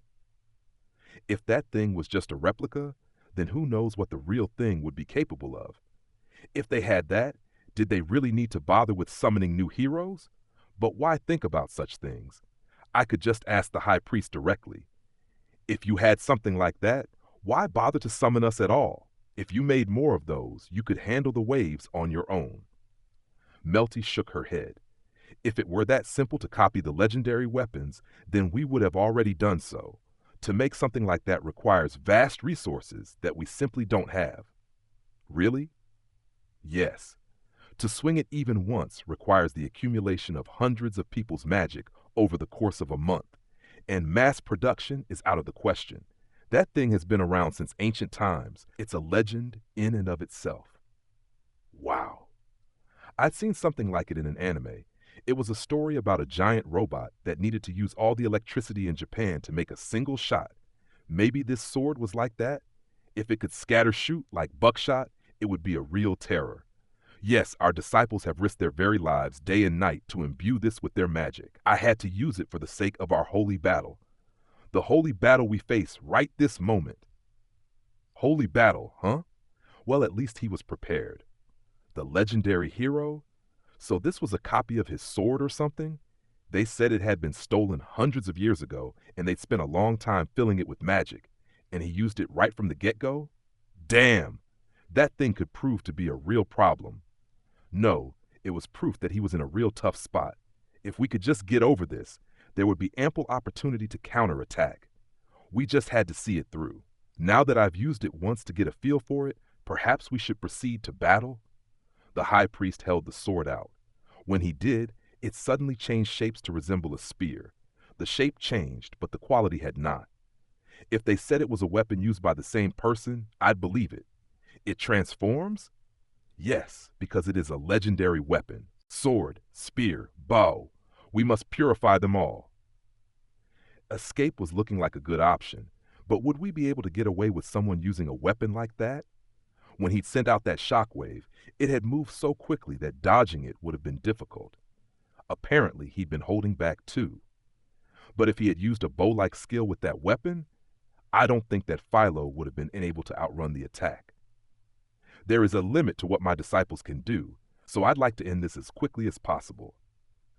The high priest shouldered the hopes of his disciples and knights as he turned the weapon on us. The spear-shaped replica weapon began to glow, then split into 3 spears of light. High skill, Brionac? Motoyasu, the spear hero, shouted. It must have been a skill he knew from his game. If he was screaming, then it must have been a powerful skill. A simple swing of the sword had been damaging enough. What would its skills be capable of? We couldn't run, but could we endure? According to Motoyasu and the other heroes, the shield wouldn't stand a chance. No way out. Is that what this was? I wasn't ready to give up yet. Philo! Yup! Philo knew what I wanted in an instant. She picked me up and threw me at the high priest. The second the high priest was within my skill range, I shouted, "Shield prison!" A cage of shields appeared and enclosed the high priest. If I could use chain shield, attack, and then Iron Maiden, what are you up to? He didn't even have to do anything. The latent energy from his skill alone was enough to shatter the shield prison. What? No, wait. I had to stay calm. I wasn't going to be able to use Iron Maiden. That meant I only had one other attack option. I had to hit him with Self-Curse Burning. But to do that, I'd have to be in his attack range and get his spear attack too. No, that wasn't it. I could still take the initiative. Philo, throw Motoyasu over here. What? Yup. Just as I'd asked, Philo threw Motoyasu in my direction before I'd even hit the ground. Ah! I could hear Motoyasu's scream get louder as he flew closer to me. Motoyasu, attack me! What? Ah, okay. Motoyasu was an idiot, but at least he figured out what I was after. I turned to face him, and Motoyasu thrust his spear at me. There was a metallic clash as the tip clattered against my shield. Yes, that was perfect. Shooting star spear! Immediately after hitting me, Motoyasu turned and sent a skill flying for the high priest. Fool. Motoyasu's skill broke in midair. It failed to penetrate a mysterious force field that the high priest must have had around himself. What? My turn! Self-curse burning activated, and a huge vortex appeared centered on myself. The cursed flames spread to enclose the high priest. The force field around him vanished, and the flames, that won't work. The high priest's disciples were all singing, "Our God is the source of all power. Hear the truth and head it. Miraculously purify the curse." High-level ceremonial magic sanctuary. The area was suddenly filled with white light, and my self-curse burning was blown away. Was I stupid? Of course, I should have known that holy power would have a negative effect on my curse power. Could it be that the holy water I'd bought to cure Raphtalia's curse had just been a trick? Maybe, but to heal her, I'd needed the best holy water there was. I thought the curse was powerful, and yet he destroyed it in an instant. Airstrike shield! Second shield! Before Motoyasu and I could hit the high priest, I conjured up some shields that we could use to move back. Hey, Motoyasu's friends. Can we get some restorative magic? If you treat us like enemies, we aren't going to make it out of this. Zwei to heal. Motoyasu and my wounds healed. That was good and necessary. I had to fight with Motoyasu. I couldn't think of a worse situation. But if we didn't do something about the enemy in front of us, we wouldn't survive. Master, I'm coming too! Be careful, okay. Philo turned into her human form and ran for the high priest. So did I. And so did Raphtalia and Motoyasu too. There was no reason to stand there and let him play with us. Just because the self-curse burning hadn't worked didn't mean that we should just stand there twiddling our thumbs. Luckily enough, and maybe just because the powerful skill took a while to charge, the high priest was still pointing the spear at us. He wasn't moving. Hi, Quiku! Philo shouted as she ran and turned into a blur. Then she was behind the high priest. But everything stopped for a minute. Philo was cradling her fist. It's so hard. Whatever sort of force field that replica weapon had produced had stopped her punch. Shooting star spear! 1,000 lights flew at the high priest, but they didn't seem to reach him. Use fire lance or something. Hey, yeah, mine. I'll punish you for defying the future queen. Bitch was furious as she cast her spell. Her friends were casting too. Mr. Motoyasu, this is support magic. Zwei to power. Hey, couldn't they cast that kind of thing on Philo too? Couldn't they try and be a little more helpful? Thanks, come on. Motoyasu flashed a smile at his party and then obnoxiously winked. Then he used a skill, but it was slower than before. Firestorm Shooting Star Spear. It was basically the shooting star spear imbued with wind and fire magic. It took a little longer to activate than his basic skill. The flames flickered in the wind. The blade blazed like a shooting star. The winds came up, and the fires blazed all the more as the spear accelerated. There was no snap, no flash. Motoyasu heaved the spear at the high priest. Had it been me, I wouldn't have even tried to block it. It was easy enough to dodge. The attack wouldn't work on anything but a completely immobile enemy. Unless, that is, it had some kind of effects I didn't know about. Besides, they just cast support magic on Motoyasu. Maybe that would do something? And yet, with a disappointing clang, the spear clattered against the high priest's defensive barrier, accomplishing nothing. Motoyasu moved to put distance between the high priest and himself. Then he held his head in his hands as though he was suddenly dizzy. Mr. Motoyasu, are you all right? Yeah, but I need SP and the cool down time. Apparently he had to pay a price for using a high-level skill. It took a while to pull the skill off, and it had been too slow to hit its mark. If it took so long, you'd think it was powerful, but it hadn't been enough to make it through the barrier. How hard was that thing? It had rendered my self-curse burning useless, and neither Philo nor Motoyasu's attacks had been able to penetrate it. Your Holiness, we're about to use defensive magic. Our God is the source of all power. Hear the truth and head it. Protect the Holy One. High-level ceremonial magic, castle wall. 3 of the disciples standing behind the high priest cast support magic on him, but there was no way for us to interfere before it was effective. What the hell was a castle wall? A wall of light appeared around the high priest, and it looked a lot like a fort. Raphtalia and Philo attacked the wall, but it simply repelled them. Philo, Raphtalia, I'll help too. Melty used her preferred spell, Aqua Shot, but it was as ineffective as I expected. Nothing made it through the barrier. I started to think that it might be better to focus on attacking the disciples in the back. But before I could give voice to my concerns, well, I think that's enough playing around. I'm ready to put an end to this. The spear in the high priest's hands began to spark, perhaps indicating that it was ready to use a skill. All right, we have reached the end. Farewell, demon and false hero. The spear burst into light, and the high priest smiled at us. He looked like a satisfied exorcist. Mel! In a flash, Philo was protecting Melty. Raphtalia took my hand. Is this it? Motoyasu muttered. It sounded like an admission of defeat. I'm going to be the queen. If you treat me this way, then Bitch was screaming whatever came into her head. The other girls in Motoyasu's party had lost their composure entirely and were sobbing hysterically.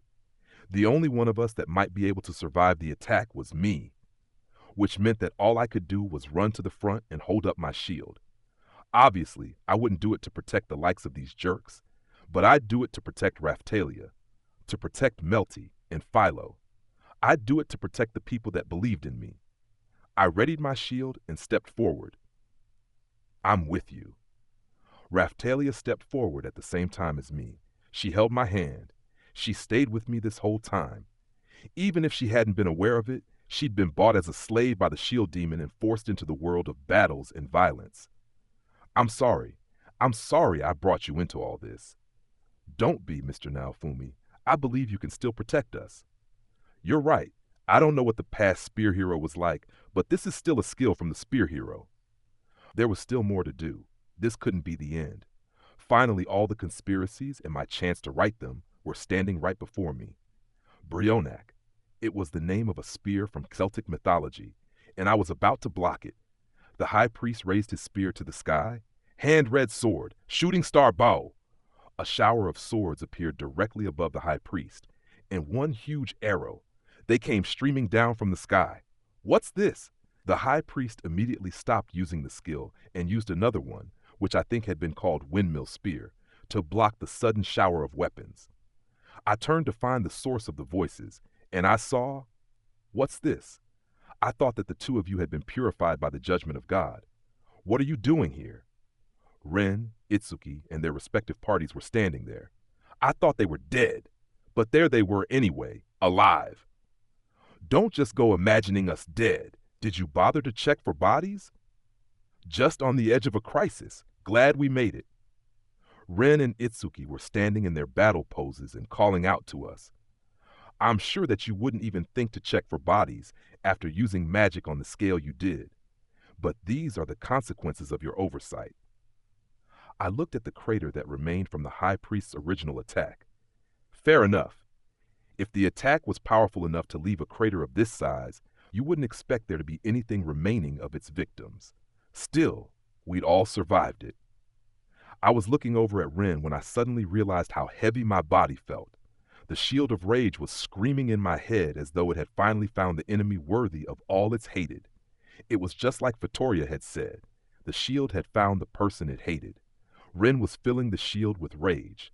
I had to contain it. This was no time to lose control. How did you... Motoyasu was talking to them as if he'd seen a ghost. I didn't share the same suspicions, but it was a little odd that all of the heroes suddenly found themselves together way out in the middle of nowhere.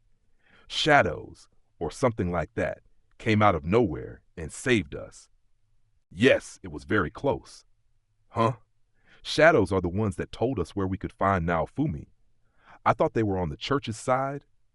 I had been wondering if Motoyasu had some way of figuring out where we were going. After he disappeared, I wondered if he had only vanished to head us off. It was sounding like I was right. What did it mean? It meant that shadows working for the church had been slipping Motoyasu information about our whereabouts. Which reminded me, you said that the shadows weren't a monolithic organization, didn't you? That's right. The shadows that helped us said that they were under orders from the queen. Okay then. So I guess that meant that there were still shadows looking out for us. That meant that it was probably safe to assume that the queen and the church were enemies. At the very least, now that all four of the heroes were enemies of the church, there wasn't much of a chance that she would be working with them. Still, why did they have to just show up like that? It was so overdramatic. It reminded me of a weekly serialized manga or something. It made me wonder if they had been holding back and watching for the best time to show up and save the day. If it were a manga, I guess that would make Motoyasu the protagonist, and I'd be, what? Some kind of mini-boss? Give me a break. Nah, I'd be the kind of character that was chronically misunderstood, but actually a good guy at heart. If all this were a manga, I mean. Not to disappoint, but I couldn't picture Motoyasu and I embracing in an emotional reconciliation. Backup is coming to help us arrest you, High Priest. Give it up, Ren pontificated, very authoritative. But the High Priest didn't seem very concerned. How many troops arrive is irrelevant. Victory is mine. That simple fact will not be changed. All your efforts are meaningless. The High Priest slipped back into skill summoning. You think? Yeah. The two heroes and their parties formed a line and began flinging skills at the High Priest. Shooting Star Sword! Shooting Star Bow! Arcs of light flew from Ren's sword, lightning arrows from Itsuki's bow. They flew straight for the High Priest, but they broke against the replica weapon's force field. The High Priest just smiled. Ren and Itsuki didn't give up, though. They continued casting spells and summoning skills. But the force field around the High Priest expanded, and none of their attacks were able to make it through. I should have expected such disappointing efforts from false heroes. What? This is tough. I didn't think he had a force field like that. I thought you were going to take him out. You can't? Why did you bother coming? Did they just want to make a good entrance? You showed up without a plan? Don't you think you could be a little more polite? Ren and Itsuki's weapons burst into light, but it would take time for them to activate their skills. Thunder Sword! Thunder Shoot! With a loud clap, the High Priest's force field shattered. We were just buying time to activate these skills. Whoa, they'd broken through the field that my self-cursed burning had been useless against. They might have been assholes, but they really were heroes, nothing at all like Motoyasu. Did we stand a chance? I could have done that if only I'd had SP. Oh, get over yourself.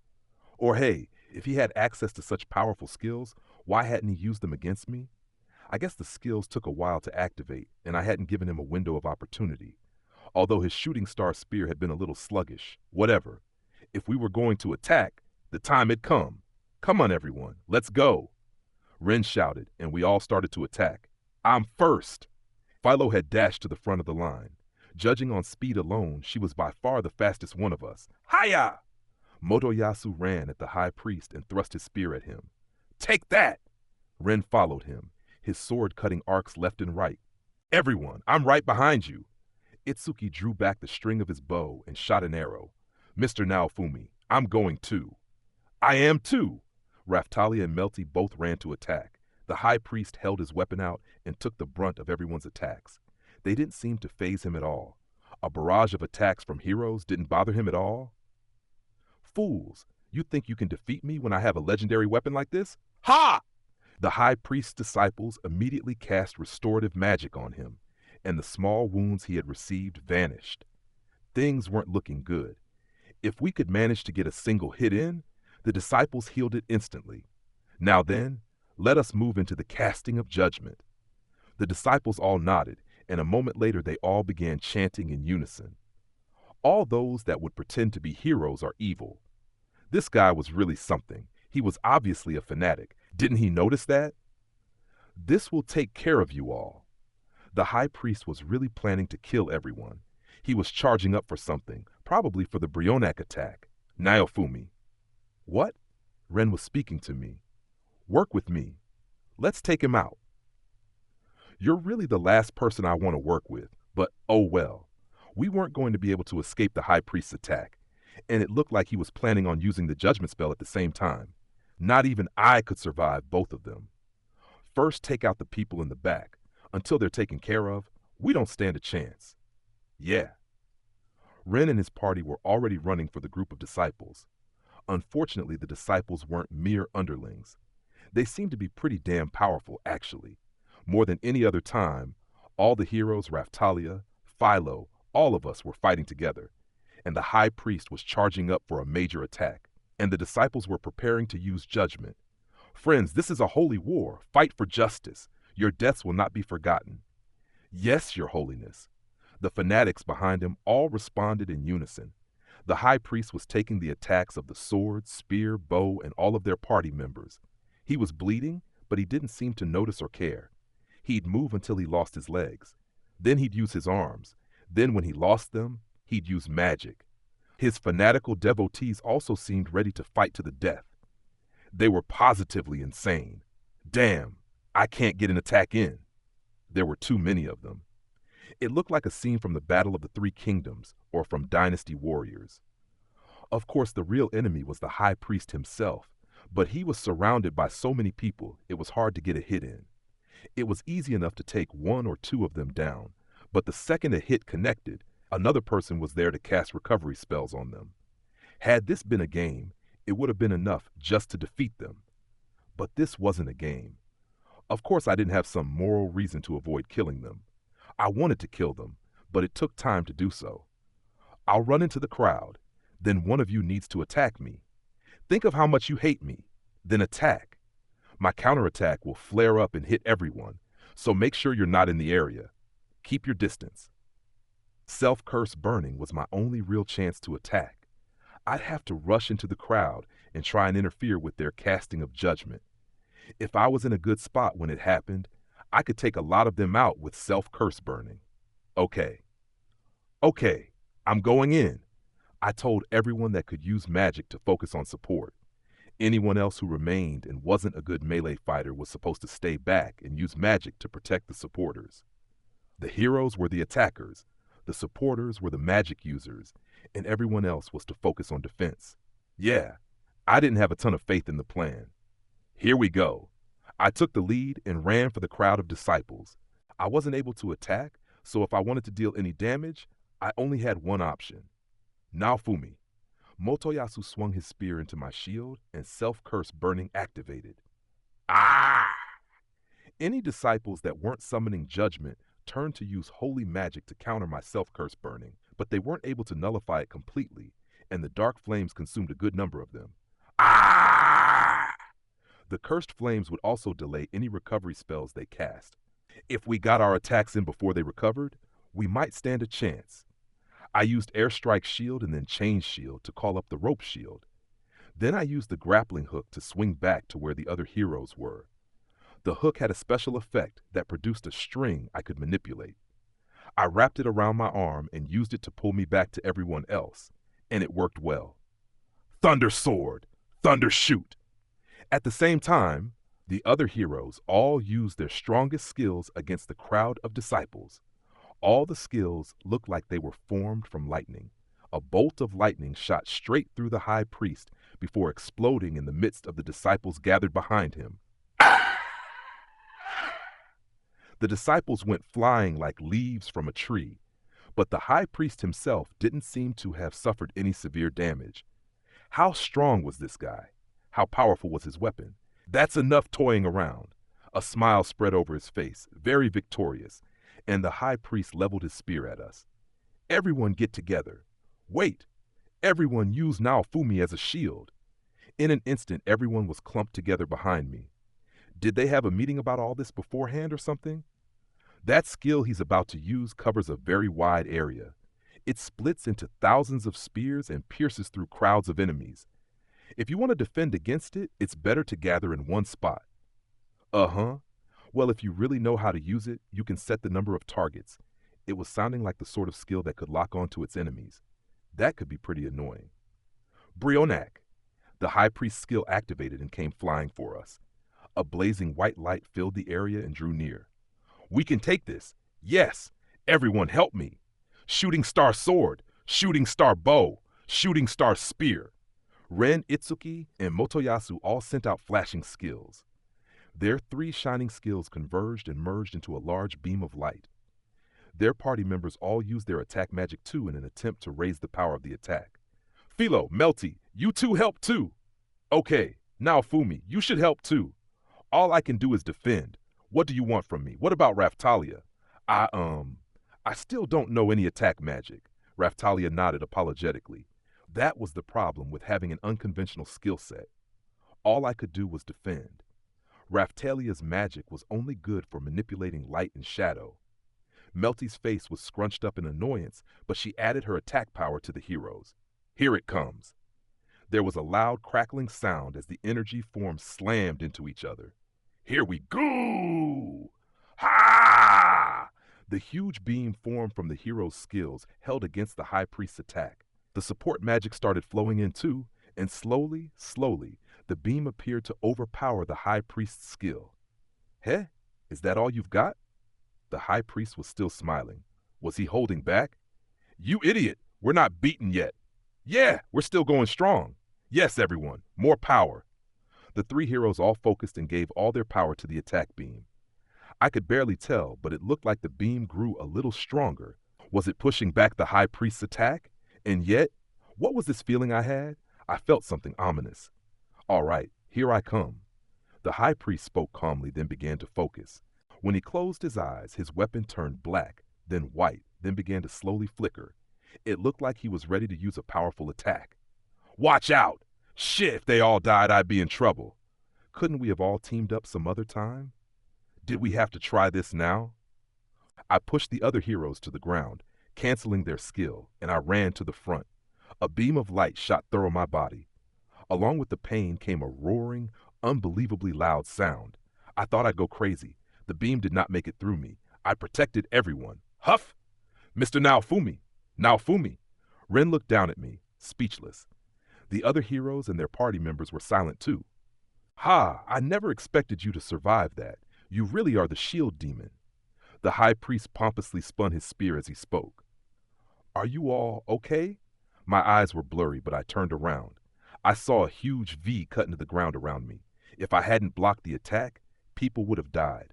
Luckily, everyone had been able to get behind me in time. Zweite heal!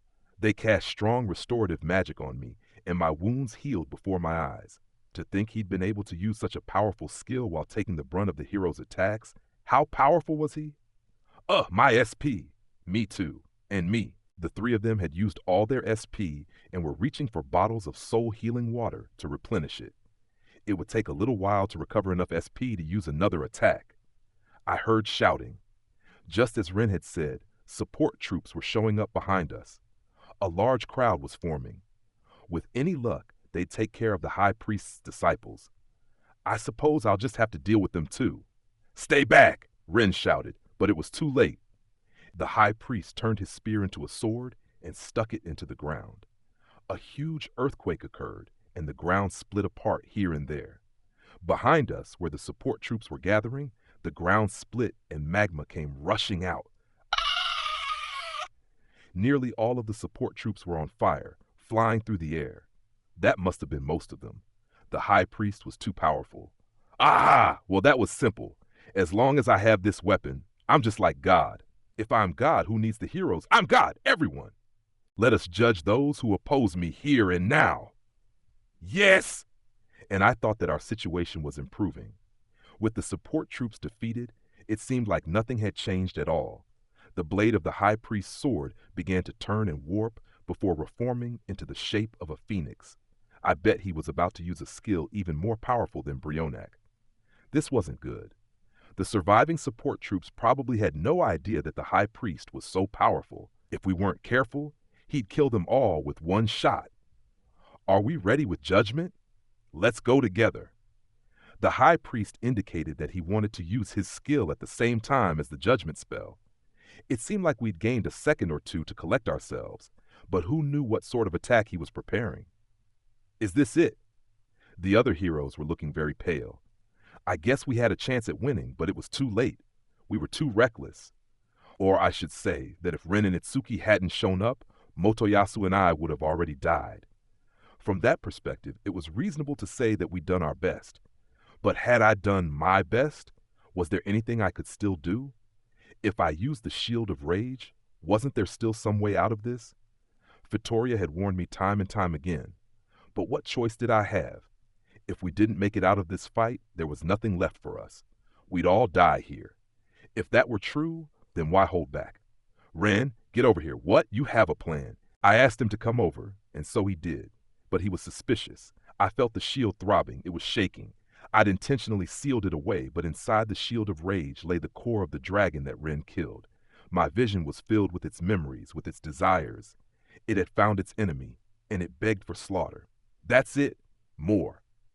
Explode with rage. I'd been restraining the power of the shield for Raphtalia. Now I tried to draw out all of its power. Raphtalia, your hand? Yes. I took Raphtalia's hand and then held my shield arm out towards Ren. Then I looked over at Bitch and Motoyasu and called for all the rage within me that I'd spent these months learning to control. I hated everything. I forgot everything. My vision tunneled and went black. I was filled with black emotion. Released emotions have triggered its strength. Curse series, Shield of Rage abilities up. Transforming into Wrath Shield. Wrath Shield 3, abilities locked. Equip bonus, skill change shield attack, Iron Maiden, blood sacrifice, equip effect, dark curse burning, power up, dragon rage roar, familial violence, magic sharing rage robe, medium. In an instant, I was filled to the brim with darkness. Chapter 10, Shield of Wrath. I turned to the sky and screamed, but no noise came from my throat. I hated. What did I hate? The whole world, everything. I hated everything so much I thought I was going to lose my mind. Everything was red and black, and everything I looked at caused more hatred to bubble up from within. I heard someone speaking to me. For a second it felt like I'd been doused with water, but even that was meaningless. Everything I touched was irritating. I wanted to burn it all. Master, do you really hate everything? Everything tried to trick me, to hurt me, to kill me. I hate everything. Really? Really? Do you really mean it? Yeah, so what? Did you hate all the time you spent with me in Raphtalia? I remembered that voice. I remembered a young girl that stayed by my side through everything. She was loyal through everything. She protected me even when she was hurt. It filled my mind. There was one that hatched from an egg, grew up and said that she loved me. That, I knew you didn't. I knew you didn't because, Master, you always tried to do things for us. The black and red were giving way. Everything was clearing. It was like they'd thrown water on the fire. I felt the water seeping into my heart. So, Master, I'll eat your anger. I'll eat your hatred. Suddenly, everything was clear. I looked around. Mr. Naofumi, are you okay? It looked like only a few seconds had passed since I screamed at the sky. Raphtalia was speaking to me. She was worried. Ren put his hand on my shoulder. Master, are you okay? You held me back? Yup, it was hard on you, wasn't it? Philo was in her Philolial queen form. She hugged me from behind. Her wings and legs were burned. They were black. She must not have been able to endure the power of the shield once it grew stronger. It must have been very painful. And yet she was worried about me. Raphtalia and I and Mel and everyone. We all believe in you. We believe in you. So, do your best. Yeah, you're right. You're right. I couldn't afford to be swallowed by hatred. All I had to do was crush the source of my pain. If I could just kill him, what happened later didn't matter. For Melty, for the heroes, I'd kill him. I'm going. What are you going to do? I'm going to use my strongest shield, strongest skill. What's with that shield? It's always been ominous, but it looks even worse now. The Shield of Rage 2 had an angry dragon shape on it, but when it became the Shield of Wrath, it looked even scarier. The dragon's face had twisted into a demon's, and its corners were bent and warped. It's a skill I'll probably use on you someday. Attack him and give me a chance to use it. You, oh well, I guess we don't have any choice but to rely on you. That's correct. You're a hard guy to trust, but it's our only chance. Whatever. We'll use our magic to support you. The heroes all nodded and turned to face the high priest. Now, what a useless resistance. Let's end this. Our preparations are complete. Your end is at hand. The air seemed to be filled with magic. The sky was filled with light, growing denser, ready to fall on us at any moment. Let's go! When I shouted, all the heroes ran towards the high priest. Philo, put me on your back and fly! Okay. Philo flipped me onto her back and leapt high into the air. High-level ceremonial magic, judgment! The baptismal light in the sky came shooting down. Goo! I held my shield up. A sound like breaking glass filled my ears, and the light fell on me. But it wasn't powerful enough to break through the shield of Wrath 3. Not a single photon made it past me. He's not hurt by judgment? Could it be? The high priest was shocked. Half of his smile melted away. I paid a heavy price to use that shield. I hoped it was as powerful as it felt. You fool! You won't survive this! The high priest raised his sword and brought it down in my direction. Phoenix blade! A bird made of fire erupted from the blade and flew straight for me. I don't think so. I readied my shield. Philo was chanting a spell, forming some kind of connection with me. I suddenly knew what to do. The words appeared in my head. Rage robe, medium activation requirements. The shield hero and his tribe are the source of power. Hear my words and heed them. Turn these flames into strength. Wrathfire! My rage would be my power. The bird of fire flew straight into me. The flames spread to try and burn me, but all the fire turned into power for me. What? He ate my skill? The attacks of the heroes and Philo's powerful kicks cracked and then destroyed the high priest's force field. Here I come! Philo used her best attack. She was in her Philolial queen form, but she was moving her wings in the same way as she had when she'd attacked Vittoria. She had enough power to use it now in a real battle. She was moving towards the high priest very quickly. The high priest turned his weapon into a spear and readied it to block her. He started to spin the spear in front of him. I was getting a bad feeling. State of selflessness, Motoyasu shouted in surprise. It must have been a powerful spear skill. You cannot resist the will of God. I am God himself. Everything but Philo's attack flew back. The spear was filled with light. Ouch! The light from the spear reached me. It felt like it was trying to rip me open from the inside. It was very painful. A counter skill? How obnoxious was he? But you can't stop us, can I? Then his weapon turned into a bow and he jumped backwards. Don't let him escape, Philo! Yup, Haikuiku. She was on him in a flash, kicking. But the high priest vanished the second her kick connected. He couldn't get away. He had to die. Where was he? The minute I started to wonder, a large number of high priests suddenly appeared. What now? All the disciples had suddenly switched form.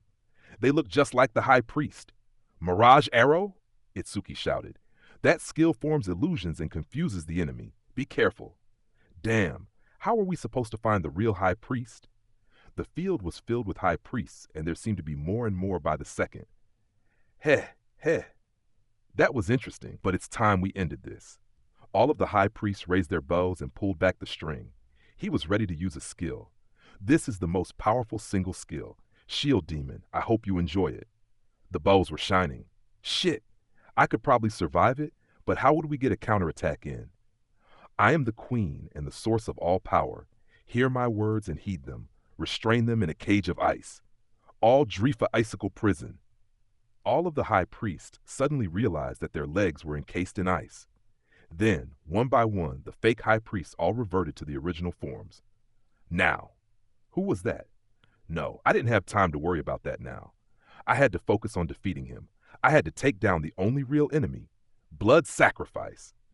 The moment I thought of it, the necessary words appeared in my vision. I spoke them. Let this foolish criminal be punished as I see fit.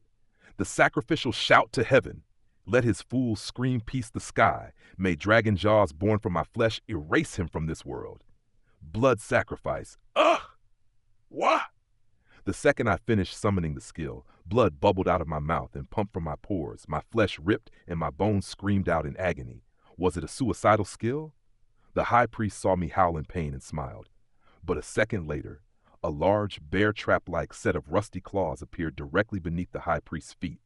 No, I should call it a dragon's jaw made from metal. Unlike a normal bear trap, this had rows upon rows of sharp metal prongs.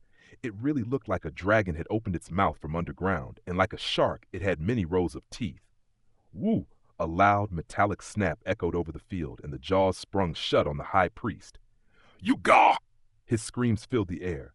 There was a flash, a spray of red blood, and a dark shadow. What is this? The jaws snapped shut, but all they did was heavily damage the high priest, who quickly summoned a skill to break the jaws. However, his attacks were not effective. The jaws snapped shut twice, 3 times, and the replica legendary weapon was covered in cracks. The jaws snapped again, and with them came the sound of metal clattering and breaking. Again and again, like they were smiling, the jaws snapped shut. It was gruesome. I God. Finally, the high priest was little more than a bloody clump. The jaws snapped shut a final time and sunk down into the earth, vanishing. We all watched on in silence. All the skills that came from the Curse series were gory things. It was a soul-eating shield, after all. After watching that, I could agree with Vittoria's warnings. I realized and agreed that it was not the sort of thing to use normally. The remaining disciples were whispering to each other in desperation. And that's the end of you all. The support troops charged into the crowd of disciples and began to restrain and then tie them up. So I guess we won. I was watching the support troops, but then I slumped forward and fell off of Philo. The Shield of Wrath had unlocked a new skill, blood sacrifice. It was very powerful, but asked for so much. Master? Philo was covered in my blood. She was holding me, and she looked worried. My shield had reverted back to the Chimera Viper shield. You're badly hurt. Someone help. A woman officer came running when Philo shouted. Mother? Melty shouted when she saw the woman. That was right. The officer who'd been leading the support troops. She looked exactly like the Queen's doppelganger. Her mouth was hidden with a folding fan, but I was pretty sure. Your performance was very impressive, Shield Hero. She must have been the one who'd shouted and stopped the High Priest in his tracks. Everyone, treating the Shield Hero's wounds is our highest priority. That's a royal order. Whatever happens, the Shield Hero must live. Yes. The medical team from the support troops ran over to where I lay and began to cast spells over me. Drifa heal. I was surrounded by light, but my pain didn't go away at all. This is a curse, but I've never seen one so powerful. The medics exchanged shocked glances. They began casting anti-curse magic. They sprinkled me with holy water, but nothing was working. We must investigate this further. Everyone, please hurry. Yes, you too. The Queen gave Philo and the medics orders, and they all ran off.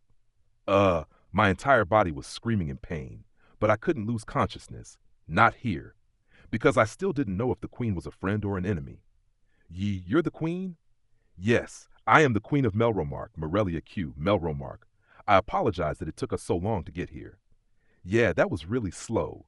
Slow to do anything and everything. Did she have power or not? Did she run the country or not? Didn't she have a grasp of everything that had happened? I had so much I wanted to say to her. I wanted to tell her just how terrible her daughter and husband were. I had so much resentment. It's true. All of this was my fault. Mother? Mama, why are you apologizing to the likes of him? Bitch was pointing at me and screaming hysterically. Veins were standing out on her forehead. Malty, there are things we must discuss when we get back to the castle. I suggest you prepare yourself. The whole scene seemed to rumble and shake. No one was mad at me, but I still felt my nerves tense up and my blood run cold. The Queen snapped her fingers, and 2 shadows appeared behind Bitch. They tied her up. But, Mama? Shut that fool up. Ha! They stuffed a gag in her mouth and let her off. What are you doing to mine? Motoyasu was standing there, unable to believe his eyes. I am mine, Malty's mother. I have simply exercised my authority to have her transported back to the castle. Now then, heroes, the battle is over. Let us return to the castle in peace. The Queen had a powerful aura that shut Motoyasu and the others up immediately. As for myself, I didn't have the energy left to complain. It had been a hard battle. As for you, Shield Hero, or should I say Mr. Naofumi Iwatani, the treatment of your wounds is my highest priority, so please try to get some rest. I will make all the necessary preparations. Medics appeared with a variety of medicines, tools, and holy waters. It felt a lot like being in an ambulance back in my own world. But what are you doing here? Aren't you supposed to be in the country to the southwest? I had so many questions. I understand. Why have I been away this whole time? Why didn't I help you? If I was supposed to be in another country, why am I here, leading an army? There is so much for us to talk about, but for now, please just focus on getting better. Mr. Naofumi. Raftalia looked very worried. She was crying as she walked up to my side. I thought my heart had stopped. Please tell me you're all right. Well, I really did feel like I was seriously injured. Everything pulsed with pain, and I was exhausted. Philo seemed to understand that everything was going to be okay. She transformed into human form, and she and Melty came over to the carriage they were loading me into. Your wounds are serious. Hurry this way. Philo was also hurt. Her limbs were all burned black with cursed flames. The medics called to her. No, I have to stay with Master. Maybe she was just too concerned with my wounds. I could only guess why, but she refused to go with them. Philo, it will be okay. All these people are here to heal your Naofumi. Melty was very worried. She held Philo and ran her fingers through her hair. But Master, you know that Naofumi would want you to have your own wounds treated. He wouldn't want to see you like this, would he? Perhaps wondering if that were true or not, Philo cocked her head and looked at me. I swear. She was so selfish all the time, but now she was worried? It's fine. Go get treatment. My words came out almost as a whisper. Then Philo nodded, and she went over to receive treatment from medics. They began to chant spells that were supposed to be effective against curses. This curse is very powerful. The medics were whispering to each other. I guess it really was a powerful curse. The curse series suddenly seemed aptly named. The shield was powerful, so I'd been careful to only use it when I really needed to. Still, though, this blood sacrifice was an entirely new matter altogether. It asked of so much from me, just as Vittoria had said. It invited my own destruction. Hurry with the sanctuary preparations. Was that the magic that had nullified my self-curse burning? The people gathered around were not only from the Church of the Three Heroes, but they seemed to be part of some other religion. But what? Maybe it was the Church of the Shield? That seemed like something I could get behind. I was thinking it all over when my eyes began to feel very heavy. Mr. Naofumi! Naofumi! Raftalia and Melty shook me awake. Huh? What? You have to stay awake. What are you talking about? You're acting like I'm dying or something, but I'm not. I'm fine. Though I couldn't fault them for thinking that. I really could have died. I certainly wasn't going to die in a place like that. But I was very tired. I wanted to sleep, even if only a little. But I couldn't yet. I wasn't safe yet. We weren't in a safe place yet, but I couldn't even move. And so, Raftalia, if anything seems strange, you take Melty, jump on Philo, and run. All right? But if it comes to that, I'm taking you with us. Sorry. I don't think I can make breakfast for you tomorrow. I need to rest. As I spoke, I felt my vision fading. A moment later, and I was in a deep sleep. Mr. Naofumi, you can't sleep. You can't. Mr. Naofumi, Chapter 11, The Queen, 2 days past. I'm so tired. Snore, snore. Munya master, I could fee, lo. When I finally got my eyes opened, I realized that I was in a giant bed with Raftalia, Philo, and Melty. What the hell? Get off me! I threw them all off the bed and proceeded to berate them. The three of them stood there, strangely smiling. I'd been carried off in the medical cart and was being treated in a town near the castle. The blood sacrifice curse was very powerful, and they'd taken me to a specialized treatment facility, but not even they had been able to completely get rid of it. I asked what I could do to heal it, but apparently it was the sort of curse that couldn't be removed with medicines or magic. I had to treat it like a wound, and it would slowly heal over time, or so they said. The actual wounds and burns had been healed. I had the majority of my strength back, but they said that I would probably continue to feel sluggish for a while. I checked my status magic, and all of my stats aside from defense had fallen by about 30%. Apparently, the blood sacrifice curse would lower my stats until it was completely healed. It had been effective enough to warrant its use, but I had to admit that it came with a heavy price tag. How long will it take to heal? Our best guess is that it will take about a month. A month. That was a pretty long time. That would mean I'd be back on my feet just in time for the next wave. And how are you feeling? The whole world was in the middle of an absurd crisis, but the Queen came to speak with me before my treatment. She seemed to be expressing concern for my well-being. I still didn't know if I could trust her. Besides, she'd given the medics orders the whole time I'd been unconscious. The queen turned to a doctor, and they discussed my condition. Really? Then he'll be able to accompany us? Where are you going? Back to the castle, of course. She covered her mouth with her folding fan, but a vein was popping out from her forehead.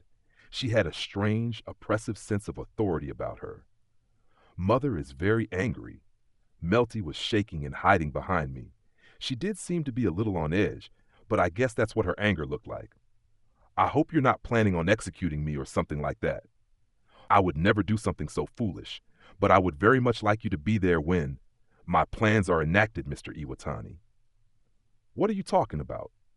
You'll just have to wait until we arrive at the castle, and I have so many questions I'd like to ask you. We'll have the opportunity to talk soon. The damn queen was making it impossible for me to refuse. Would she say anything to get me to the castle? Sure, I suppose I could refuse, but that wouldn't help me. My highest priority was to prove my innocence, and I was going to need her to make that happen. Melty had said so before. The queen was apparently furious with Trash and Bitch. She said that the queen had been ripping up their portraits, that she'd been setting them on fire. It made me wonder what she was thinking. Could it be? Regardless, I didn't have a good reason to refuse her. Although in time, I could imagine that the fact that she was Trash's wife and Bitch's mother might drive a wedge of sorts between us. Melty was still standing behind me. Oh, come on, I guess I have to take you with us? Mr. Naofumi? Raftalia sounded very worried. I don't think I can refuse, so what choice do I have but to go? They've been taking care of me this whole time, so I doubt that we have anything to worry about. Yes, indeed, I would like it if you would come as well. I could see what she was getting at. She was waiting to see how closely our interests aligned. I didn't know what her plan was, but no matter. If she were going to hand me off to the enemy, then I would just have to use the Shield of Wrath again. We're taking care of the bird god's carriage, too. Let's return it along with its luggage. Really? Philo jumped forward when the queen mentioned the carriage. Yes, it's parked in front of the hospital. You can go see it yourselves. Okay, yay, Mel, let's go! Okay. Philo and Melty went running out of the room. That girl really liked carriages. After they left, I turned back to the queen. Something bothers me. I didn't know what she wanted, but I got the impression that there was something else she wasn't telling me, something behind her supposed good intentions. If there was a good reason for her to not only defy the church, but treat the shield demon nicely, then I wanted to know what it was. And I wouldn't accept any pretentious explanations like, for the good of the world, either. In trying to figure out her true intentions, I began to look at her face carefully. When I did, her hand started shaking. The fan was swaying in her hand. What was happening? Alt-Cray? Malty? This isn't the end. There was no doubt about it. She was furious. Suddenly, a shadow appeared. He was holding portraits of Trash and Bitch, and he quickly pasted them up on the wall. In a flash, the queen summoned magical icicles. She threw them at the portraits, pinning them to the wall before summoning flames to burn them to ash. That's not enough. Not enough. I want to see their faces twisted in fear. I wish she would find somewhere else to have a private freakout. She looked a little unstable. She must have really been harboring some intense emotions about them, her own husband and daughter. I knew how she felt. Yup, I'd believe her, for now. I'll do what you say. Thank you, Mr. Iwatani. The queen smiled. As the corners of her mouth turned up, I could sense her willpower. Well, well, if it isn't Malty and Melty, I'm so glad you were able to defeat the shield and return to me safely. But why is Malty tied up, and is that a gag in her mouth? On our way to the castle, the queen ordered that Bitch and Melty lead the line, and the rest of us would follow well behind. The other heroes were with us in the back. I didn't like that I'd been ordered to be at the front of the heroes. The queen was insistent, though, saying that I had done all the work and suffered the most. So I relented. By the way, after all this was over, the remaining disciples from the church filled me in on some of the stuff that was going on.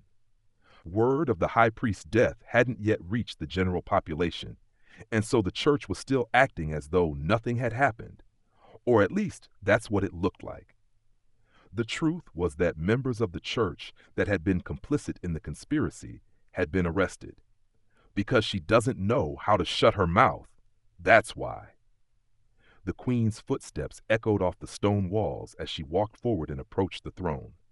Trash noticed that I was following her into the room also, and his face contorted in anger. What is he doing here? Seize him! He must be put to death! I will not allow it. The knights ignored the king's orders, probably because the queen technically had more power than Trash. They still seemed a little confused, though. The knights around the queen were glaring at me. That's not the real queen. Arrest her. You would mistake me? I cannot tolerate this behavior any longer. I am the queen and the source of all power. That spell, can it be? Hear the truth and heed it. Restrain him with a cage of ice. Draffa icicle prison. A cage of ice appeared around Trash. It seemed like Trash was shouting from inside it, but his voice didn't make it out of the cage. I cannot believe how low you have sunk. The queen snapped her folding fan shut and the cage vanished at the same time. Such powerful magic. Indeed, you are truly my wife. What has happened to you? Trash was looking at her up and down like he couldn't believe his own eyes. And with the shield. Seriously, anytime something happened he didn't like, he blamed it on me. He needed to calm down. He was making it very clear why I never wanted to visit the castle again. You're wrong. I swear. Do you really believe that the shield hero has the sort of powers you ascribe to him? She walked up to the throne and slapped him hard across the face. Trash was knocked speechless. He was shaking as he stared at me. None of this is Mr. Iwatani's fault. Have you been listening to me? Ugh! She slapped him again. Trash opened his mouth to speak, but before he was able to get a word out, she slapped him again. I told you that you were to have authority over Melromark while I was in other lands. I told you, time and time again, not to treat the heroes poorly. But you ignored me. Are you trying to start a war? But I don't want to hear your excuses. The very world is threatened by the waves. And now, during this time when we all must band together, you. The queen continued to berate him, and he never got a word in. Watching the scene unfold, I couldn't ignore the distinct sense I got that she was doing all this so that the other heroes would understand that she was the one in charge. Now, with that out of the way, allow me to reintroduce myself. I am the ruling queen of this land, Morelia Q. Melromark. Altcray may seem to carry authority, but he does not any longer. Do not believe what he says. Pleased to meet you? Whoa. The other heroes all expressed their emotions in turn. They all had trouble finding the right words. Heroes, I would very much like a little of your time today. What's happening? Let's discuss it during the feast. Mining? Motoyasu seemed to be a little concerned for Bitch, since she was still gagged and couldn't speak. She has no reason to speak, so I've silenced her for now. Understand? Yes, but isn't this a little much? No, it isn't, but if you'd like to hear her protests, then I suppose I have no choice. The queen snapped her fingers, and the ropes restraining Bitch loosened. Bitch immediately moved to pull the gag from her mouth. Sniffle! She must have been embarrassed to be seen so powerless. Trash seemed to sympathize. He looked on with sad eyes. What's this sniffle supposed to mean? We're not done talking. It's not my fault. All of this is the shield's fault. Yeah, he's right, Bitch chimed in. Mama, this wretched demon tried to rape me. And, what do you mean? Mama, I've never. What are you saying? It's not like you were a virgin, were you? Did you think I didn't know? I knew. What? Motoyasu shouted like he couldn't believe his own ears. No, mother. My first was Mr. Motoyasu. How presumptuous of you. You really thought I didn't know. Now, if you really did have relations with the shield hero, then there might have been a way to save you. The queen glanced at me. Me? With Bitch? Don't make me throw up. Well, that's the end of you. I suppose I'll just have to hold out hope for Melty. It will be hard, but I'm sure there are plenty of reasons to remain hopeful. The queen was now making important pronouncements as if they were nothing. What are you saying? Melty is just a little girl. Silence. I certainly never thought that I'd be on the same side of an argument with Trash, but why did I have to have a relationship with Melty? Huh? What was that? Ren and Itsuki were both looking at me with strange expressions on their faces. I didn't need this. I didn't have a Lolita complex. I wasn't so perverted that a little girl turned me on. Yeah, what are you saying? What are you talking about? Nothing you need to worry about, Philo. I'd have to let this one go. I'm sorry, but it's only natural that Melty should marry Mr. Iwatani. What? Don't you understand? There is no better way to defeat our old enemy. What's that supposed to mean? What do you mean? Yeah, we're getting curious too. Trash was clearly upset, and Ren and Itsuki followed his questions with their own. Well, I understood though. The queen began to explain and confirm my suspicions. Siltvelt worshipped the shield hero, and Siltvelt was also Melromark's enemy. If the royal family of Melromark adopted me into their lineage, that would make Melromark into a holy nation from the perspective of Siltvelt. I wasn't able to read much more into her plans, but at the very least the common people of Siltvelt would think more positively about Melromark. It was a plan that would flatter the shield hero, and if they ended up giving birth, that would cement everything. Then they would just have to maintain a friendly relationship. If they pulled that off, they'd be true allies. Have you no shame? You would use your own daughter that way? Itsuki stepped forward and shouted with rage. Use her? Very well. Are you saying that in your own world there are no politically arranged marriages? I've heard that they used to happen, but that doesn't mean they aren't problematic. There's no problem. I see that Melty and Mr. Iwatani are already on good terms. Melty, do what you can to get along with Mr. Iwatani. No, Melty's face was bright red. She seemed to really hate the idea, which was only fair. Who would want to be used for political purposes, especially at that age? And, of course, I didn't feel like doing anything that would benefit Melromark. Is that so? The shadows led me to believe that there was still hope for you. Bummer. What's that? Are you saying I'm not attractive? What's the problem? Are you saying I shouldn't look at you as a child? She was at that obnoxious age. Very well. If that's all there is to it, then I suppose I cannot interfere. For some reason, Itsuki was satisfied and stepped back into line. Baohiro, why are you giving up? I see that she has a point, and that there is hope for you. What are you supposed to do? You're going to be the queen. I don't plan on laying my bones to rest in this shitty world. That won't be necessary, as long as Melty becomes pregnant with your child. I didn't like where this was going. Basically, she meant that if I married into the Melromark royal family and gave Melty a child, then I would be free to go back to my own world. I guess it did make a little sense. I'd heard that the queen was an experienced diplomat, and she sure wasn't pulling any punches. Where did these ideas come from? Was she reading too much manga? All of this is because my foolish husband and daughter destroyed our other opportunities. Everything was fine when you left to be in Iwatani's party. You could have brought more people into the party and domesticated him, kept him for yourself.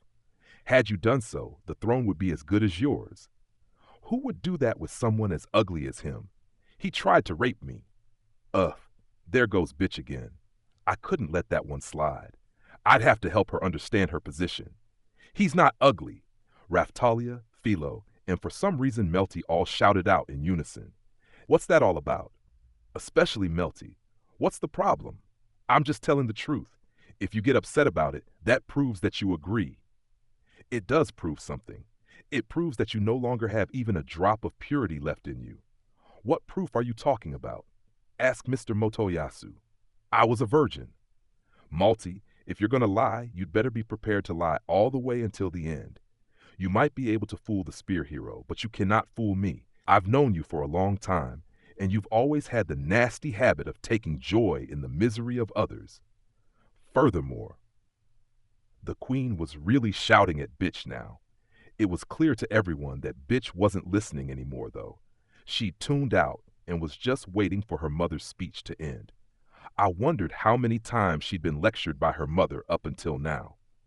You heard that your sister had been swept up in the conspiracy, but instead of trying to protect her, you took advantage of the situation, going too far as to turn her over to the church yourself. Huh?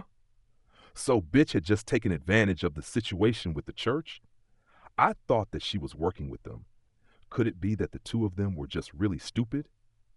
You probably thought that you'd be the next person to sit on the throne. I did not. I thought back on all we had been through. How many times had she referred to herself as the future queen? We'd all heard it come from her lips, time and time again. If she hadn't thought that she really was going to be the future queen, She wouldn't have said things like that, would she? Besides, she had stuttered when the queen pointed it out.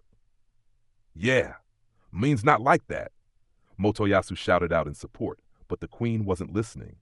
You're lying. No, it's true. If it's true, then you'll show us proof. The queen snapped her fingers, and knights clapped their hands down on Bitch's shoulders. Some wizards appeared, carrying an item I was familiar with. It was the ink pot used in slave registration magic. What are you doing? Motoyasu noticed that something was up, and he started to shout. Soldiers came to control Motoyasu and Bitch. The wizards turned to Bitch and began a ceremony. The queen produced a needle, pricked her own finger, and dropped a little of her blood into the ink pot. I knew what she was doing. And no, release me. I will release you once I've verified your innocence. I hope the heroes understand. No, they wouldn't. Or so I thought. Itsuki and Ren were watching on in silence. Even dumb Bitch had figured out what was going on. She tried to wrestle herself free from the soldiers, but they wouldn't let her escape. I was more concerned with how Motoyasu would react. Perhaps seeing that there was no way out, he readied his spear. Stop that! I wouldn't let him interfere. Shield prison! I turned my shield into the shield of wrath and, repressing my anger, or should I say controlling it, I shut him inside a shield prison. Ren and Itsuki nearly stepped in to stop me, but noticing the crowd of soldiers in the room, they held back. No, stay back! Who do you think I am? The older princess. That is, if you can prove your innocence. The queen dropped a hand and gave an order. They poured ink from the pot onto Bitch's chest. The slave seal appeared there, burning into her. No! Bitch screamed like that for a minute or so, but once she calmed down, the seal disappeared as if nothing had happened. It was different than what Raftalia had gone through. Raftalia's seal remained like a tattoo, but Bitch's disappeared completely. This is a powerful slave seal. It is normally invisible, but when certain conditions are met, it will return, punishing the subject. In that regard, it was more like Philo's control magic. The condition is that you must not attack Mr. Iwatani. Do not raise your hand against him. Bitch glared at the queen. There were tears in her eyes. Now then, Malty, here is the question. Were you raped by Mr. Iwatani? It was a good plan to wring a confession out of her. I'd done the same thing to Raftalia once, because she couldn't lie if the slave seal was on her. If she tried to lie, the seal would activate and punish her. Of course, it would only work if the queen and the seal were real. Yes! Bitch arched her eyebrows and nodded. At nearly the same time, the slave seal came burning back into view and exerted a powerful pressure on her chest. Ouch! It hurts! Bitch couldn't handle the pain, and she fell to the floor. Mine! Motoyasu ran to her and helped her sit up, but the effects of the slave seal didn't go away. The effects won't go away until you tell the truth. Fine, fine, the shield hero didn't rape me. It was all a lie. The second bitch admitted her lie. The seal vanished. See? Everyone have a look. It was a lie. How can you say that when you forced her to say it? Motoyasu was furious with the queen. I could see where he was coming from. From his perspective, she was most definitely an enemy. I don't know what kind of magic that was, but you forced her to lie. If you think so, Spear Hero, then why not temporarily register Malty as your slave as well? If you do, then you'll quickly understand how the slave seal works.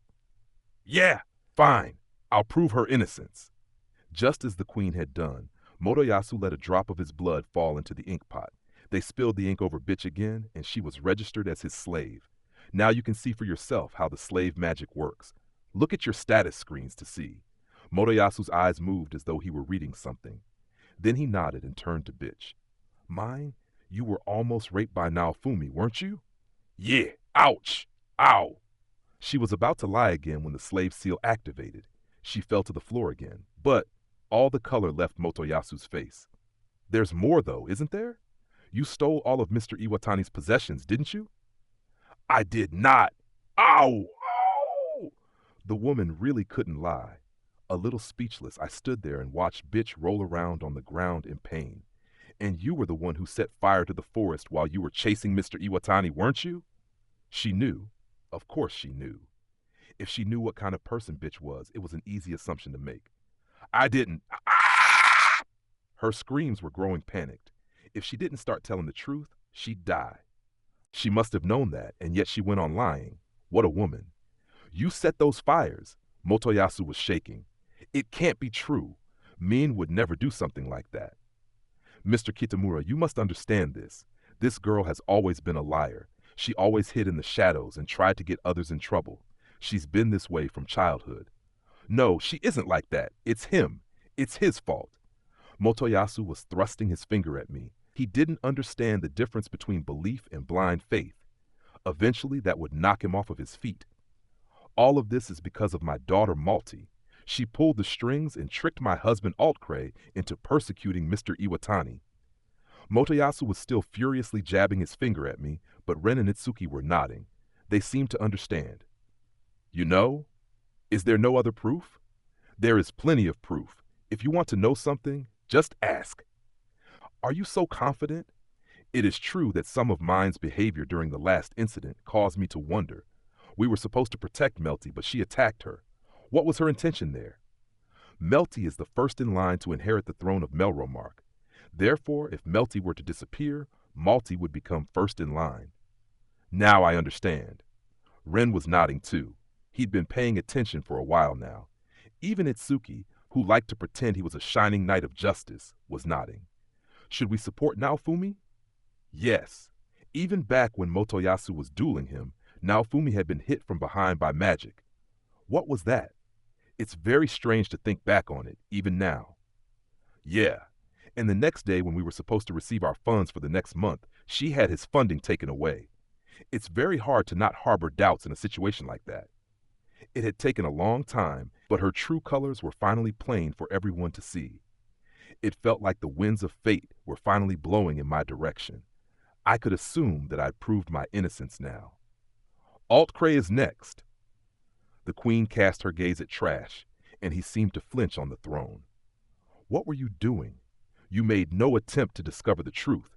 We were supposed to be taking special care of the shield hero, but you threw him out into the world naked. I don't even know what to say. In the past, no matter what my private feelings about you may have been, I'd been able to keep you domesticated, but it's all the shield's fault. Malty was not raped. Her lies have been shown for what they are. What do you have to say about it? It's the shield. He's to blame. Was that all he could say? Just how much did he think he could pin on me? Trash. He was just adding fuel to the fire at that point. I swear, you would have been smarter about this in the past. You used to be smarter than this. The queen held a palm to her forehead. Clearly she couldn't handle much more of it all. It seems like you are not going to be able to defend yourself. Like a breeze had blown through, both Bitch and Trash turned their eyes to the floor. Still, I didn't get the feeling that they were going to apologize to me. That didn't seem possible. They were so irritating. Why did the queen force me to stand there before them? Ideally, I wanted to spend as little of my time with them as I could. It's not like I could expect them to reevaluate their behavior in any sort of meaningful way. I wondered why she didn't make Trash into a slave. Was there some kind of reason behind it? Well, I guess he wasn't lying the way that Bitch was. I thought for a long time of ways to get around having to say this, but I now believe there is no other way. The queen was absent-mindedly opening and closing her fan as she spoke, but now she authoritatively clapped it shut and pointed it at them. I officially disown you both. From this time until eternity, neither of you will be considered part of the royal family. What, Mama? Bitch and Trash both shouted in shock and protest. They weren't able to accept the severity of their transgressions. It wasn't so bad. I was starting to enjoy it. I hoped she'd come up with more things to show me. Mr. Naofumi, what are you smiling about? Come on. You know? I know where you are coming from, but Mother? She's serious. Huh? Philo turned her head to the side. She didn't seem to understand what was happening. She could be pretty stupid when she wanted to be.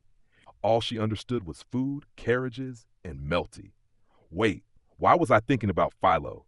There was so much other exciting stuff going on. Why? Both of you have behaved in unforgivable ways. Had you been truly repentant, I could have found some way to petition Mr. Iwatani for forgiveness. And yet, you think I'd forgive them? I thought of various ways to earn your trust after these two admitted their crimes and apologized. Trust? Apologies, huh? I'd rather just watch to see how this all played out. What will happen to Melromark if you remove me from the royal lineage? Nothing bad.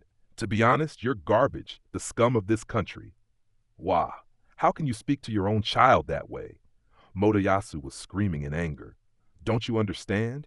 You reap what you sow, and it is now more than clear that Melty is the only one here capable of running the county. Malty, you've lost. She was right. The country would be in much better hands with Melty. She could be a little hysterical, but she'd grown up a lot with all we'd been through. Besides, she only really ran her mouth off at me. If you remove me from the throne, there are many people and organizations that will be upset. I've already silenced them. Did you think I was just sitting back and watching in silence for these last 3 months? If so, you're mistaken. Boo. Trash was so shocked he couldn't speak. He just kept flapping his lips without saying anything. Besides, why did you summon the heroes on your own? We needed to discuss this. What do you mean? Certainly the heroes found it odd that they would be summoned to this world without the approval or appearance of this nation's highest authority. Naturally. Like she said, she really didn't seem like the kind of person that would leave such important matters up to her subordinates. Besides, if they had summoned us and been a bit more diplomatic, if they had really made the effort to win us over to their side, then they could have put us to better use. I didn't want to admit it, but that went double for myself, considering how little I'd known about the world when they summoned me. They could have gotten me to fall in love and arranged any political marriage that was convenient. Before we take this any further, we need to get one thing very clear. Our country was supposed to be the 4th country to summon the heroes. This was decided at an international diplomatic meeting. Wait just a second. Now she was blurting out some serious stuff. Different countries could summon the heroes? There was an agreed-upon order? What was Melromark up to? Explain. All right. The queen began to explain things. The waves had come, and many different countries had suffered heavy losses. To discuss their options, the kings and queens of various nations all agreed to a meeting. Certainly, there were different interests expressed, and some of the countries were natural enemies, like Melromark and Siltveld, but no one could avoid the truth. The world was sliding closer to complete destruction. If any of the countries had squabbles, they agreed to put them aside until the relative safety of the world was secured. At that meeting, it was agreed that Melromark would be the 4th nation to summon the heroes. It also sounded like the typical procedure was to summon one hero at a time. Most of the time when they attempted to summon heroes, no one showed up. Also, and this was supposed to go without saying, the heroes were expected to travel around to all the different countries. So why did this country summon them? The heroes are normally summoned using pieces of ancient holy relics. The ceremony can only be performed at a specified time, but it meant that they had summoned all the heroes while the queen was out of the country. The Church of the Three Heroes had been around for a long time, and its roots run deep in these lands. As far as I know, they are a very conservative organization. Still, it appears they had unexpected, ambitious plans. That sounds like a big problem to me. The heroes were supposed to save the whole world, but we'd all been summoned to the same spot. Yes, that is why we have been so heavily criticized. Why would you leave the country in the hands of a war hawk like this? That was a big problem. She gave him way too much authority. Ren and Itsuki seemed to agree. They nodded. Their party members looked like they had something to say, though. I'd heard a little about it from Melty.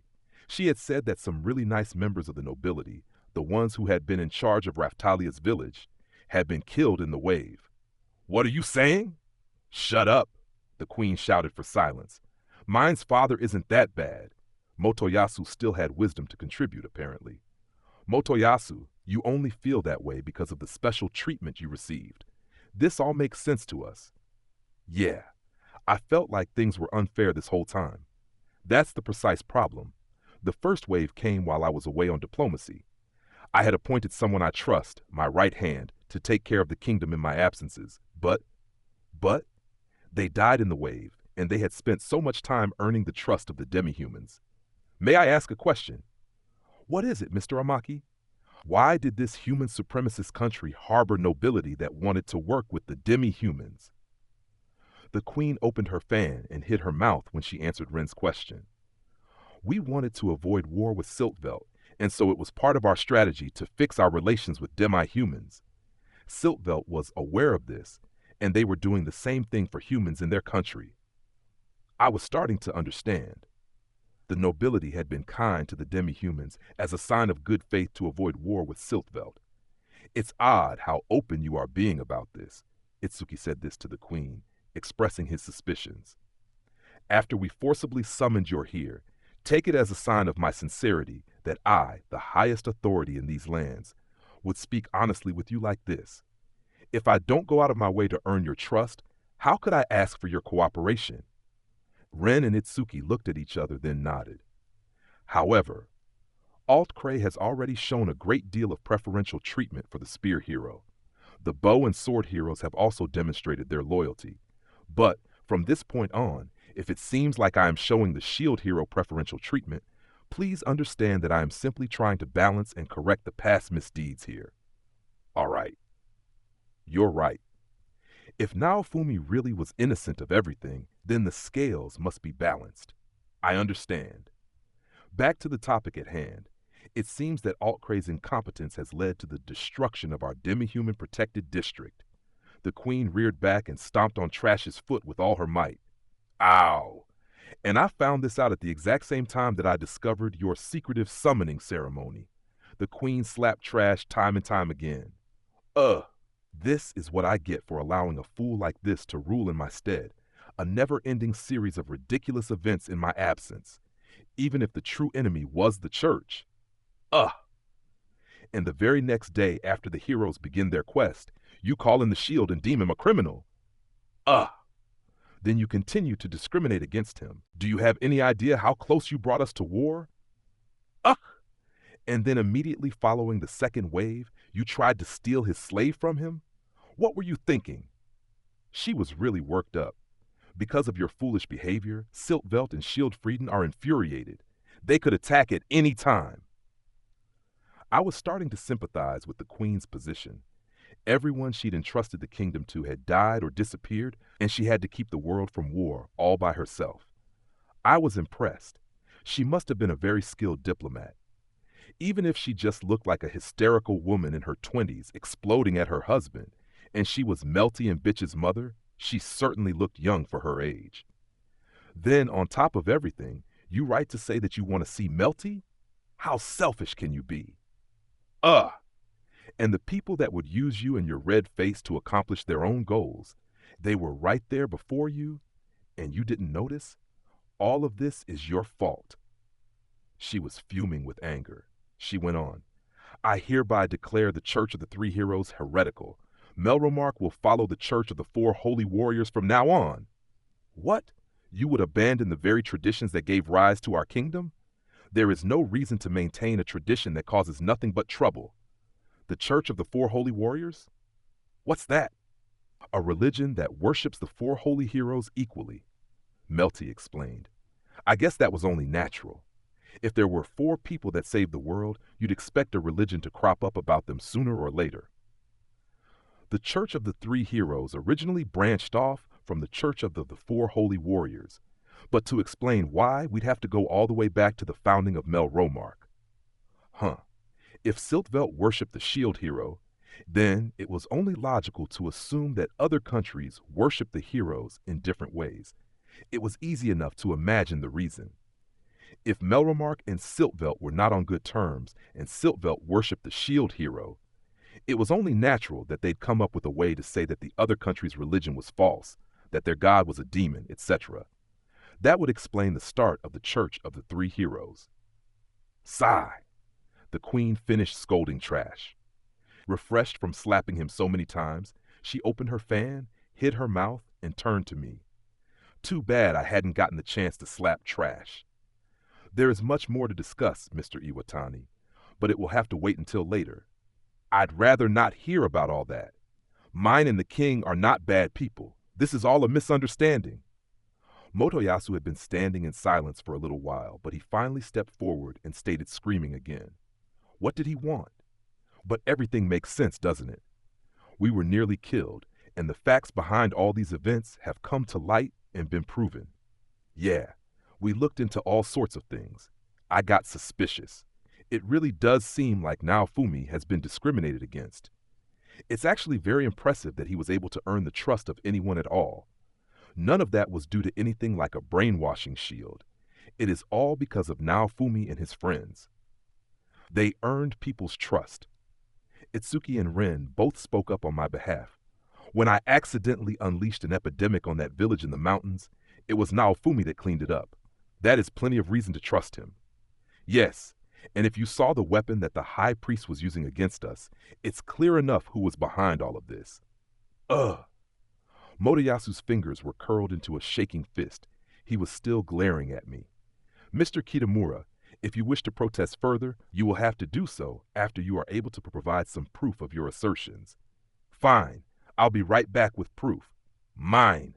Let's go. Unfortunately, I haven't finished speaking with Malty. You will have to wait until we are finished here.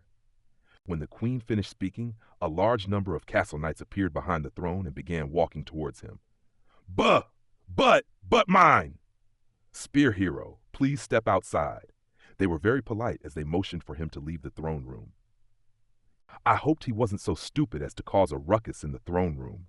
Stop changing the subject. I'm very sorry. It's really Motoyasu's fault, so I wouldn't worry about it. Itsuki seemed to have some suspicions that Motoyasu was receiving preferential treatment. I didn't see a reason to correct him.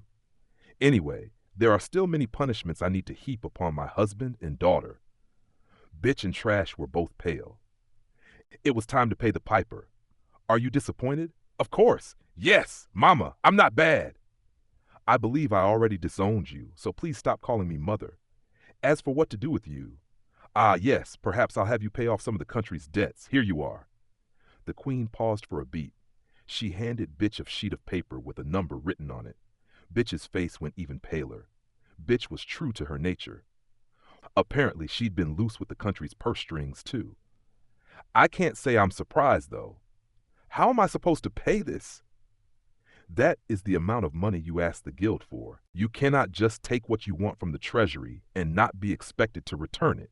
I also took the liberty of adding the funds that were necessary to put out the forest fires you started. Just as that paper says, you will now work like a slave to pay off your debts to the crown. But that's impossible.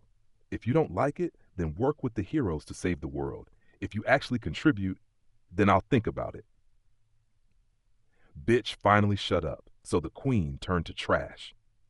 And look at you, feeling so safe that your daughter is the only one in trouble. All this goes for you too, Alt-Cray. Trash was so shocked he stumbled forward. The damn fool couldn't even raise his head to the queen. Couldn't he behave a little more kingly? You will either fight for the future of our country on the front lines against the waves, or abandon your responsibilities and become a normal adventurer.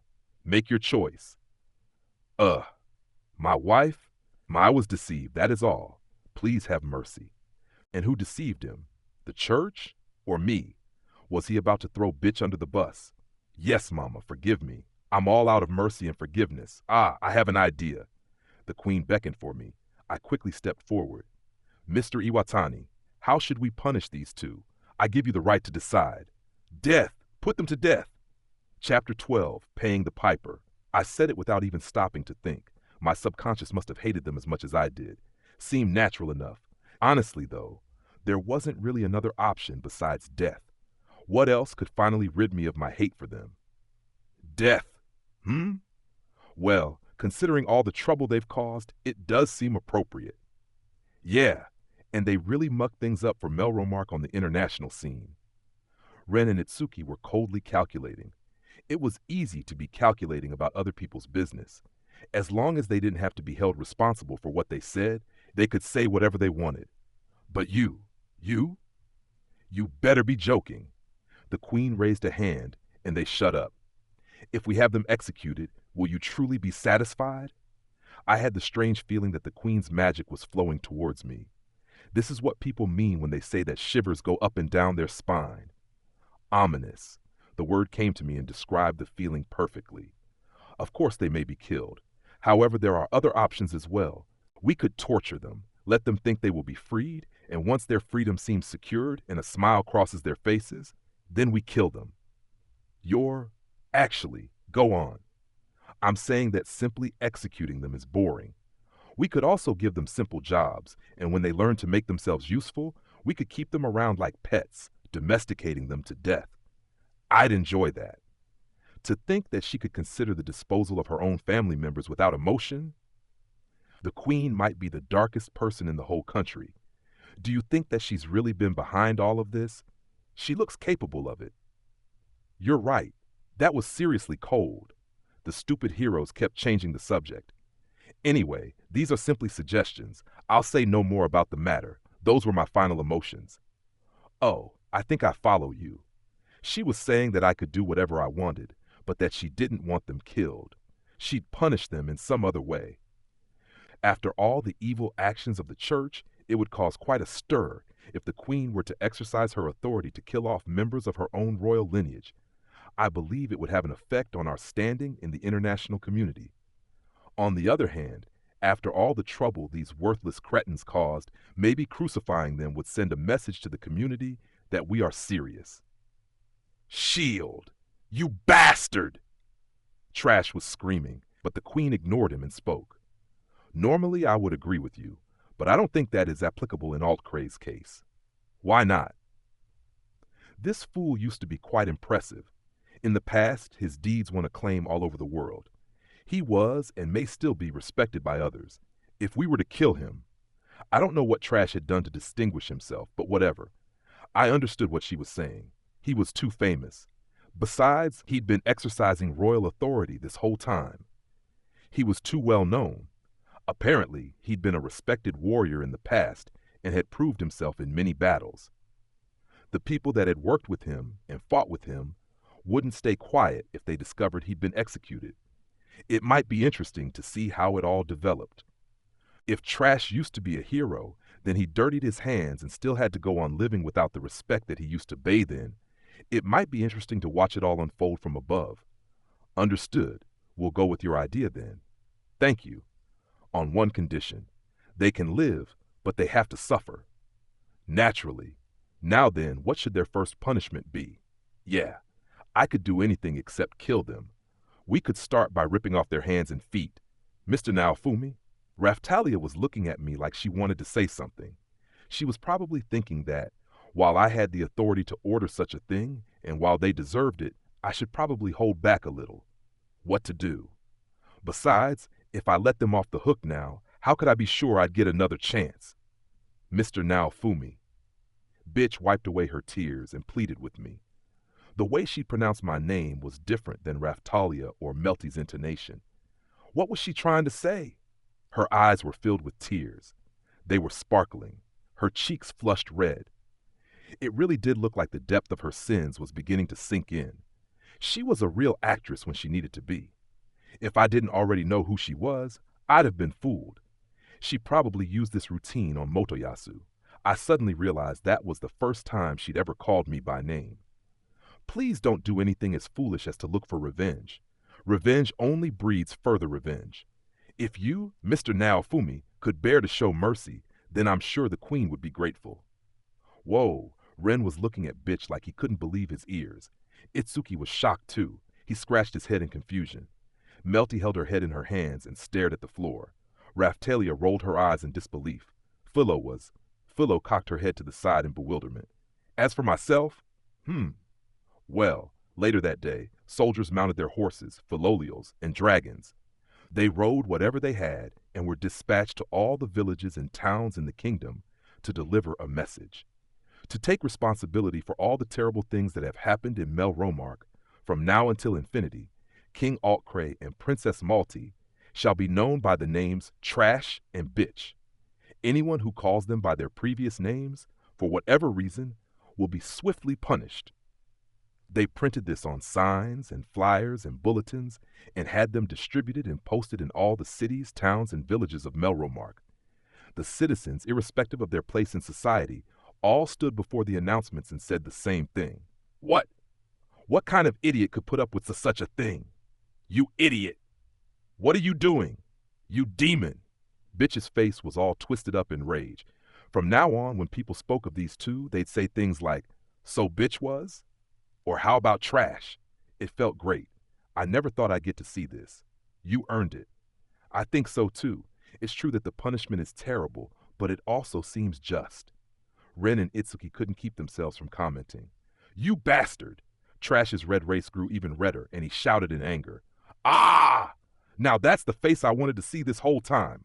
Finally, the whole world would call him by my private nickname for him. Trash. Revenge only breeds more revenge. Bear it? Such beautiful worlds. I suggest you take your own advice, Princess Ma. I mean, bitch! Shut up! I'll never forgive you! She looked like she was ready to come swinging punches at me, but the Queen's guards wouldn't let that happen. Don't forget that bitch also had a fake name for adventuring. What shall we do about that name? Whore. Whore? Ren and Itsuki said nothing. They seemed to be a little offended. Guess I couldn't blame them. Very well. I will register the new name as her adventurer's title. She'll no longer be able to use the name mine to register for quests or stay at inns. I'll kill you. If you turn your back, I'll kill you. She was furious, seething, but I felt so good. Her little outburst couldn't bother me. You're welcome to try. If you attack me, you'll be put to death. Yes, she has lost all of her rights. If she acts out, the slave seal will kill her. I saw what she was saying. It would cause issues if the Queen were to execute a member of the royal family. That is why she disowned Bitch first and changed her name. Then she would be free to kill her without worrying about the backlash. It was smart, efficient. I liked it. Not only that, but it came with a rule that Bitch wasn't allowed to attack me. She must have wanted Bitch to know how it felt to be me, unable to attack. Now, don't you think you've taken this too far? Itsuki spoke up. I didn't care. Nope, it feels great. Now then, to fully earn Mr. Iwatani's cooperation, we'll have to fulfill his old request, won't we? What do you mean? Before all this happened, you told Trash to crawl down before you on his hands and knees, did you not? The Queen clapped her hands, and shadows and knights appeared behind Trash. They seized him by the shoulders and forced him and Bitch to their knees. Hey now, wait just a second. Just who do you think I am? Yes, I am the key. An adventurer and a soldier, am I right? The Queen spoke down to them where they kneeled on the floor. She made them understand their new positions. Now bow to us. Of course you too, Bitch. If you disobey, the slave seal will hurt you. But my Queen, no, I won't bow. I wouldn't. You must be joking. Why would I bow to him? Ouch! The knight grabbed the back of their heads and forced them down until their foreheads scraped the ground. Bitch was furious. Even though the slave seal was burning into her, she still resisted. They kneeled with their heads on the floor, surrounded by shadows, and continued to scream, "Please!" Trash and Bitch were screaming to keep anyone else from talking. "Shut up!" the Queen snapped, and Trash and Bitch were immediately gagged. They used all their remaining strength to resist, but they weren't able to put up much of a fight. "Please, Shield Hero, please help us!" Just like that. "Shield Hero, please fight for our country!" There were some excellent impressions of those two happening. How's this? What do you mean you were? It felt so good to see the two of them forced to bow to me. It felt great, it really felt good. But it wasn't exactly what I wanted. They don't seem repentant, do they? I guess there's no choice. Are you sure this isn't taking it too far? Ren and Itsuki were whispering to each other. I didn't see a reason to stop it. Everyone needed to see who the real bad guys were here. They needed to understand. Bitch and Trash were screaming and protesting so violently. It almost looked like they were going to have heart attacks and die right there. Eventually they calmed down and shut up. Their gags were removed. Bitch looked like she'd been raped. Her eyes were just staring off absent-mindedly, and thin streams of tears fell down her cheeks. Did she hate me that much? Did she hate to kneel so much? Ren walked over to Trash and waved his hand before his face. Trash didn't react because he wasn't able to see. Having confirmed this, Ren returned to where he had been standing. Bitch was still whining. Perhaps this is enough torture for these two. The Queen raised a hand and shouted an order. Remove them from the throne room. Yes! The two of them were taken out of the room. After they were gone, I turned to see Raftalia looking at me disappointedly. Melty seemed upset too. Philo was smiling and having a good time, but it seemed like they had revised their opinions on me. They didn't say anything, but they looked like they thought I'd taken it all too far, and that will end their punishment for the time being. Mr. Amaki, Mr. Kawasumi, and their parties will find rooms prepared for them in the castle. Please rest. I still have some matters I would like to discuss with Mr. Iwatani, so I request that he remains behind. Ah, ah. I would rather not put my faith in people that behave that way, but wait. Compared to the state they put this country in, this punishment is too mild. It might seem like a lot, but that is only because you were standing here to witness it. That might be true. Ren and Itsuki were discussing the day's events as they left the room with their parties. Now that we have punished them in this way, I would like to ask for your cooperation, Mr. Iwatani. Well, I couldn't think of a good reason to refuse her. Still, was it wise to trust someone that would treat her own family this way? They did deserve it, though. It was all their fault. You reap what you sow. What shall we discuss first? I've got an idea. Let's talk about the heroes from legend, shall we? The queen began speaking. I'm actually quite fond of the legend of the four holy heroes. It's a little different than my own country's legends, though. How so? Mr. Iwatani, I believe you've discussed these things with Melty. May I assume you have a basic understanding? I nodded. Well then, as you already know, the shield hero does not appear in this country's legends. He was permanently deleted from the stories, and people speak of him as though he were a demon. Uh-huh. The book I'd been reading before I was summoned to this world, The Records of the Four Holy Weapons, had no information in it about the shield hero. It had been completely blank. I'd figured that the pages were blank because I had been summoned to fill them in. But could it be that the book had simply been a recording of Melromark's version of the legend? Something didn't seem right. I didn't think that my guess was accurate, but I guess I'd have to just go with it for the time being. The shield hero worked with both the humans and the demi-humans. Because of that, there were many times when the other heroes considered him an enemy. In the end, however, they were able to reconcile. Now things were making sense. If that was part of the legend, then it would explain why demi-humans had been so willing to trust me. As you know, Melromark is a human supremacist nation. We did prepare a special district where the demi-humans could live in peace, but they had very difficult lives. Uh-huh. I'd been in this world for more than 3 months now. I knew that the demi-humans were basically slaves in Melromark. Because of these things, our relationship with Siltveld is very bad. Our nations have fought many wars. The situation was the opposite in Siltveld, where humans were considered a slave class. Melromark and Siltveld were like water and oil. It only made sense for them to be at each other's throats. Now, as you may be aware, Siltveld's religion also branched off from the Church of the Four Heroes, but instead of worshiping 3 heroes, they worshiped the shield hero exclusively. I had guessed as much. Seems I was right. Yes. Now, as for how the Church of the 3 Heroes came to be, I imagine that you've already figured that out, haven't you, Mr. Iwatani? The original Church of the 4 Heroes had branched in 2 different directions in Melromark and Siltveld. In Melromark, it had become the Church of the 3 Heroes, while in Siltveld, it became the Church of the Shield. The Queen said that the countries had been at war for a long time, which would mean that I was summoned right into the center of enemy lands. I was the saint of their enemy. Who could be expected to treat the saint of their enemy with respect? Humans were not so pure. The old books of the Church of the 3 Heroes were, no doubt, filled with lists of the evil actions performed by the shield hero. Similar things happened in my own world. The god of an enemy religion came to be seen as a demon. It all fit. Could it be that Trash was prejudiced against me because of the wars he'd fought in Siltveld?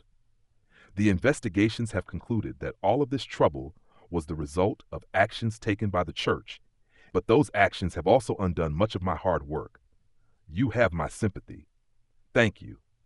Yes, Melty, you understand all this, don't you? Yes. The major problem remains. When the 4 heroes are summoned, there is an important ceremony that is performed that is commensurate to the gravity of the situation. but all 4 heroes were summoned. Yes, that is why this problem is so significant.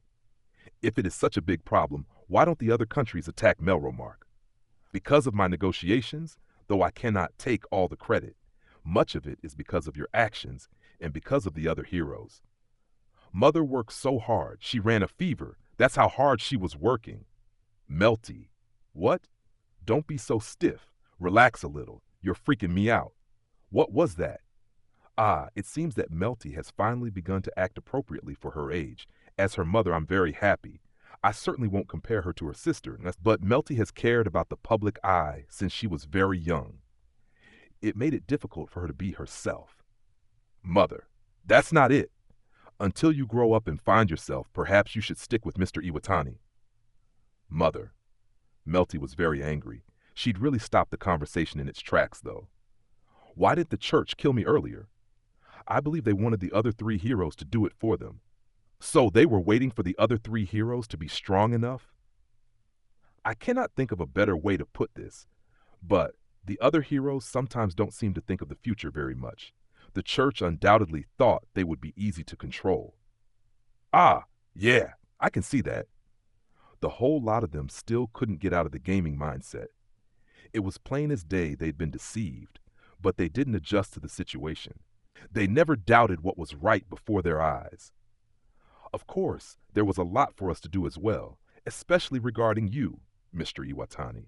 Many people from the international community begged to meet you. I remembered that Melty had said something like that. When I was out on my luck, naked and beaten and alone, people had approached me, and I told them to stay away. The queen realized that I knew what she meant and nodded, because of which I was able to see through quite a lot of deception. What do you mean? I told the council that the heroes were busy expunging a disease from our country. To keep the world from war in times like these, she must have worked very hard. Back in my own world, when I had managed a guild for an online game I played, there had been times when other guild members would throw fits. It took all I had to put out the fires they'd started. Normally, I would have just fired them, but I wasn't able to according to the rules.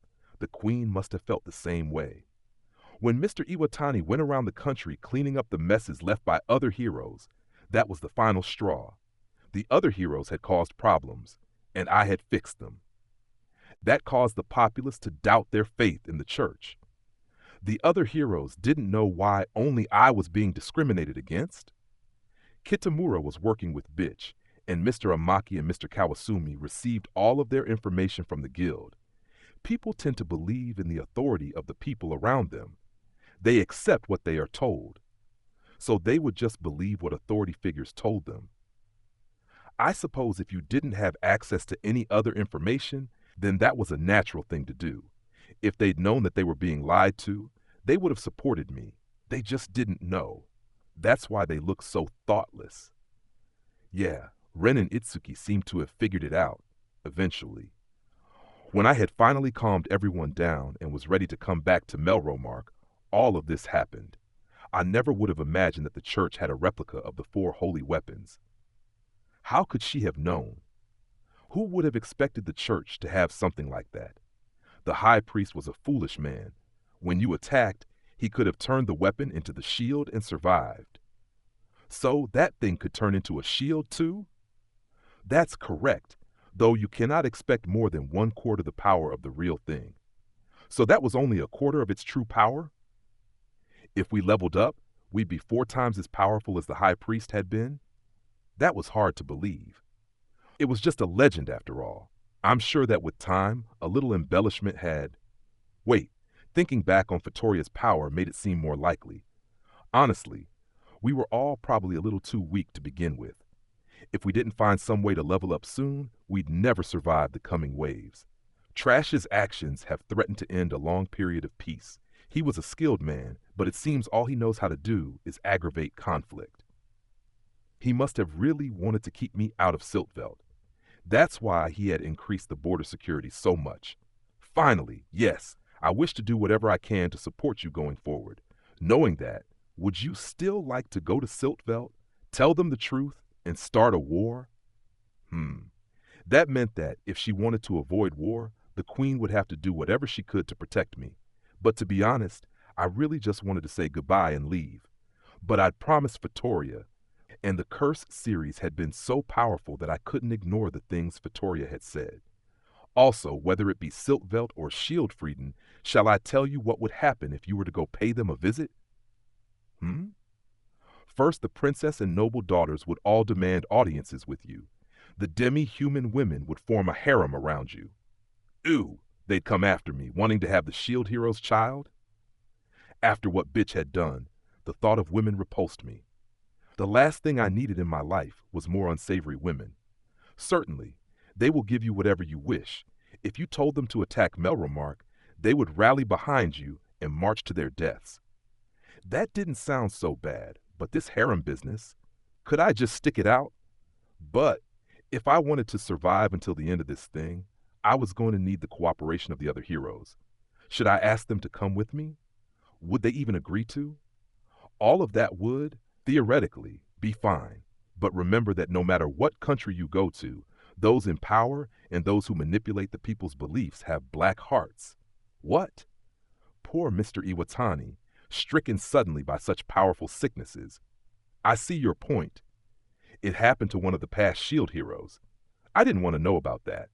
She was saying that the people might worship the shield hero, but those with power, those with something to lose, wouldn't be happy if I just got whatever I wanted. I suppose that made sense too. Who would want some random guy from another world to show up in their borders and start changing everything? I understood where they were coming from, but I also didn't want to die. What options did I have? By the way, it seems like you were approached by some adventurers with some false requests. Yeah, it happened a couple of days after I was summoned. People said they'd join my party, but I'd have to pay them. I had let the balloons settle that matter. A couple days after your meeting, their corpses were found, horribly maimed. What? More things I'd rather not have heard. Furthermore, within a few days, a Knight's Guard was attacked by a number of people and killed. We have not found those responsible. It may be that. Siltvelt was an extreme country. It sounded like both heaven and hell were waiting for me if I were to go there. Of course, that was only if everything the Queen said was true. Therefore, I believe that it is safer for you to stay here, as you have finally earned the trust of the people. I didn't really want to cooperate. All the pain and suffering I'd been through wasn't going to somehow disappear just because the Queen commanded it. Even if the Queen had been directly involved in Trash and Bitch's punishment, she was only doing what was natural and expected of her as the country's leader. Now she'd act like she'd done me a favor and ask for my cooperation? Things were too easy for her. Besides, I respected her abilities, but that didn't mean that I trusted her. It was easy to say whatever she wanted to. The truth was that she didn't want me to visit the other countries. Still, if what she said was true, then I could expect a warm welcome from any foreign country, not just from Siltvelt or Shieldfrieden. There wasn't anything special about Melromark. I was thinking over all she'd said when the Queen kneeled before me. Everything that has happened to you up until now has been my fault, my responsibility. I understand that it sounds as if I am asking too much of you. She lowered her head to me, deeply. Melty was completely speechless. Raftalia was watching with wide-eyed amazement. Even Philo seemed to understand that something important was happening. But please understand, this country doesn't have any other option left than to rely on you. If taking my head would soothe your anger, then take it. If changing my name would soothe your anger, then you may do so. Mother, so please show forgiveness. From now on, I will prevent you from being treated unfairly. I swear it on my name, Morelia Q. Melromark. I will sign a magical contract. This woman, she'd use her authority to keep Bitch and Trash from being killed, then turn around and offer her own life? Had she offered me Bitch's or Trash's head, I might have thought about for a minute, but I didn't really want to see the Queen die. Melromark must have really been in a bad situation. She meant to say that the future of the country depended on me? If I wanted to, I could rally the world against them and burn this country to the ground. But only once. What do you mean? One of your shadows jumped in to save us, and because you helped us put an end to the High Priest. which means I'll trust you, but only once. However, and no matter what happens, I won't trust you after that. Thank you. She bowed to me once more, deeply, and expressed her gratitude. Was I being weak? But if I continued to doubt everything, I'd never move forward. I remembered what Vittoria had said. There was no time for the heroes to fight with each other. That huge legendary Filolio would come kill us all if we kept fighting. The hero's enemy wasn't a country. It was the waves. If countries went to war only to be wiped out by a wave, then none of it meant anything. And I certainly couldn't forget that, for all intents and purposes, the heroes had lost the concluding battle during the last wave. There was no reason to make more enemies. I'd been surrounded by enemies this whole time, but now that was about to change. I didn't care about what happened to this world, but the only way I could get back to my own world was if I defeated the waves. I had to focus on the waves. On glass. Just realizing that was a big step forward. The queen rose to her feet and covered her mouth with her folding fan. Can you please keep our conversation a secret from the other three heroes? A hero, too, is someone's child. If they hear that one of them is receiving preferential treatment. She was right. There were plenty of points in the conversation that I'd rather the other heroes didn't know about. I don't know about Ren or Motoyasu, but it seemed like Itsuki might throw a fit. Besides, barring any further dramatic developments, it seemed like my lot had greatly improved. Fine, I won't tell. Yes, thank you. I will accept responsibility for future management of this issue. Is that so? Then I can finally cross one enemy off of my list. I'm so very sorry. You were summoned here despite having nothing to do with our conflicts. Then you were forced to fight. I wish I could do more for you, but my hands are tied for now. Forgive me. That's enough of that. Let's focus on the next step. You said we needed to discuss something with the other three. Yes, but I would like you to be part of the conversation. So let's discuss it at dinner tonight. Okay, epilogue, friends forever. The queen gave orders to her subordinates before walking to the stairs behind the throne. Melty, I'm leaving. Oh, okay. Melty looked at me before answering. Thank you for protecting me. She continued, but was speaking so quietly it was nearly a whisper. Could she have said sorry for not being myself? I'm not deaf or anything, but she could speak up a little. So I made her say it again.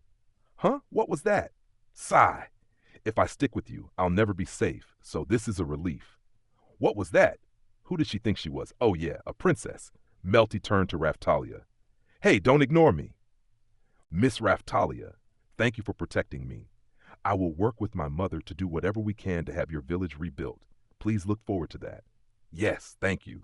This whole time that I was traveling with you, I've been thinking how much I want this country to be a safe place for both humans and demi-humans to live together. I'll change it, I promise. Hey, I'm not done talking, Melty. Naofumi, you're so noisy. What was that? Before I could yell back, she had already turned to Philo. I kept quiet, because that strong-willed Melty was breaking down in tears. What's wrong, Mel? Are you hurt? Not really. No, I'm fine, so don't worry about me, Philo. Hey, Philo, I can't stay with you anymore. Are you going somewhere, Mel? Philo could tell that something was wrong. She made a sad face. Melty lives in a different world than we do. She can't keep traveling with us the way she has been. We couldn't just take the future queen around on our adventures. Is that true? Philo looked like she was ready to start crying too. Yes. We can't see each other anymore? No, we'll meet again plenty of times, but I don't think we can travel together anymore. Melty turned around to look at the queen. The queen nodded silently. So we're splitting up? Yes, but Philo, I can see you anytime you come to the castle. Melty's voice wavered as she spoke. Melty had really influenced our travels. Everything changed after we met. No, I want to be with Mel, Master. You got what you originally wanted. Melty is safe. You can't ask for more than that. But, Philo, you can't be selfish. Ooh. Philo was rubbing her hands, very upset. Melty reached for them. I know it hasn't been that long, but I don't know. I feel like I've known you forever. Mel, I'm very sad to be leaving you, Philo, but there are so many things waiting for you that only you can do, and there are things for me here, things that only I can do. But I want to stay with you, Mel. Wah. Philo. Philo started to cry, and Melty reached out to touch her face. It will be okay. If you ever want to see me, I'll be here. I'll be waiting for you, Philo, because you're my friend, my best friend. Even if we can't be together, you'll always be my friend, right? Of course, no matter where we go, I'll always be your friend. Promise? Promise. We hadn't been traveling together for all that long, but Philo and Melty had really bonded. At the beginning, Philo had been selfish, a real hungry pig. But Mel had taught her what friendship really was, being there for someone else. Philo had made a good friend. It was important, these friendships. I decided that when the waves were done and gone, I'd give Philo to Melty. Melty would treat her well, and I knew that Philo would be good to Melty too. They'd made good friends, both of them. We were watching the two of them say goodbye when Raftalia reached for my hand and squeezed it. I didn't say anything, but I squeezed her hand back. Everything was going well. I felt like I'd finally made it to the starting line. Thinking back on it all, after I'd been framed, expelled, and discriminated against, nothing had gone well for me at all. But things were changing. I'd be as involved in things as the other heroes, if not more so, and I had one less enemy to worry about. But the real problem of the waves hadn't changed at all. Still, I had to believe that everything was better than it had been. I wanted to believe it was better. Well, I did believe it. Looking at my friends, I believed it.